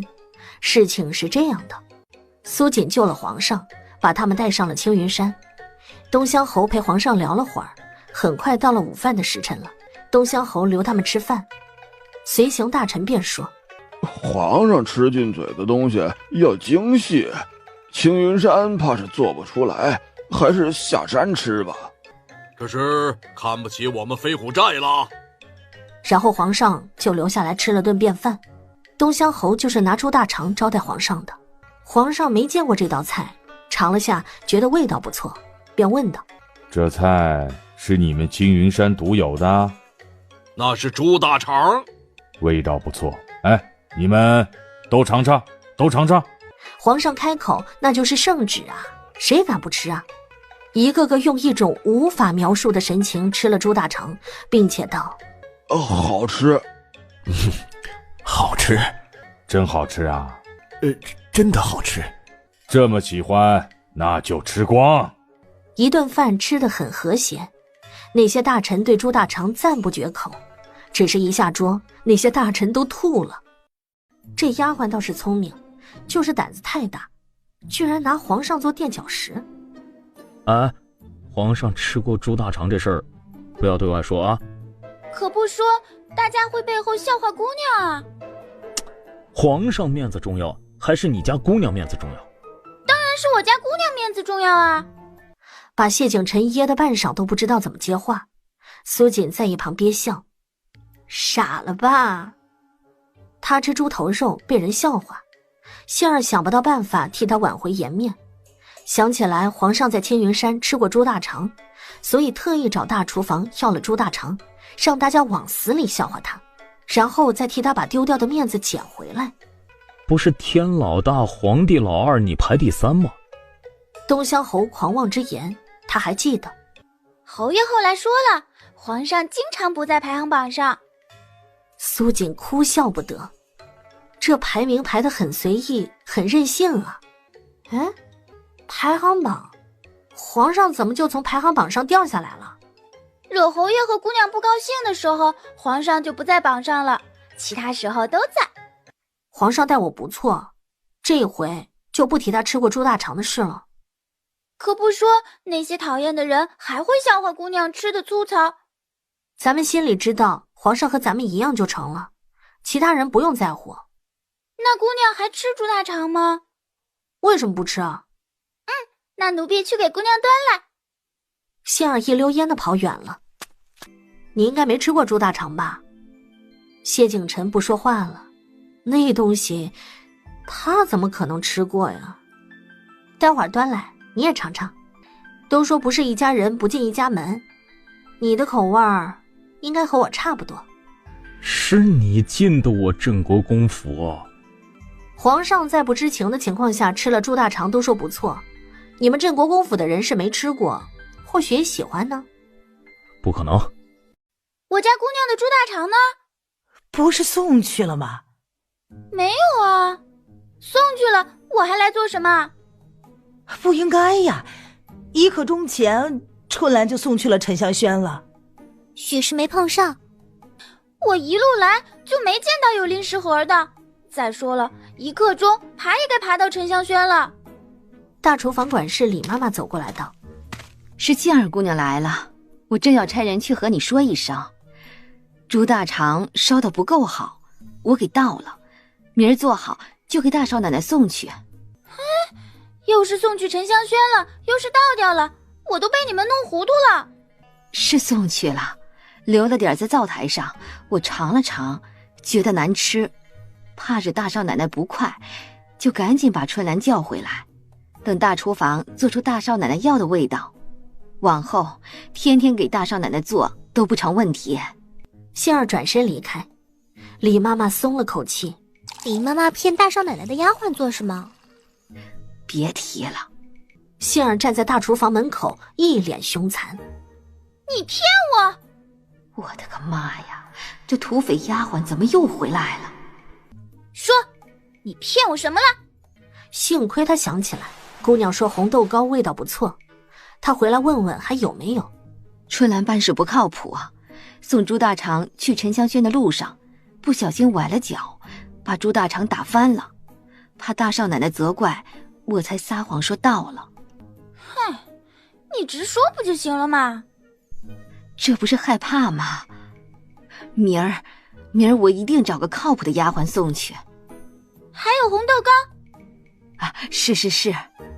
杏儿出院门，和一个拎着食盒的丫鬟撞上了。好巧不巧，那丫鬟正是春兰。杏儿鼻子灵，嗅到了猪大肠的味道。不是说崴脚了吗？又骗我！你到底把我家姑娘的猪大肠送哪去了？杏儿掏出了鞭子，一鞭子抽过去。让你骗我！李妈妈胸口结实的挨了一鞭子。你到底说不说？我说，送去大姑娘那儿了。杏儿把鞭子一收，一溜烟就跑了。杏儿一阵风跑回了沉香轩，高兴道：姑娘，不用皇上出马，你的面子就找回来了。他去大厨房一趟，猪大肠没找回来，面子找回来了。啊，怎么找回来的？大姑娘抢了你的猪大肠。杏儿高兴的眉飞色舞。苏锦被这消息震得七荤八素的，他撇头望向谢景晨：啊，你不是说你们镇国公府不会吃猪大肠吗？这都不是吃了，是抢。是不是有什么误会？没有误会，就是大姑娘抢了我家姑娘的猪大肠，大厨房管事妈妈还骗我，被我抽了一鞭子。姑娘，虽然猪大肠被抢了，奴婢很高兴，但是不是应该去把猪大肠再抢回来？杏儿有点纠结了，他们是青云山飞虎寨的土匪，从来都是他们去抢别人的，今天居然被别人抢了。虽然只是一盘猪大肠，虽然他很高兴，但传出去好像有点丢人呢。谢大少爷，你觉得呢？马蜂蛰人有后遗症吗？苏锦也有点怀疑谢锦瑜是不是脑子被马蜂蛰出了毛病来。抢什么不好，抢猪大肠。杏儿在大厨房闹了一通，还一鞭子抽了管事李妈妈，这事儿也就闹大了。大姑娘抢了大少奶奶猪大肠的事儿也一阵风的传开了。很快，这消息就传到了谢锦瑜的耳朵里了。她正在吃晚饭，丫鬟愤愤不平地进屋道：“姑娘真是太气人了，府里居然传你抢了大少奶奶的猪大肠。我会抢她的猪大肠？谁传的流言？看我不撕了她的嘴！”大姑娘、二姑娘和三姑娘来看你，让他们进来。谢锦瑜是身正不怕影子斜，然而他身侧的丫鬟却叫道：“快拦住他们，别让他们进来！”他看着桌子上那道没见过的菜，心往下沉。这到底是什么菜啊？是猪大肠。居然是猪大肠！你不是说这道菜叫长相厮守吗？姑娘醒醒，起来吃包子啦！昨晚你家姑娘叮嘱你什么了？姑娘说天塌下来也别叫醒她。姑娘叮嘱的话我没忘记，但吃包子更重要。无话可说的谢景晨穿好衣服走了出去。要是包子不好吃，我以后都不让你吃包子了。包子可好吃了，我一口气吃了8个。苏锦坐下后，随手拿起一个，漫不经心地咬了一口，嚼了2下，苏锦眼睛就亮起来了。来，你尝尝，味道怎么样？还不错。谢景晨接了包子吃起来。哎，这包子什么馅儿的？猪大肠雪菜馅儿。看我说准了吧，我就说你会喜欢猪大肠的。谢景晨脸黑成锅底。喜欢这包子的人可多了，不过他们都不知道这包子是猪肉大肠做馅儿的。这包子不是小厨房做的？奴婢问了，是大厨房做好了送来的。连沉香轩都送了，看来大厨房是做了不少啊。一会儿不知道怎么走路喽。用脚走路啊？哎，不好下脚，地上全是镇国公府主子丫鬟小厮丢掉的脸，我怕踩上去硌脚。我抱你走就是。算了，我还是自己走吧，左右那些脸也是捡不起来了，随便踩。珠帘外有丫鬟伺候在那儿，他和谢景晨的谈话丫鬟听得一字不漏。等丫鬟出去，包子是猪大肠雪菜馅做的也就传开了。用过了早饭后，苏锦带着杏儿去七鹤堂请安，一路上杏儿蹦蹦跳跳，玩得不亦乐乎。哼，这是做什么？踩镇国公府丫鬟小厮丢掉的脸啊！你能看得见吗？奴婢靠想象的。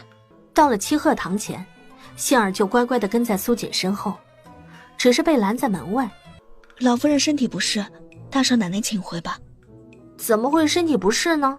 是不是猪大肠吃坏了肚子？这话要叫老夫人听见，非得把这丫鬟打死不可。这丫鬟来的路上踩人脸是闹着玩的，这会儿踩老夫人的脸却是结结实实的。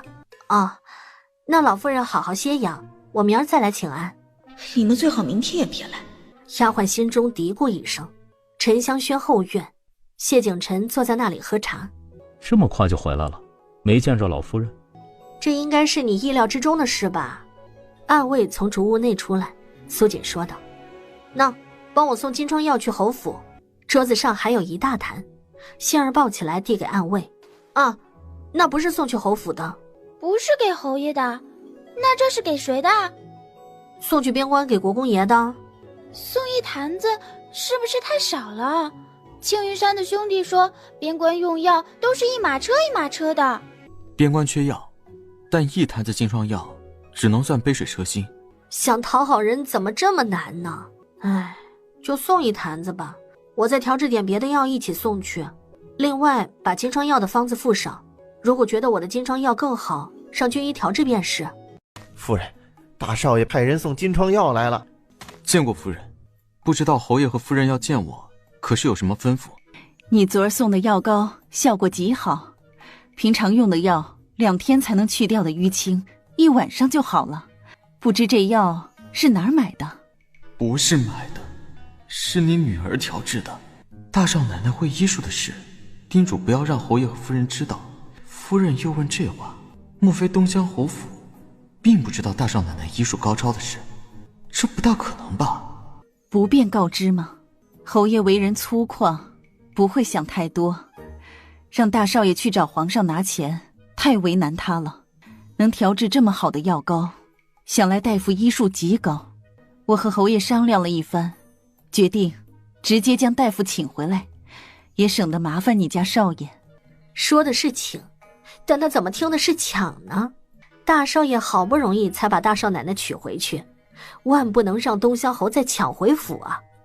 尤其在东乡侯眼里，大少爷没几天好活的，一直在等他咽气呢。不麻烦，一点都不麻烦。侯府需要什么药，只管吩咐。真的不行？还请夫人不要为难我家大少爷。既然为难，那我也不便强人所难。还是夫人通情达理，这要碰到东乡侯，铁定没这么好说话。这是侯府要的药，拟好的药单。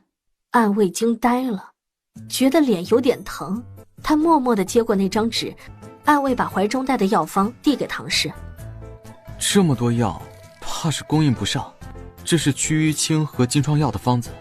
药单上的金疮药和祛淤青的药就不用送来了。暗卫松了口气。去街上吗？大少奶奶可有什么要买的？我书桌上有张药材单子，帮忙买回来，银票在抽屉里。哎，还有我，帮我买几串糖葫芦，钱在我房间的枕头底下。暗卫脸都恨红了，这小丫鬟把他当小跟班使唤就算了，还要他去他房间拿钱。杏儿把石桌收拾下，把饭菜摆上，清风徐徐，水面波光粼粼。哦，这地方吃饭不错呀。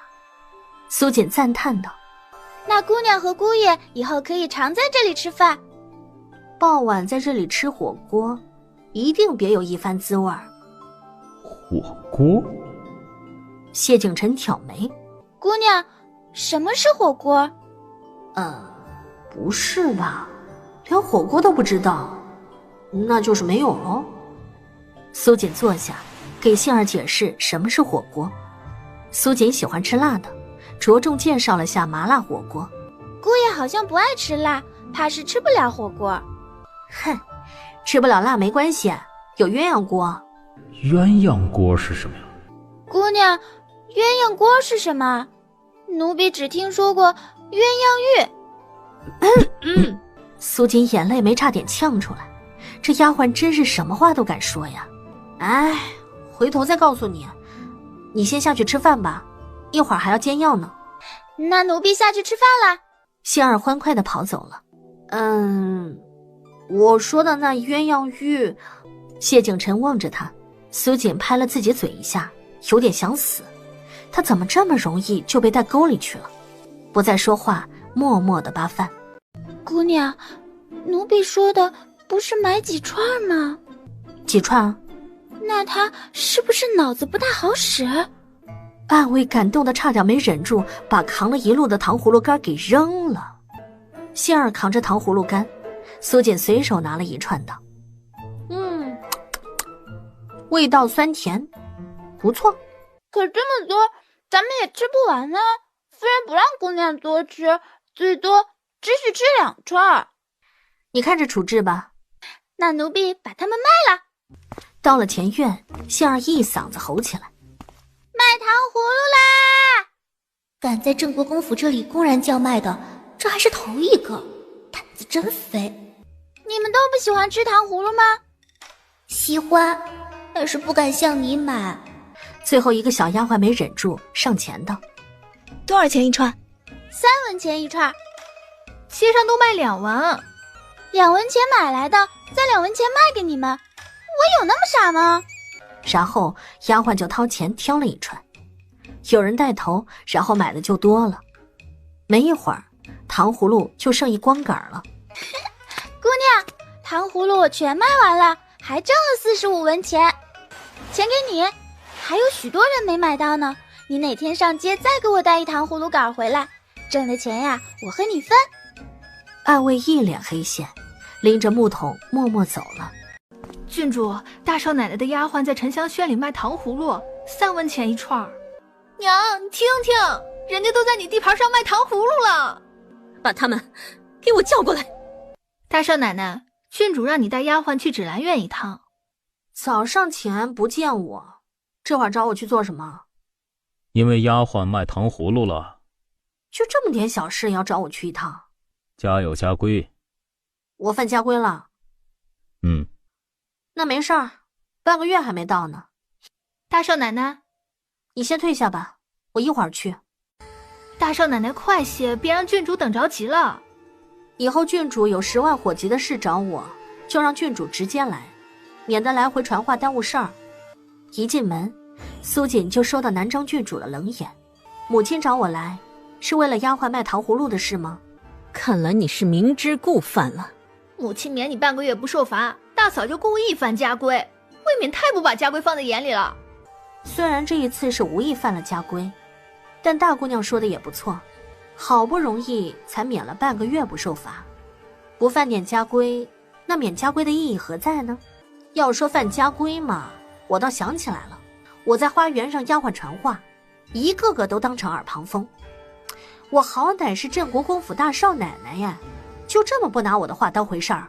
那依照国公府家规，怎么也要打20大板吧？我没听说花园里的丫鬟挨板子呀。哎，杏儿，你听说了吗？没有啊，花园里的丫鬟婆子还是乱蹦乱跳的，先前还找奴婢买糖葫芦了。还敢提糖葫芦？国公府是母亲掌中馈，若是母亲觉得惩罚下人太麻烦，那儿媳就亲自动手了。既然是家规，那就不能只针对她一人，敢不拿她的话当回事儿，就是向着南张郡主也没用，就是要借机告诉那些丫鬟婆子，她要罚他们，谁也护不住。沉香轩后院，谢景晨在泡了整整1个时辰的药浴，泡得他两眼发昏，几欲晕倒，苏锦才让他起来。从木桶内出来的谢景晨身子软的几乎都站不住了，一阵风吹来，谢景晨晕了。大少奶奶，大少爷没事吧？没事儿，只是虚脱了而已，扶他回竹屋睡上一觉，醒来就精神抖擞了。看着暗卫扶谢景晨走远，杏儿望着苏锦道：姑娘，你为什么让姑爷泡晕倒？之前泡完药浴，姑爷都是自己走回去的，这样更能发挥药效，他也能早日除掉体内的毒素。可晚几天也没事啊，咱们又不急，你都把姑爷泡软了。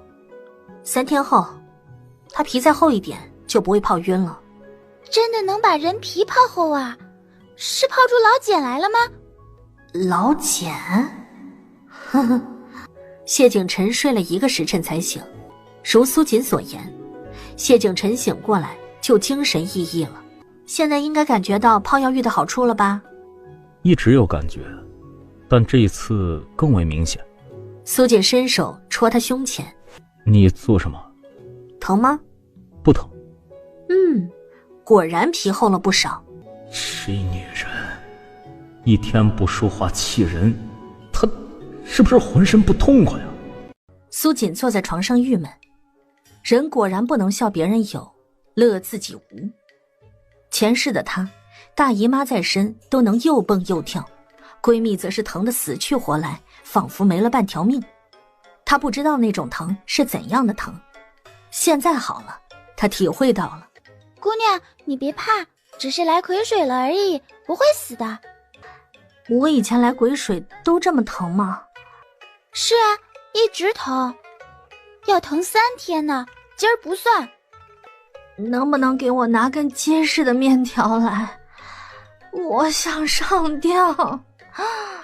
哎呀，姑娘，上吊要用白绫。喂，你就不怕我真上吊啊？不怕啊，姑娘以前说过，疼得连上吊的力气都没有。屋外，谢景晨耳朵好，听到这一句，眉头拧得没边了。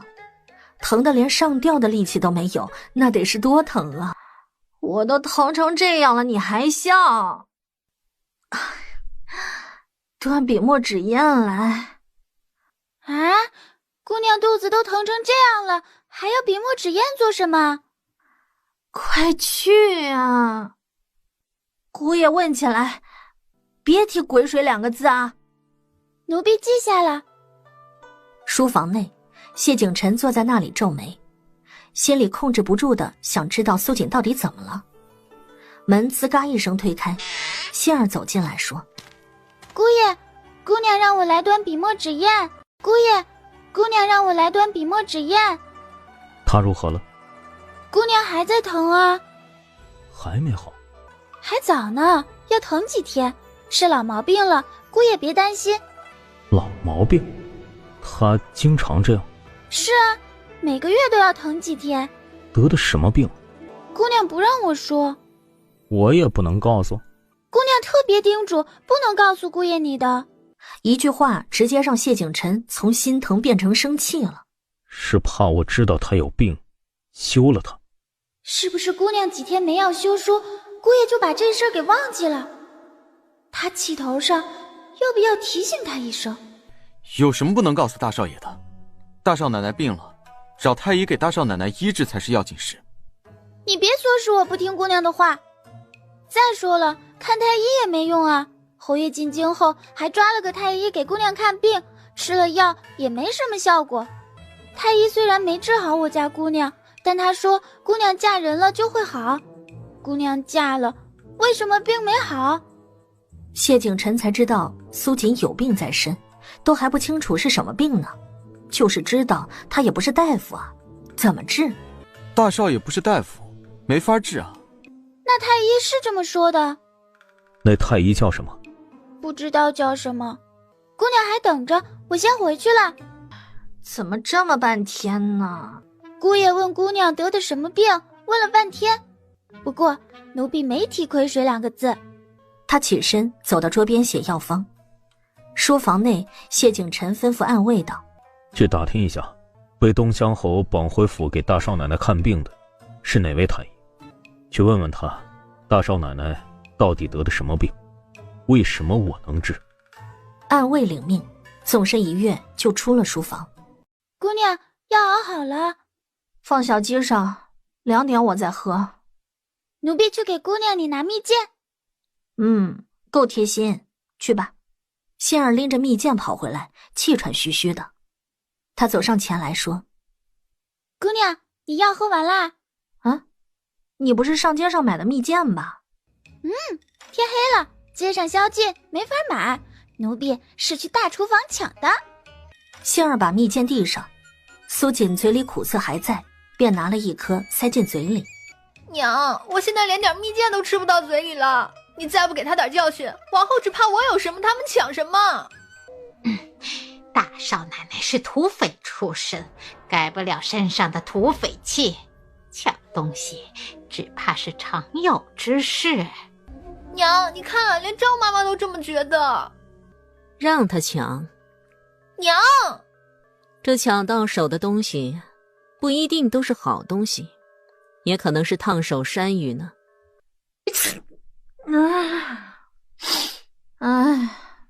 是不是吹了风着凉了？没事儿，应该是抢蜜饯被人骂了。抢点蜜饯就骂姑娘，那他们抢姑娘的猪大肠，我们还高兴呢。他们的心胸真不开阔。不过这蜜饯是真好吃，明儿我再让大厨房给姑娘买一点。以后从大厨房拿什么吃的，等我吃过后你才能吃。姑娘，你是怎么发现我偷吃了蜜饯的？我就吃了1颗。往后1颗也不行，记住没有？奴婢有时候会忍不住。忍不住也要忍啊，万一里面有砒霜，我赶不及救你的。啊，砒霜？奴婢一定忍得住的。沉香轩书房，谢景晨坐在那里，等得有些不耐烦了。暗卫跳窗进屋。可问清楚了？赵太医没说，只把药方给了我，让我带给大少爷你。他将手里的东西递给谢景晨。这么厚的药方？赵太医说药方有108种，随便哪种都能治好大少奶奶。108种药方，随便哪种都行？什么时候治病这么随意了？谢景晨将信将疑，把布包打开，就看清楚药方是什么了。暗卫瞄了一眼，赫然3个大字映入眼帘：春宫图。谢景晨望着暗卫，暗卫都不知道自己眼睛该看哪里合适。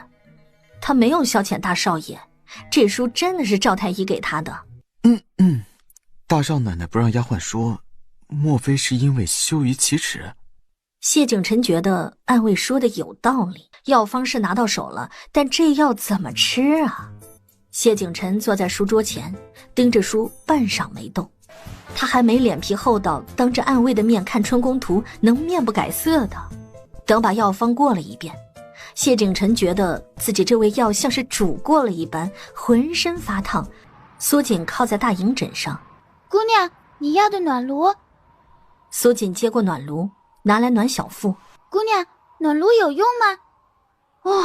没什么大用，缓解一点是一点吧。哼，都怪姑爷不好。没错。谢景晨走到珠帘外，正好听到这么一段对话。他眉头拧了拧，抬脚走了进来。我去洗个澡，就来给你治病。你还会治病啊？开什么玩笑？就算久病成良医，那也不会治我的毛病啊。治病还先洗澡？治病还先洗澡？姑娘，姑爷是不是报复你，不给他解毒，先挑丫鬟呢？不至于这么记仇吧？那姑爷为什么先洗澡啊？难道洗澡比给姑娘治病还重要？大半刻钟后，谢景晨回来了。你退下吧。姑爷不是要给姑娘治病吗？我得在一旁看着。退下。夜也深了，你回去睡觉吧。我还没教你医术，你就又出师了。找太医开的药方。药方呢？给我看看。你确定要看？这有什么不确定的？谢景晨就把怀里带的药方拿给苏锦看。苏锦看到那3个大字儿，他整个人直接成了煮熟的螃蟹。这是哪个庸医开的药方啊？看我不打死他！赵太医医术不错，绝非庸医。哼，他要不是庸医，就直接给我开砒霜了，那样我会死得更痛快一些。谢景晨眉头拧成麻花，他望着苏锦，我是来鬼水肚子疼的。谢景晨怔在那里。我去关窗户。谢景晨说完转身走了。你的书啊？不要啦。苏锦嘴角往上勾了勾，靠着大营枕欣赏起古代的药方来。等谢景晨觉得他差不多应该睡下了，这方才回屋。看见他过来，苏锦一脸灿笑。来，咱俩一起研究一下这药方。你能不能矜持点？行吧，那我矜持点和你研究药方。来，你看这张药方怎么样？女上男下。谢景晨看了一眼，侧着睡了。小朵，今儿可是你丫的自己撞枪口上来的。苏锦抖着肩膀，找了张和侧面有关的给谢景晨看。你想怎么样？我只是想告诉你，除非你睡天花板上，不然你怎么睡都能找到药方对应。别挣扎了啊！谢景晨坐了起来。你干嘛？研究药方。突然一声惨叫声传来，苏锦把手中蒲扇放下，往声音传来处走去。怎么了？他翻墙进来，脚下打滑，一屁股坐在了我刚种的仙人掌上。南安郡王，他都疼得怀疑人生了，这小丫鬟还心疼他的仙人掌，怎么想起来种仙人掌的？夫人说墙脚下要种点仙人掌，能防止别人翻墙进来。我闲得无聊，打算把这边都种上。南安郡王只觉得屁股疼得厉害，更重要的是伤的是屁股，丢的是脸呢。快帮我拔刺儿啊，很疼，兄弟。楚顺抖着肩膀和定国公府大少爷把他扶到谢景晨的主屋内，然后安静的后院一阵阵叫疼声传开。出什么事了？怎么叫得这么惨啊？北宁侯世子帮南安郡王拔仙人掌的刺儿只拔出来一半，定国公府大少爷帮忙也断了几根。南安郡王快疯了，说他们是损友，还真对得起这2个字。坑完这个坑那个，难怪谢景晨说他们没干过正经事儿。姑娘，他们让我来拿针。我只有银针，没法挑刺。夫人给姑娘准备的陪嫁礼有，就是不知道塞哪个箱子里了。现在找耽误时间，直接去院子里找小丫鬟拿。杏儿转身走，苏锦提醒道：“哎，记住不要生锈的针，挑刺之前要用火烤一下。”奴婢记下了。进了凉亭，南安郡王站着，苏崇挪了挪屁股道：“别客气，坐。”南安郡王摇头，苏崇伸手一拽，南安郡王一屁股坐在凳子上。从镇国公府小心翼翼一路呵护回来，支离破碎的面子，最终还是掉了一地。南安郡王要走，苏崇不让：“我就是来找你的。”“找我？”“上回你说过永安侯是你姑父。”“今儿一天不但多了点伤，还多了一个姑父。”“是我姑父。”定国公府大少爷默默说道：“我姑父怎么了？”“皇上派他做运粮官，运送粮草去边关。我爹看中那差事了，大家兄弟一场，我来给你报个信儿。”“拜托，这是送信还是下战书啊？”“运送粮草又不是什么好差事，这有什么好看重的？”楚顺说道。“我也想知道为什么。我爹的想法，除了揍我，其他的我从来没猜准过。如果不让会怎样？我姑父的脾气挺倔的。”“你姑父武功如何？”“和中武将军差不多吧。”“还是放弃吧，对上我爹，脾气倔成驴都没用，要拳头硬才行。”苏崇喝了半盏茶就起身了。“我先走了。”定国公府大少爷坐不住了：“我先回府一趟，这事儿得我娘出面才行。”说完也匆匆离开。第二天早朝，东乡侯站出来说：“皇上，这些天臣也歇息够了，这送粮草的差事就交给臣去办吧。”“皇上已经把送粮草的差事交给永安侯了。”永安侯笑道：“东乡侯愿意为朝廷效力，我自然相让。是让臣还是东乡侯运送粮草，臣听皇上的。”皇上眉头皱成了麻花，永安侯这是怕了东乡侯了。“这差事就交给臣吧。”“交给你？你是把粮草送往边关，还是送到你青云山上去啊？”“皇上不放心臣，找个人看着臣不就成了？”皇上眸光扫过去，眸光所到之处无不低头，心中祈祷：别找我，别找我。不过也不是谁都低头的，冀北侯不就没有？好歹还有一个骨头硬的。冀北侯做主运粮官，东乡侯为副，一路去边关。东乡侯，你要听冀北侯的调遣。边关路途遥远，晋北侯一把年纪了，我看，谁一把年纪了？我一把年纪，您老还年轻呢。当着他的面，东乡侯对冀北侯的态度都这样，回头离了京，这主运粮官只怕是形同虚设呀。但话说出口了，皇上也不好收回来，这事儿便这么定了。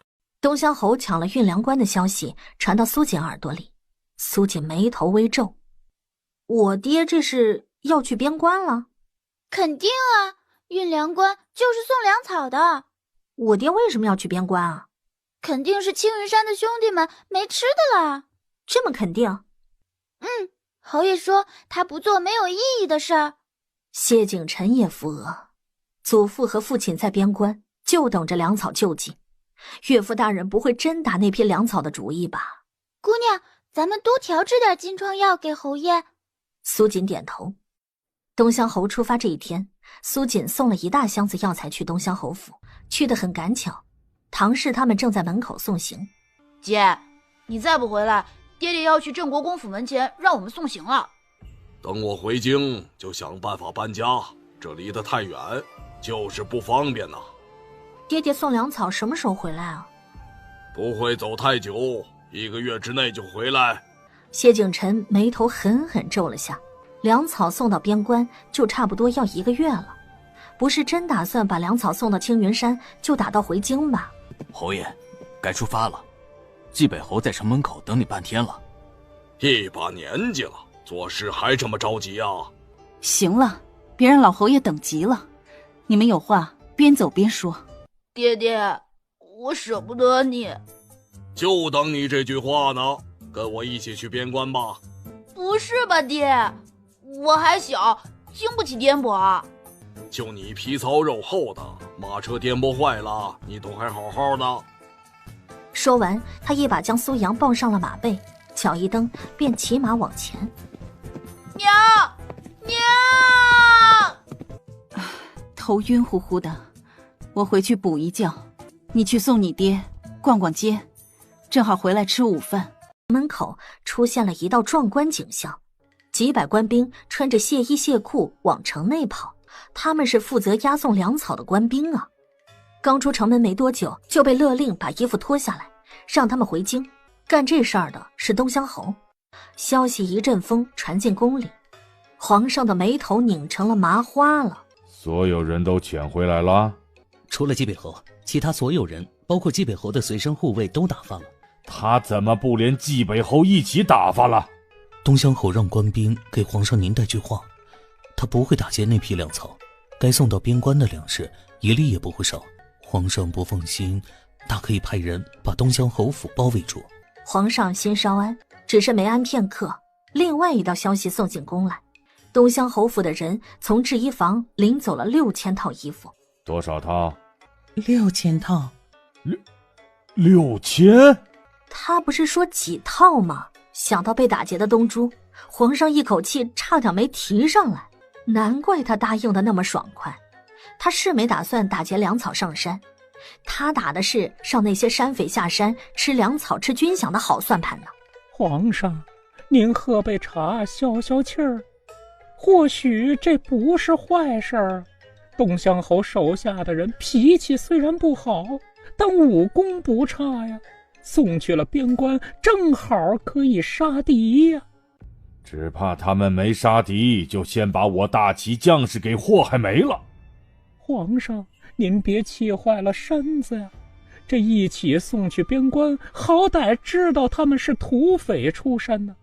万一东乡侯让他们分开从军了，以他们那体格，军中不会不收啊。朕怎么觉得你被东乡侯收买了啊？皇上，东乡侯怎么会花钱收买奴才呢？他不打劫奴才就不错了。这倒也是。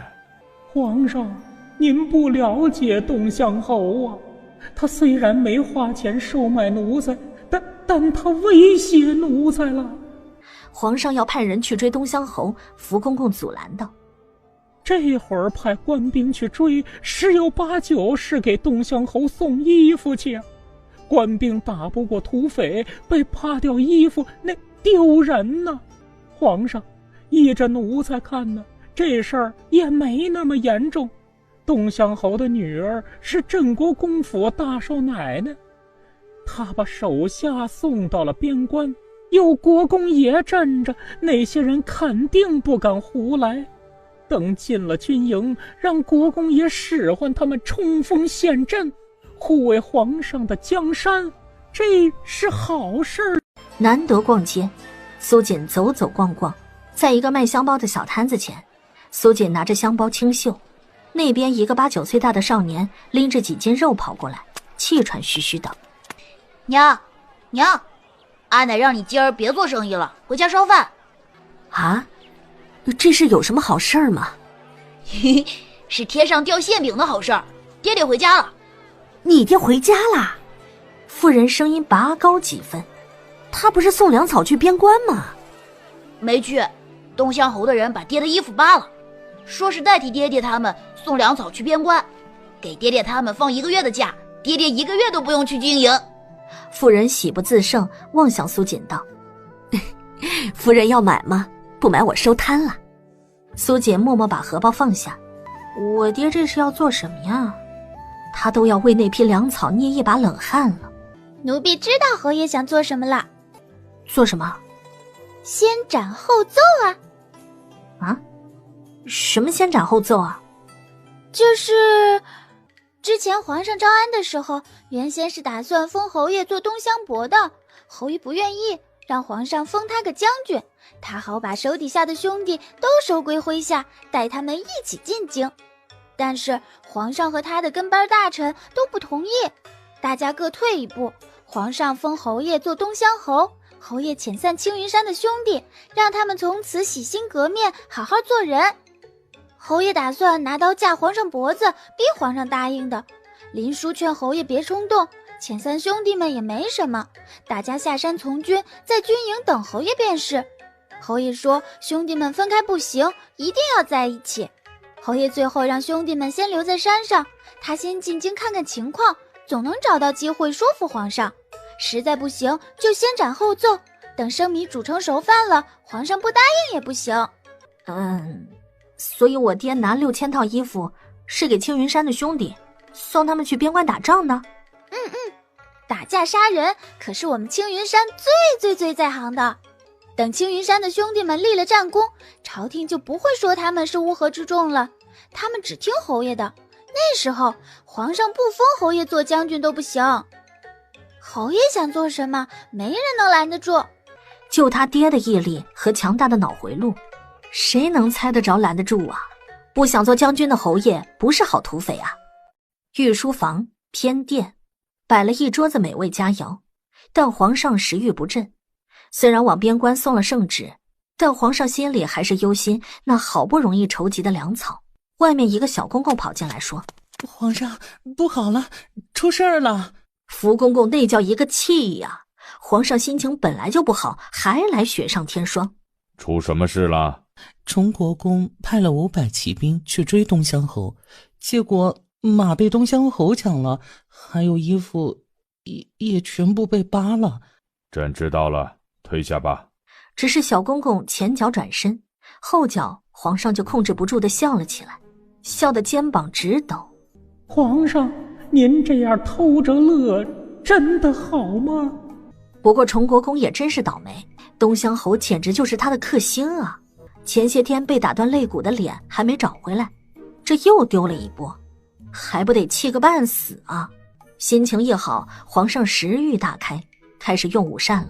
皇上，这些菜都凉了，奴才让御书房重新上菜。无妨，派兵去把东乡侯府包围，直到东乡侯回京为止。皇上这是看中了东乡侯坑崇国公的本事了，在他回京之前护着东乡侯府家眷吗？崇国公府，你再说一遍。他跟前一个将军穿着亵衣亵裤，鼻青脸肿地看着他。东乡侯说：谢谢国公爷您给他送的马，大恩不言谢，等他送完粮草回京，请您喝酒。崇国公气得浑身颤抖，脸一寸寸变紫，呼吸不畅。国公爷，您保重身子。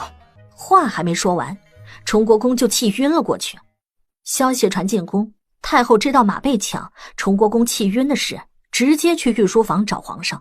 皇上，你未免太纵容东乡侯了。东乡侯行事乖张，但离京之前给朕立了军令状，他不将粮草送到，朕夺他的侯爵，也派人把东乡侯府团团包围了。东乡侯要敢有什么异心，朕灭他满门。让东乡侯送粮草是朕的决定。崇国公歇养在家，派骑兵去追他做什么啊？平白给人送了500匹马去。送这个字，太后听了都觉得扎心呢，何况是被东乡侯揍断了根肋骨的崇国公呢？崇国公这么做，还不是怕那批粮草被他们送到青云山，最后边关粮草不济，到时候大齐朝江山不保。朕相信东乡侯不是这样的人。相信？他是一个土匪，靠着大家结社过日子的，有什么可值得信任的？列祖列宗拼着血汗打下来的江山，皇上就这样糟践吗？若太后执意不看好东乡侯，不愿给他一个机会，朕便派人给崇国公传话，再派兵把粮草拦下。这一回可别再给人送马了。福公公站在一旁，脸都差点憋紫了。皇上说话什么时候也和东乡侯似的，句句扎心了？这是被东乡侯带歪了吗？太后气得甩袖走人。逛了半天街，苏锦有些乏了，刚走到天香楼前，就看到骑兵被扒得只剩下亵衣亵裤的走过来。照着岳父大人这抢的架势，等他到边关，你们青云山的兄弟差不多从步兵变成一支铁骑兵了。苏锦无法反驳，因为这太有可能了。楚顺几个走过来，脸上全是敬佩。哎，你爹真是太厉害了，我现在对你爹是佩服得五体投地。谁和我爹接触久了都会五体投地。我3岁前我爹没打过我，在他身上撒尿都行。过了3岁生日，我就经常被揍得五体投地了。苏崇兄也一样。我都这么惨了，我大哥只会更惨。他已经被揍得不记得3岁前的事了，我好歹还记得。你娘呢？都不拦着你爹。唉，我娘让我们顽强地活下去。她说我爹只是我们人生中一个微不足道的坎坷，只是一个小土包。苏崇耸肩。然而这个微不足道的小土包，我翻了18年也没能翻过去。我娘总觉得外面的世界很危险。然而这么多年下来，有我爹在的地方才是最危险的。我娘说武功不比我爹高，就不许我们随便到处乱跑。然而我爹不止武功高，还很努力。我娘希望我们青出于蓝胜于蓝，让我们勤奋。然而我爹觉得被儿子比下去了，他面上无光，所以他要更勤奋。我娘听我爹的，我爹听我娘的。我们越成长，我娘眼中的小土包就长得越高。俩难兄难弟齐齐望着楚顺他们。你们能懂那种绝望吗？好兄弟，虽然我们没办法体验你的绝望，但是谢谢你，让我们觉得生活很美好。你娘说的对，要坚强的活下去。等你翻过你爹这微不足道的小山包，人生就只剩坦途了。你爹这小山包从青云山挪进京了，翻不过去的还有一堆人。这样想是不是心里好受点？要是侯爷知道大少爷小少爷你们在背后说他坏话，一定揍得你们爬不起来，还不给你们饭吃。哼，说的好像不说爹爹坏话回来就不揍我们似的。小少爷的话我接不住了。唉，时辰不早了，该回府吃午饭了。能不能在外面吃啊？娘烧了饭菜等我们。我们天天吃娘烧的菜，早吃腻了。再说了，娘烧的菜也没有多好吃。唉，行吧，我请客。未免唐氏等他们，苏锦让暗卫回东乡侯说一声。一行人去了醉仙楼，等菜上齐，暗卫就回来了。我娘说什么了没有？夫人说猜到你们不会回来吃，所以她没有烧菜。另外夫人提醒，吃饭的时候小少爷要去方便，记得派人跟着，以防他溜走。谁会溜走？我娘这是以小人之心夺君子之腹。什么心什么腹？后娘之心亲儿子之腹。看来他们兄弟俩就算翻过了东乡侯这个小土包，还有东乡侯夫人这个天鹤鸿沟在啊。苏阳郁闷地戳着碗里的饭，食欲全无。多完美的计划，借着尿遁自己想去哪儿玩就去哪儿玩，难得碰到爹不在，他可以自由自在地飞了。结果刚扑腾起来就被他娘一竹竿子给拍了下来。这时候哐当一声传来，门被踹开，门口站着两男子。苏崇站起来，胆敢踹我的门，胆子很肥啊，报上名来。两男子没说话，楚顺走过来说，这是冀北侯府2少爷和3少爷。冀北侯府？要不是自家妹妹不听话，这2个之一就是他们的妹夫了。要不是自家姐姐不听话，这2个之一就是他们的姐夫了。这么微妙的缘分，怎么能不好好认识下呢？好像还不错。哈，来来来，有话坐下说。你们是打算抓我大哥去救你们的祖父吗？冀北侯府2位少爷没说话，算是默认了。大哥，你就别反抗了，趁机看看你在父亲心目中的分量。就我在父亲心中那点分量，都不够父亲叫他俩撕票的。别担心，我爹要是想对你祖父冀北侯怎么样，他压根就没机会做主运粮官。现在你们的祖父冀北侯是主运粮官，是皇上任命的，他必须护送粮草去边关，擅离职守，一旦粮草丢失，他罪不容赦。你们现在拿我去要挟我爹放了你祖父，我爹放了他，他还是乖乖的跟着粮草走，你们又何必兜这么大圈子呢？冀北侯府2少爷和3少爷不否认他说的很有道理。崇国公派铁骑去追我爹，最后500匹马被抢了的事，你们听说了没有？听说了。听说了就好，待会儿把这顿饭钱结了啊。这话锋一转，直接把冀北侯府2位少爷给转懵了。当然，懵的不止他们2个，除了杏儿和苏阳之外，其他人都有点懵懵的。吃完了午饭，又在街上逛了半个时辰，方才回东乡侯府。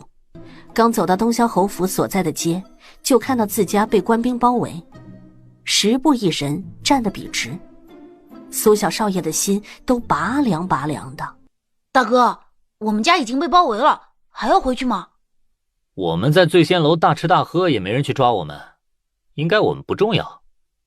虽然不用被抓，但这话怎么说出来那么的扎心呢？就到东乡侯府大门前了，苏崇和苏阳骑在马背上，官兵统领走过来。你们是谁派来包围我们东乡侯府的？我们进去了，还能随便出来吗？是皇上派我们来包围东乡侯府的。大哥，是皇上派他们来的。苏崇没说话，他在琢磨皇上此举的用意。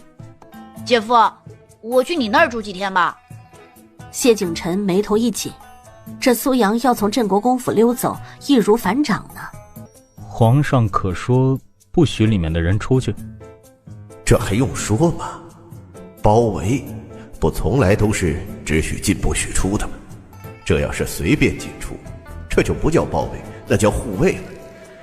就东乡侯府干的好事儿，皇上能派人来护卫东乡侯府吗？别说，还真有可能。皇上没说，我这就去问问清楚。说着，铁统领转身就走。御书房内，小公公进来，轻声唤道：“皇上，有事说事儿。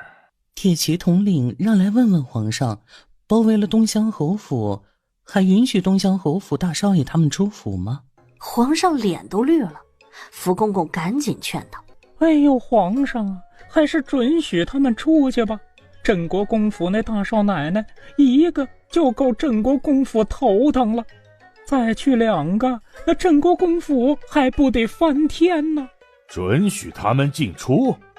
朕派铁统领去看一座空宅子吗？啊！皇上，您得想清楚呀，那些去杀东乡侯的刺客，最后都死了。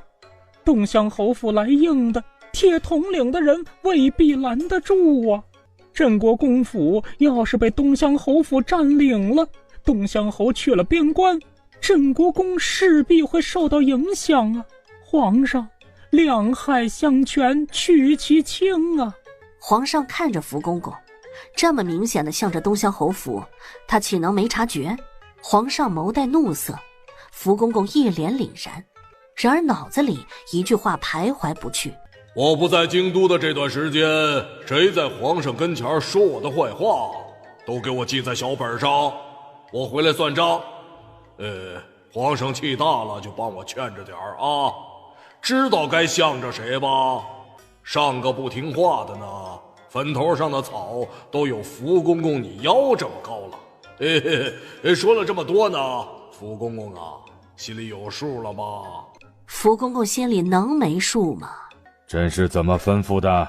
皇上，您让铁统领带人去包围东乡侯府，不许东乡侯夫人出府一步，是奴才话没转达清楚。传话都传不清楚，扣半年俸禄。很快，这话就传到铁统领的耳朵里。看好东乡侯府，不许东乡侯夫人出府一步，违令者斩。是。皇上居然让他们官兵来保护土匪，那么凶悍的土匪用得着他们保护吗？真来了刺客，谁保护谁还不一定呢。消息传进屋，苏阳笑道：嘿嘿，娘，爹回来之前你是没法出府了。1个月很快就过去了。娘，父亲送粮草去边关，真的1个月能回京？如果是朝廷送粮，1个月肯定回不来。但你爹人多，青云山的兄弟脚程又快，还有500匹马，日夜兼程，轮流休息，1个月绰绰有余。爹用得着那么赶吗？朝廷的粮草运到边关要保证9成，这么多人吃饭，不走快点儿，你爹怎么和镇国公交代？哦，原来爹把运粮官兵都赶了回来，是嫌他们走得慢，还浪费粮食。可走得再快，也很难保证9成啊，尤其日夜兼程，耗费体力，吃得更多。唉，半道上不知道哪个粮仓要倒霉喽。回到沉香轩，一进屋，一股淡淡清香袭来。姑娘，你闻到没有？好香啊！正在擦桌子的小丫鬟忙回道：啊，这是前院新送来的熏香，奴婢刚点上没多会儿。灭了吧。姑娘，这香多好闻啊，就跟咱们青云山的果子似的。闻多了，忍不住就想起青云山那些打家劫舍的日子，难免蠢蠢欲动。哎呀，那到时候镇国公府其他人可就危险了。傻愣着做什么？还不快把香炉灭了？屋内，杏儿凑到苏锦跟前，问：姑娘，你想起青云山啦？没有。熏香有问题？你体内有毒，那点熏香对你来说影响不大，毒发吐血也察觉不出来。可我和杏儿闻多了，会脾气暴虐。身为土匪，脾气本就不好，所以再不好一点，也没人怀疑是受了熏香中毒影响，只当是他本性如此。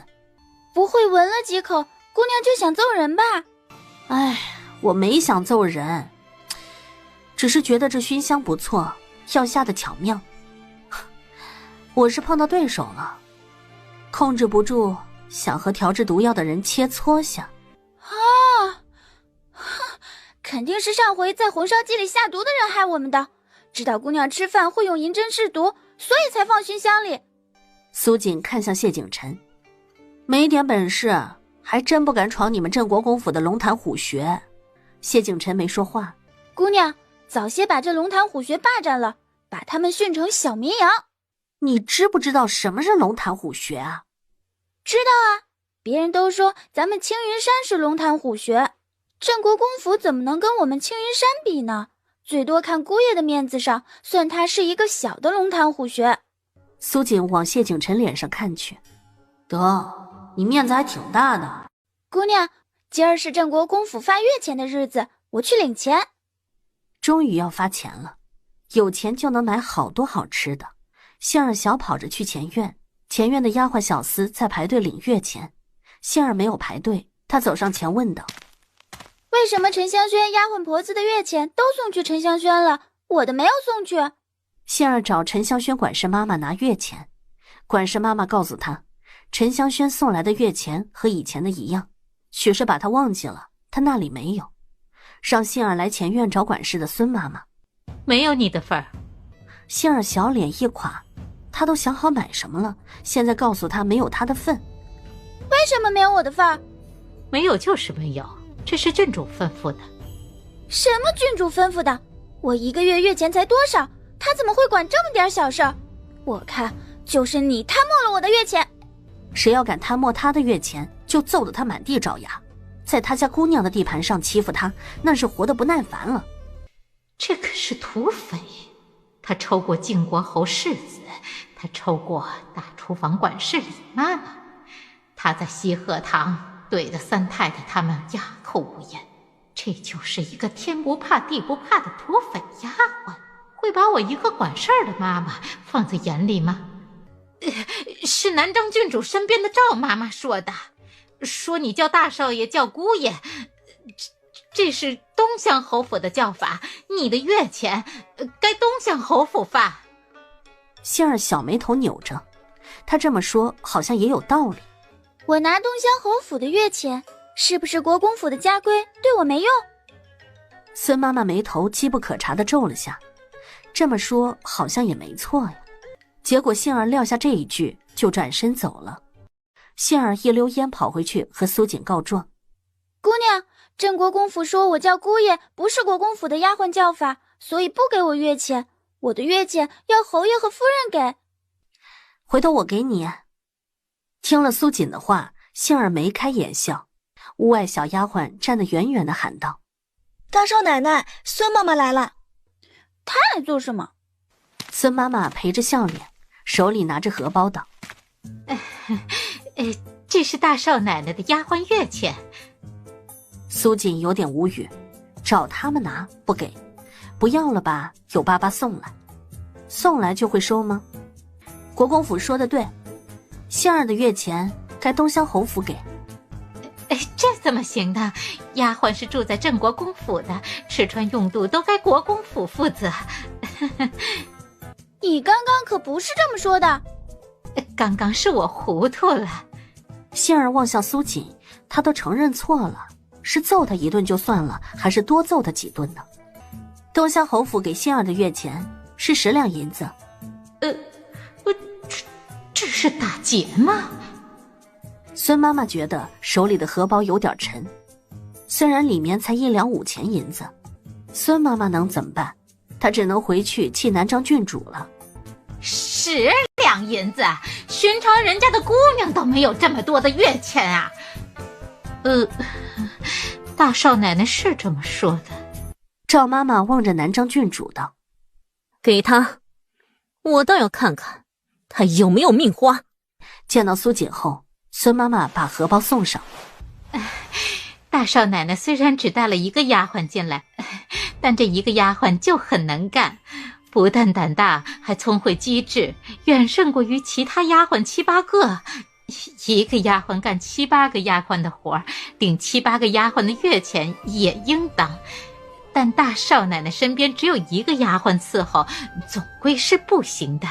这月钱送来，大少奶奶记得添置丫鬟。虽然你夸得我很高兴，但我怎么觉得不大对劲儿啊？就送10来两，多找几个丫鬟，我的月钱不是就少了吗？大少奶奶的丫鬟怎么就不知道见好就收啊？是我话没说清楚吗？没有，大少奶奶说话很清楚，这钱就是给丫鬟的，回头添了丫鬟，月钱另算。这还差不多。镇国公府的人真是太好欺负了，姑娘2句话就让他月钱涨了5倍还不止。东乡侯府虽然唐氏被禁足，但朝堂上发生的大事儿他还是知道的。对于崇老国公被气得吐血，唐氏想了想，吩咐苏崇道：你去崇国公府探望下崇老国公。娘，你让我去探望崇老国公？你没听错，就是让你去。他一个老人家已经被爹气得吐血了，我再去有违咱们青云山尊老爱幼的传统。是让你去代替你爹跟崇老国公赔句不是，态度恭敬点儿。爹什么时候跟人赔过不是啊？娘，你说的是正话还是反话啊？唐氏瞪着他。娘，您确定要我翻墙去见崇老国公啊？您就不担心我会被当成刺客给灭了？从崇国公府大门进，他们不敢拿你怎么样。翻墙都不一定进得去，娘居然让他走大门，这是对他心的考验吗？难度很大呀。不过娘这么看得起他，这要不进去溜达一圈都说不过去呀。半道上他想了想，掉头去了镇国公府。哎，大哥怎么来了？哦，我找妹婿有点事。谢景琛还没说话，苏崇就勾他的脖子了。谢景琛头疼，相处许久，他也对东乡侯府一家子算有了几分了解。苏锦的微笑，苏崇的勾脖子，以及东乡侯的一脸严肃，都是坑啊。什么事？我要去崇国公府探望崇老国公，帮忙带个路。啊，要去气死崇老国公吗？哎，去赔礼的。为什么？谁知道啊，我娘要我去的。气人他会，这赔礼，哎，长这么大他只给妹妹赔过礼。崇老国公和崇国公不同，皇上想整死崇国公，但他对崇老国公敬重有加。苏崇单独去，谢景琛还真不放心。你们俩能进得去吗？进不去的时候好歹有个伴儿啊。我也一起去吧。你就别去了。他可舍不得妹妹去崇国公府吃闭门羹。就让姑娘跟去吧，没准儿会看在姑娘的面子上，准许大少爷进崇国公府了呢。我就是去看热闹。谢景琛扶额，苏崇便随了苏锦。不是，我看是想把我们老国公爷给活活气死吧，胆敢揍断国公爷一根肋骨，你们一家老小还是想着怎么活下去吧。这口气不出了，国公爷还怎么在朝堂上立足？太后的颜面何存？指不定这会儿东乡侯的尸体已经在京都的路上了，现在来赔礼晚了。苏崇强忍着不生气，娘让他从正门进去，他就不能翻墙，只是从正门打进去的话，胜算好像不大呀。谢儿望着苏锦道：要不别让大少爷赔礼了，夫人不高兴，姑娘回去帮着说几句软话就没事了。妹妹，你就帮大哥我向娘说几句软话，以免我进了崇国公府啊，就和寿宁公主去找你似的，最后被抬出来。大哥气人的本事也是一流啊，在崇国公府跟前提寿宁公主的惨状，那不是找打吗？不用为了进崇国公府就故意这么说吧。崇国公府的小厮气得横眉怒目，他们送上门来为什么不让进？让他们竖着进去，横着出便是。小厮之一赶紧去禀告崇国公知道，没一会儿管事的就出来了。进来吧。哎，人家摆明了不让他好过的，他还要闯崇国公府。哎，咱家的脑回路真是叫人猜不透啊。跟着总管一路往前，就直接去见崇国公了。我不是来见崇国公的。带路的管事说道：老国公身体不适，不见外客，你要赔礼啊，就向国公爷赔礼吧。既然老国公是被我爹气的，我去赔礼，老国公心情一好，也就不会身体不适了。一切都等见过国公爷再说吧。大半刻钟后，苏崇就见到了崇国公了。